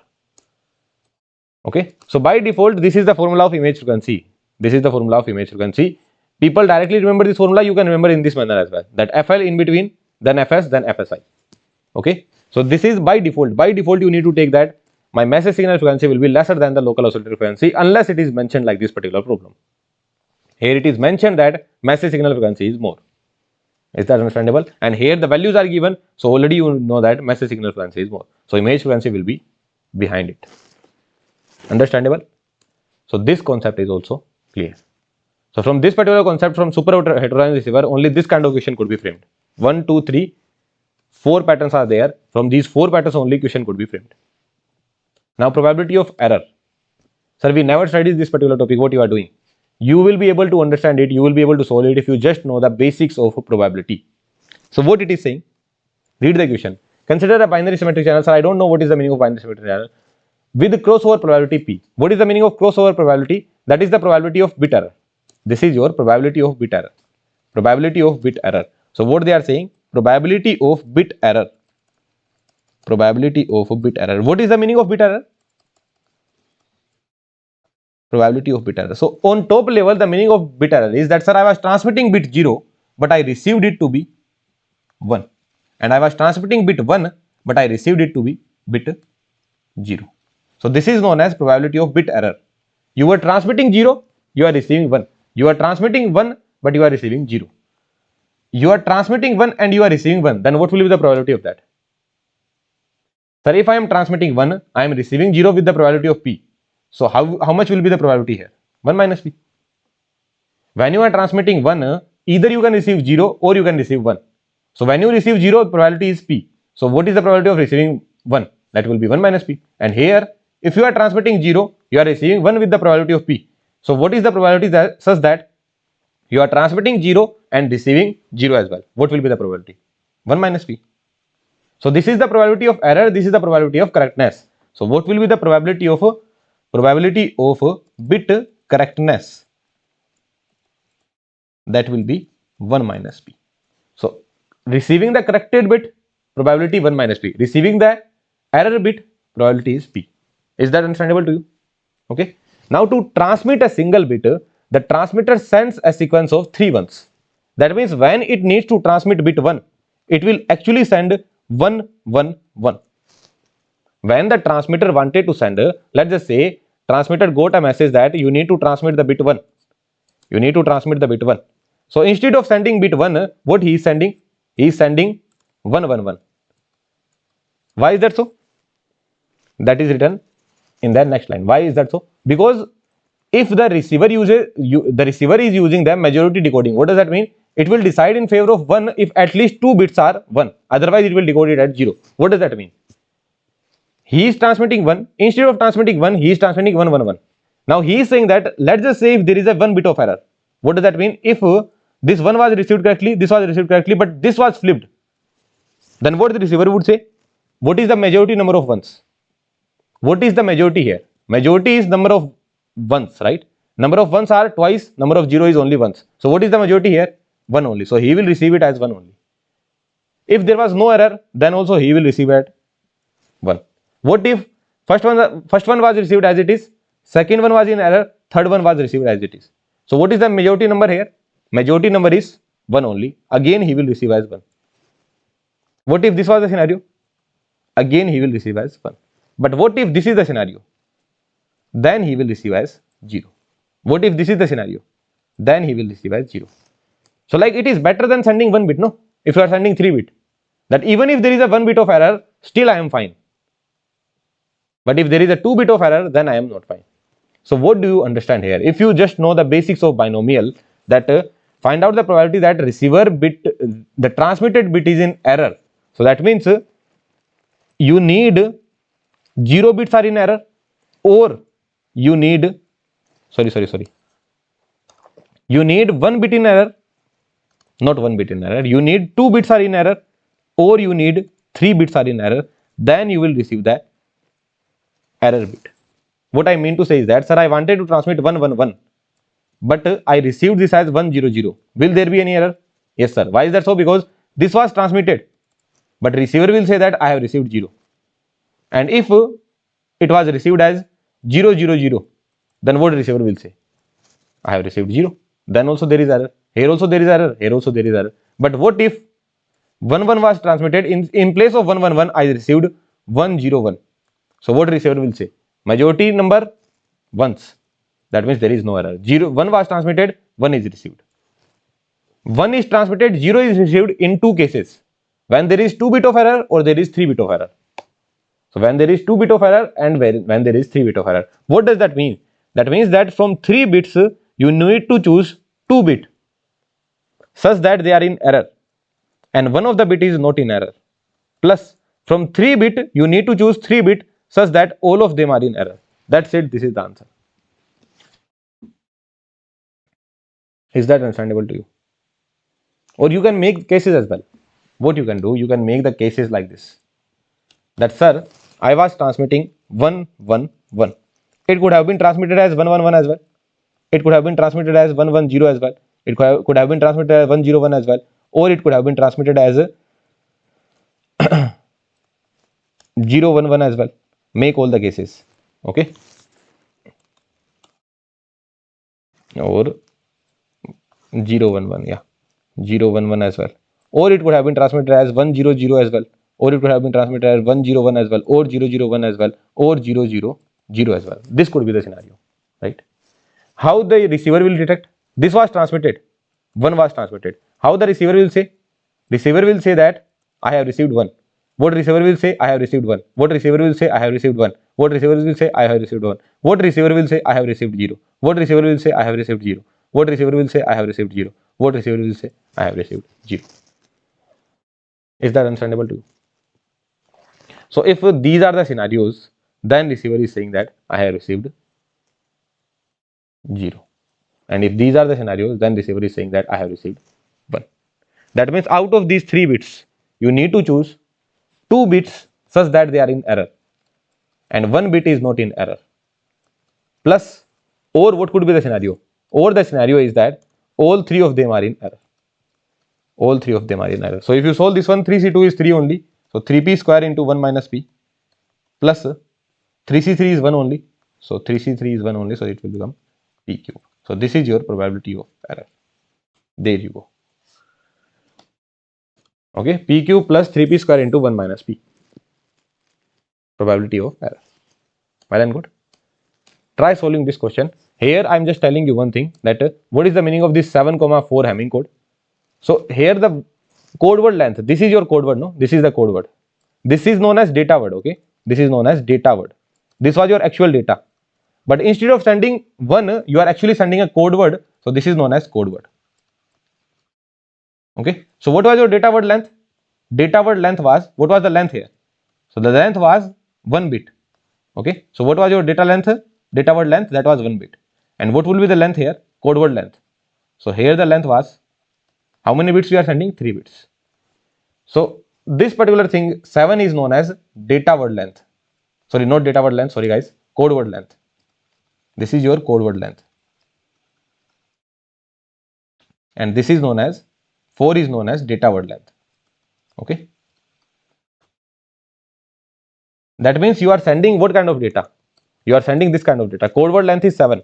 Code word length is 7. So you are sending this kind of data. C7, C6, C5, C4, C3, C2, C1. This is the data that you are sending. C5, C7, C6, C5, C4, C3, C3, C2, C1. So 7 length is there, length of 7. Like let's just say you are sending 1 0 1 1 0 1 1. So this is the data that you are sending, having a code word length of 7. Okay. Now what they are saying, each bit is received correctly with the probability of 0.9. Each bit is received correctly with the probability of 0.9, and it will be received in error with the probability of 0.1. It will be received in error with the probability of 0.1. For every transmitted code word, the receiver performs a minimum Hamming distance coding. Sir, I don't know what is this Hamming distance, whatever it is, I don't care about it. Minimum Hamming distance coding, and successfully recovers the original message signal bit, successfully recovers the original message bits if and only if the channel introduces at most 1 bit of error in the code word. That means if there is a error of 0 bit, or if there is an error of 1 bit, then you will be receiving the data correctly. Let's just say I wanted to transmit 1 1 1 1 1 1 1 1 1. 7 bits are there, yes. I wanted to transmit this particular thing. But what I received? 1 0 1 1 1 1 1. Then he will be able to detect, yes sir, actually this was transmitted. That if there is a 1 bit of error, then it is fine. The receiver will be able to detect. If there is no error, then also it is fine. If there is 1 bit of error, then also it is fine. If there is 0 bit of error, then also it is fine. So what is the probability that you are getting the corrected output? So this is the probability of correctness. But what they are asking? Determine the probability that, okay, they are asking the probability of correctness only. So what is the probability that you are receiving the corrected output? The probability such that you are receiving the corrected output is that from the 7 code word, none of them should be in error. None of them should be in error, and all of them should not be, like 0 is having the probability of none of them, 0 should be in error and all of them should be corrected. Is that understandable to you? That means 1 1 1 1 is received as 1 1 1 1 only. So what is the probability that 1 is received as 1 only? That will be 0.9. 1 is received as 1 only. What is the probability? 0.9. What is the probability here? 0.9. So are you able to understand this point? Out of 7, there should not be any bit which is in error.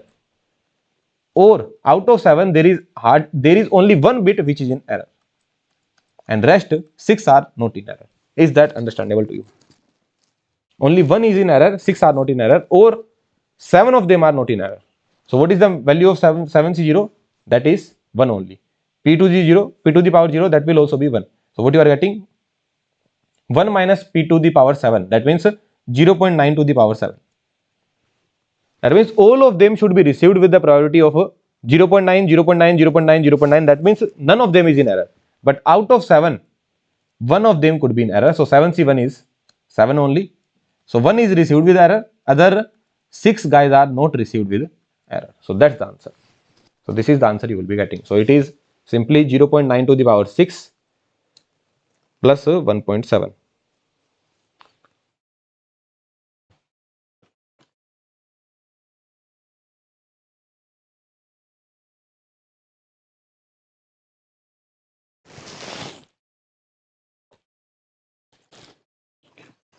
into 1.6.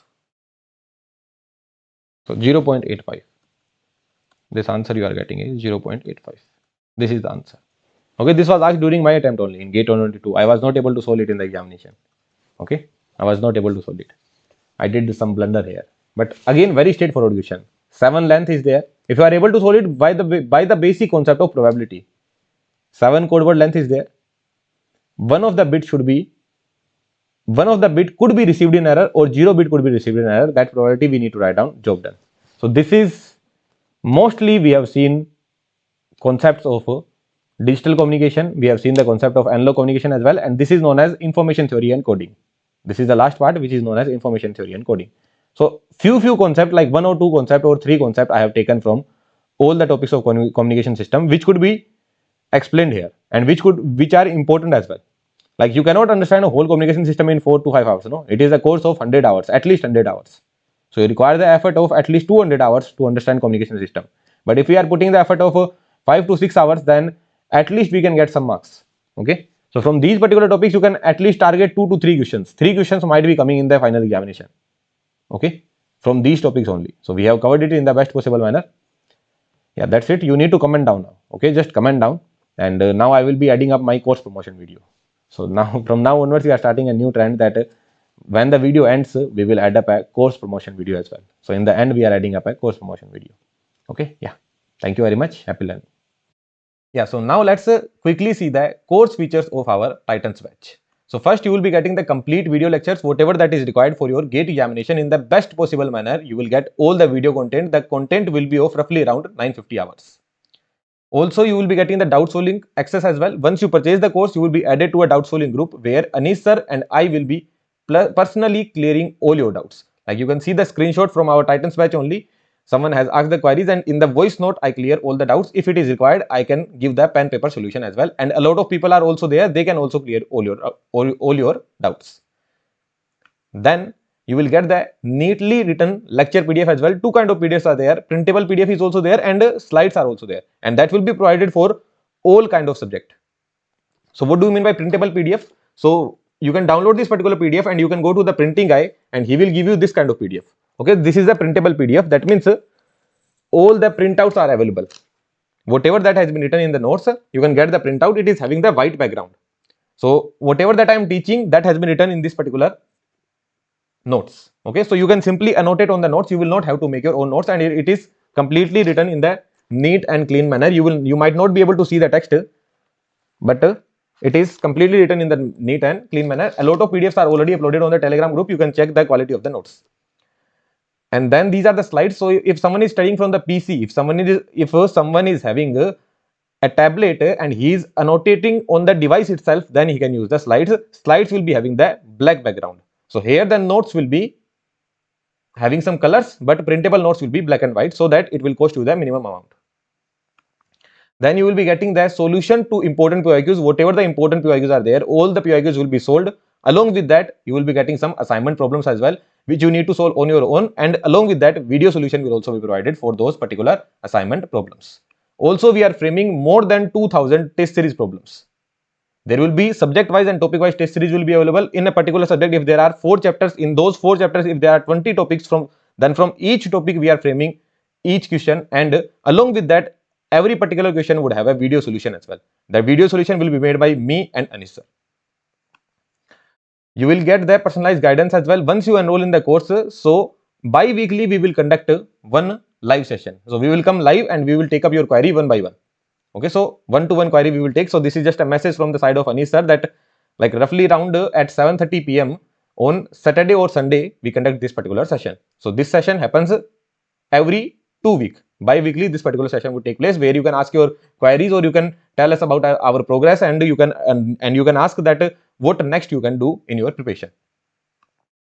Also, for your revision purpose, we will be giving you the short notes as well, and along with that, a lot of revision videos will also be available. So this is just one of the slide of the short notes. Okay, so these are the short notes on Fourier transform. So you can see that whatever the things that you are supposed to remember in one page only, a lot of things are written. So in that manner, you can utilize your short notes. These are not the main notes, they are the short notes. So whatever the important points are there, that has been written in these kind of notes. then post-gate guidance and VLSI interview prep. So once you clear the gate examination, after that you need to get into the masters or you need to get into the PSU. Then there they will be taking the interview. A lot of IITs and ISC would take your interview. So if they take your interview, then whatever the content you need to study, from where you would study, all the content will be taught by us only. Whatever that is necessary for your interview purpose, that will be provided to you. And if you are someone who is in tier 2 college or in tier 1 college where VLSI companies would be visiting your campus for the placement or internship, then whatever the content that is required, that will be taught by us. Okay, so these many content will be there, and every year hundred of students are placed in VLSI industry from this particular platform. Educator and the subject taken. So GATE EC, all the subjects will be taken by me this year. All the subjects will be taken by me. That means Himanshu Agarwal. In GATE Electrical, all the non-core subject will be on me. Which all non-core subject? Network, analog, digital electronics, signal system, control systems, mathematics, and aptitude. As of now, control system and mathematics from my side is not available. I will start recording it in the March 2027. Okay, and control system will come in June 2027. So those two subjects will also be available. Already other subjects are already available. And for GATE EC, all the subjects will be taught by me only. And for GATE Electrical, all the core subjects will be taught by Anish sir. Okay, in the core subjects, measurements, EMFT, power system, power electronics, and electrical machines would come. Right? If you want to know more about the batch, then these are the detailed batch orientation video are available. GATE EC 2027 full batch orientation and GATE Electrical 2027 full batch orientation. You can simply type it on YouTube and then simply put PrepFusion here, and you will get this particular video and you will get to know about our courses in more detail. Okay then, yeah. With that, I would like to end this video. Thank you very much. Happy learning.